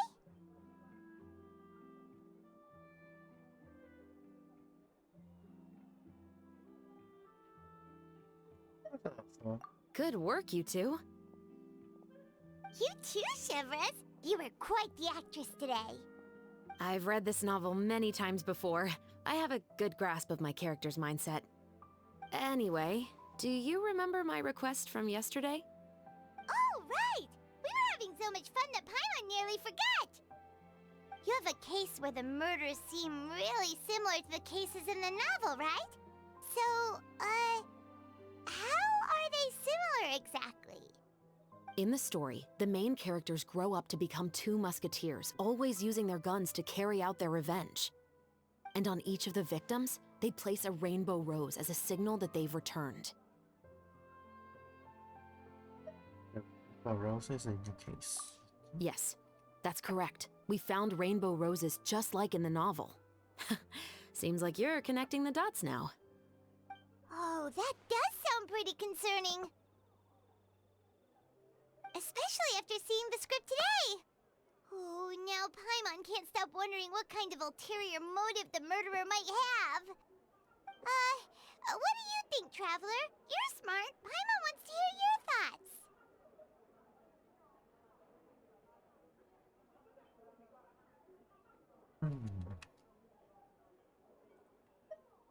The only danger is I think we can join the game. Good. On behalf of Fontaine's Special Security and Surveillance Patrol, thank you for your dedication to justice. There's no time to lose. We should start investigating right away. Follow me. Huh? Right now? Well, we just got done filming all day. Paimon's so tired. The most valuable intel always comes after nightfall. They are like small, remote islands in the middle of the sea. If you don't stay vigilant, you will pass right by them in the fog. That's how one of my favorite books always puts it, at least. So, where are we going right now? Let's start by checking out some workshops that sell mechanical components. If the culprit is making their own weapons, it's very likely that they'll visit those sort of places.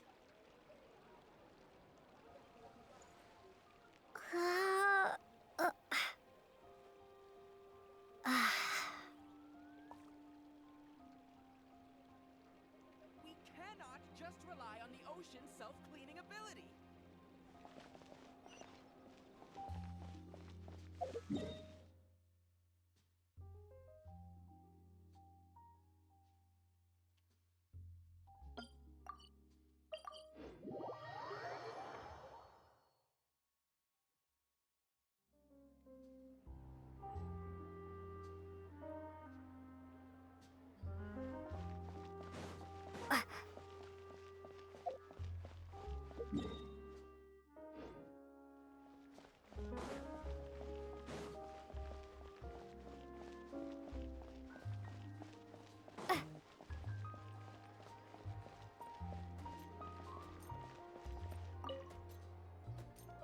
Welcome to Le Show's Clockwork Workshop. How can I help you? Hello. I'd like to know if anyone has purchased some special components lately. Special components? Sorry, could you be more specific? I mean the kind of components that aren't typically used for clockwork toys, but for firearms. Huh? For firearms? No, we don't sell those sort of things here. Don't misunderstand. I'm not here to cause any trouble. We are merely investigating a case, and we're hoping that you could cooperate. Well, to be completely honest, I'm not even sure what kind of components that would entail. Has anyone ever purchased components here as an individual rather than on behalf of an organization? We have a lot of customers who buy toys, but those who buy components are all regular customers who buy in bulk on behalf of their organization. Is that so? I understand. Thank you for your cooperation. You're welcome. It's the least I can do.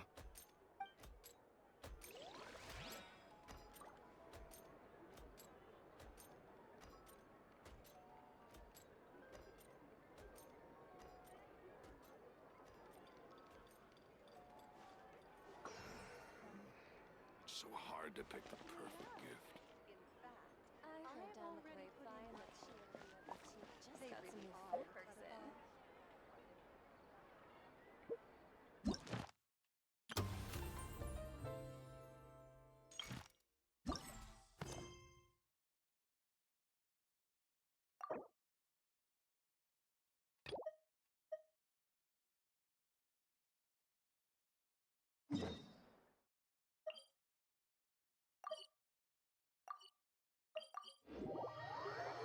Really?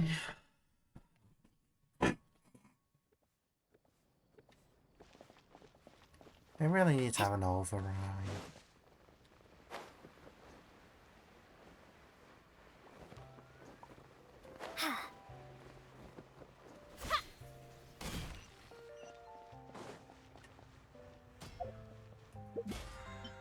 I thought they fixed this.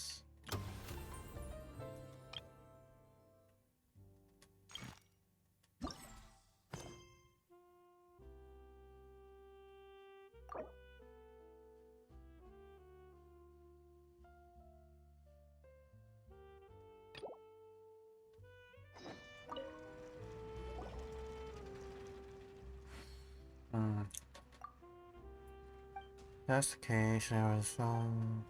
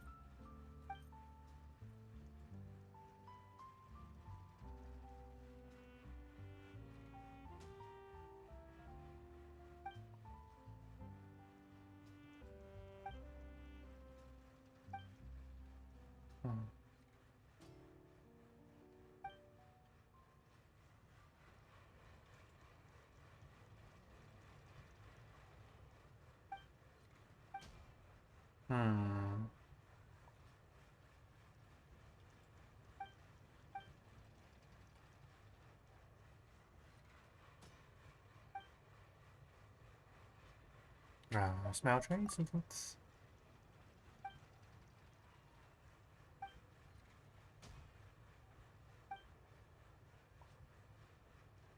When I fight a royal, I'm the first to move country. This is a gameplay item?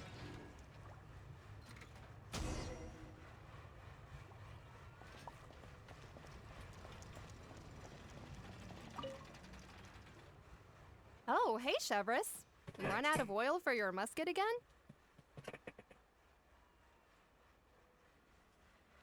Hello, Estelle. I want to know if anyone has come to your shop recently to order some firearm components. Oh, is this another case? Let me think. I don't think so. Some people have requested that I make some prop guns for the Fontanalia Film Festival, but I refused all of those requests. Oh? Why's that? There'll be a problem. Because there's no profit! I only make things here that can do some real heavy lifting. I don't have the energy to make some new molds just for the festival. Then has anybody come specifically looking for mechanical components? Well, I usually sell off my scrap to the Fleuve Cendre. I don't typically give them to one specific person. I understand. Thanks for your cooperation. Don't mention it. Always happy to have the Musketeers' patronage. Seems like we haven't found any leads to go off yet. Yeah, unfortunately. Alright, let's head to Fleuve Cendre next. Huh? Are you sure? People might not be so thrilled to see the captain of the special patrol there. You think so, huh? Then I guess you don't know. Huh? Know what? That I grew up in Fleuve Cendre.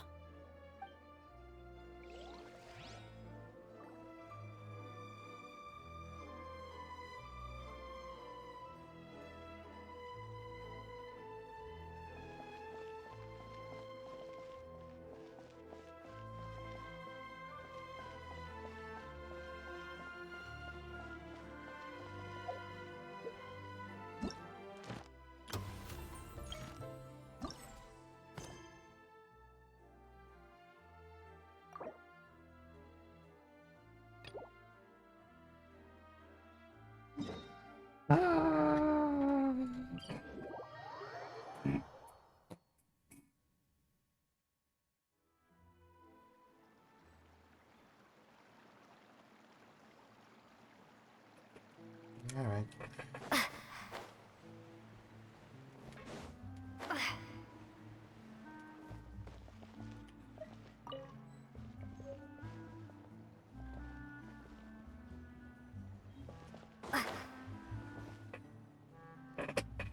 Yep, there's the room, and it's empty and waiting for us as promised.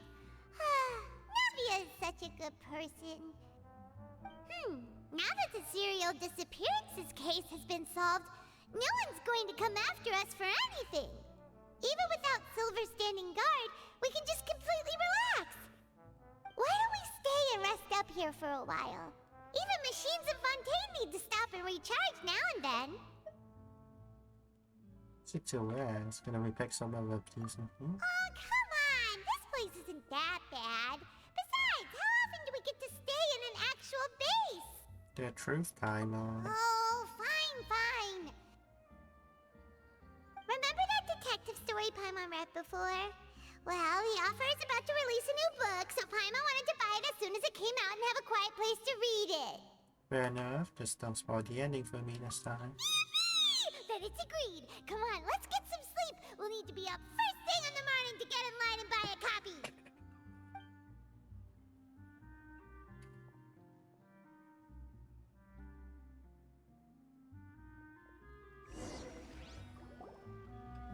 Paimon didn't expect that style at all. Even though it's a detective novel, it's also like a social documentary. Whew. It's actually pretty good.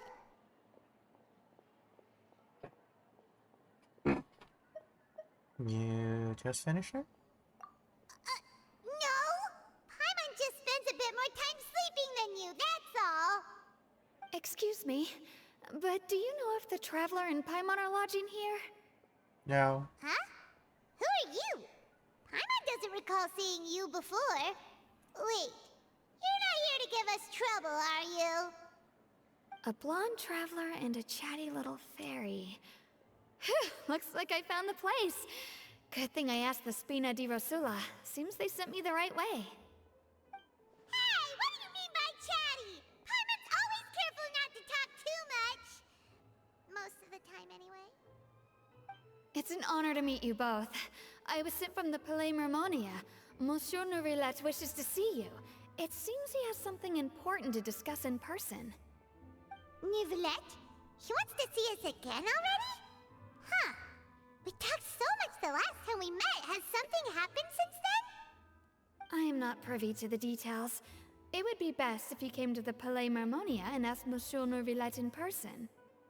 If you say so, but Paimon has a bad feeling about this. Now that I've delivered the message, I'll take my leave. Thanks! We haven't left the room for a few days, so we'll head over once we've freshened up a bit.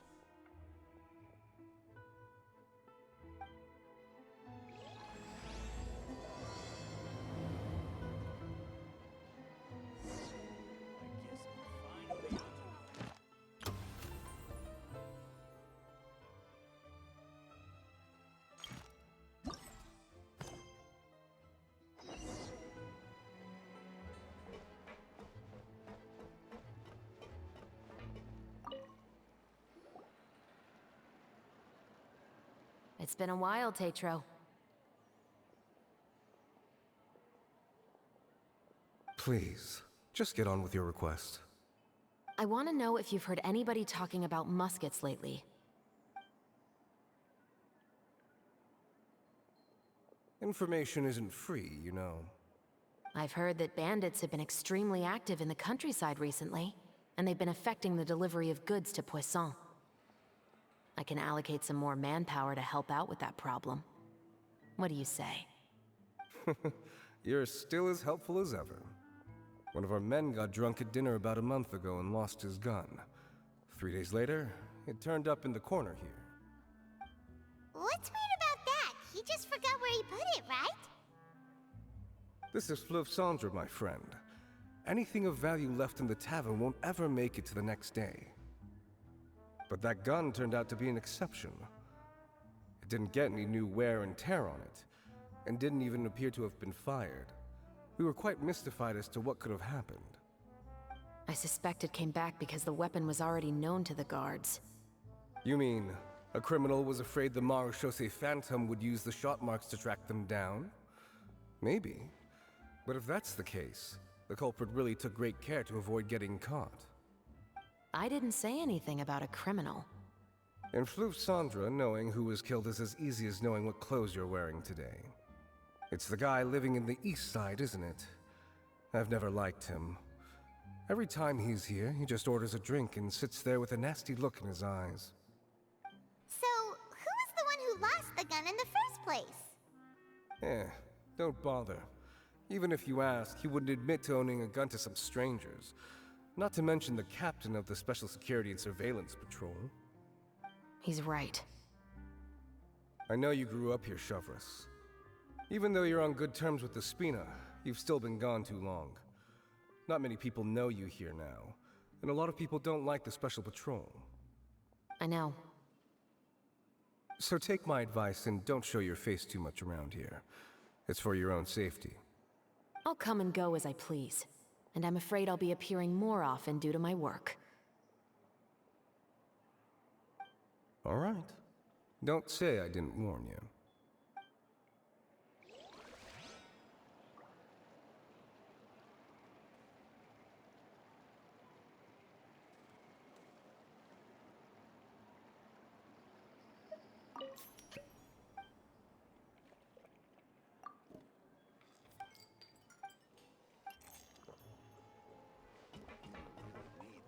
Parts. What's taking him so long? Finally on the right path.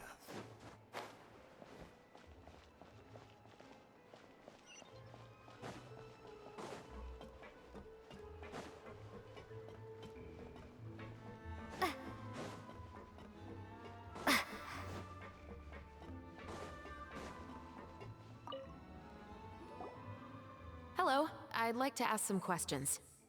I don't know anything. Don't worry, I'm not here to arrest anybody. You say that now. It's the truth. Here, take this as my guarantee. Wait, did Paimon just see what she thinks she saw? Is the captain of the Special Patrol bribing a citizen? Keep your lips sealed, no besides for buying it. Seems you're different from the other guards. What do you want to know? Have you heard anything related to muskets in Fleuve Cendre lately? Anything at all? Muskets, huh? All I know is that about 2 weeks ago, we started hearing some loud noises at night. So loud that it's been waking me up. Were they gunshots? Possibly. It's hard to tell around here. Someone's house collapsing, a pipe exploding somewhere, it's all the same.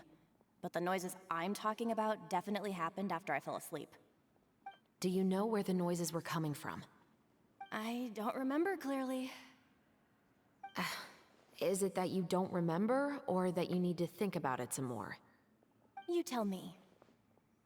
Then please, think about it some more.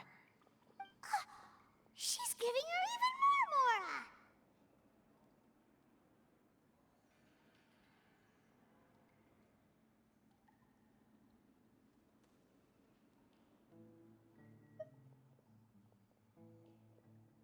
Maybe she's just giving us some pate to... The noises came from the end of the Southern Waterway. I came out and had a look for myself when I wasn't sleeping well, but I didn't dare get too close. That's all I know. All right, I'll take your word for it. Thanks for the pâte de fruits.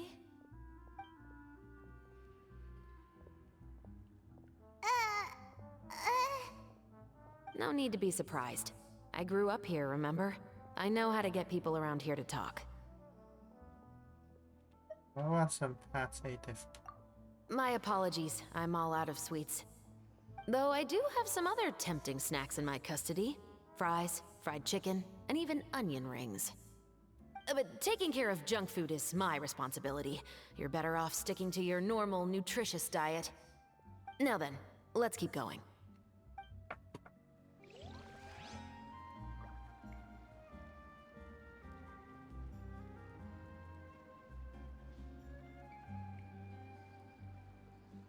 It's just like us. Find a bill distance.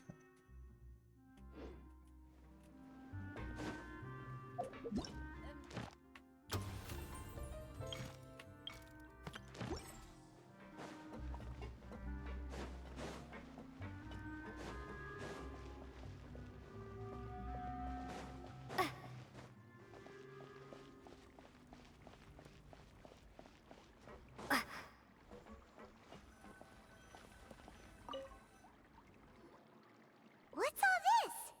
Some broken planks and barrels, as well as some liquor bottles? Yes, but have a closer look, Paimon. Even though somebody has purposefully tried to clean them up, these are obviously marks from musket bullets.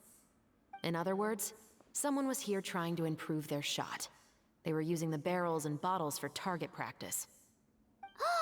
Could it have been the killer? Your guess is as good as mine.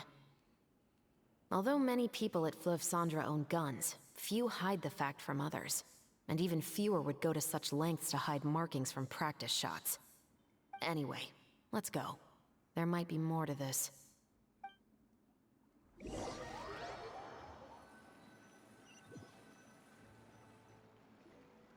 Seems like that's all we'll be able to uncover for today. Paimon feels like we managed to learn a lot more here than up on the surface. Yes. Assuming that everything we found is indeed connected to our suspect, then their timeline was probably something like this. A month ago, our suspect found a gun and took it home to disassemble it. Once he'd figured out its mechanics, he brought it back. In the following weeks, he used some parts to create his own makeshift musket, and took it to the Fleuve Cendres for target practice. Then, a few days ago, he found his target and carried out the murder. Once the deed was done, he left a rainbow rose on the body, just like the scene in the novel. That all makes sense to Paimon, but we're still no closer to figuring out the killer's identity. The guy who died. The deceased was a resident of Fleuve Cendres. It's said that he was a poor, solitary man. When we followed the novel, shouldn't we guy up in the novel? Yeah, that's also something I'm trying to figure out. If we are indeed following the novel, and there's a story behind the murder, then this murder should be an act of vengeance. But according to our investigation, the deceased didn't have any enemies. He was no saint, but no one's heard of a rival who hated him enough to shoot him dead. Much less care to leave a rose on his body. What message is the killer trying to convey? And to whom exactly? Would they be enough? We've thoroughly investigated that possibility. He claims to have spent the whole day at the Opera House on the day of the murder, and the staff there have confirmed his account. Okay, so he has an alibi. Not only that, he lacks a credible motive as well. He has a family of his own, and both of his parents are still alive. I've looked into his records. He was adopted at the age of 6, and all the proper procedures were followed. There are also records of him at an orphanage before then. In the story, the mother of the 2 musketeers was murdered after the children turned 10. Of course, he could have changed the children's ages, but I don't want to assume anything without evidence. More importantly, I've also had a chat with him in person. He didn't seem like the kind of person who would pull the trigger to kill a man. Then, what should we do now? We have all this new information, but it doesn't help us move forward. Investigations take time. I didn't expect us to catch the culprit in just a single day. How about this? Let's spend the next few days filming with the crew. We can continue the investigation once we're done with the film. I'm sure that given time, new leads will present themselves. Wait, but weren't you saying Intel is like small, remote islands in the middle of the sea just a moment ago? Wouldn't you just miss them if you were to stop looking? Ah, but the book had more than one reference to the islands, Paimon. Oh? What else did it say then? As long as you spend enough time sailing through the fog, you'll eventually come across an island.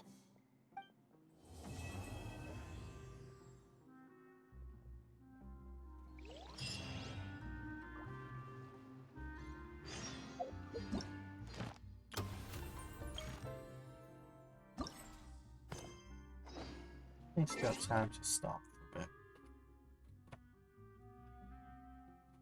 bit. What? Never thought that the captain of the security and surveillance patrol could come from the Fleuve Cendre? Hard to say, I'm sure that wasn't easy. You mean rising through the ranks? It was a struggle, for sure. But as long as you can distinguish yourself through your accomplishments and skills, you'll eventually be recognized for your worth. If you look at it another way, my life at Fleuve Cendre has actually taught me a lot of valuable skills. Skills like how to barter with criminals or how to think in their shoes. Of course, I'd appreciate it if you could keep this a secret between us.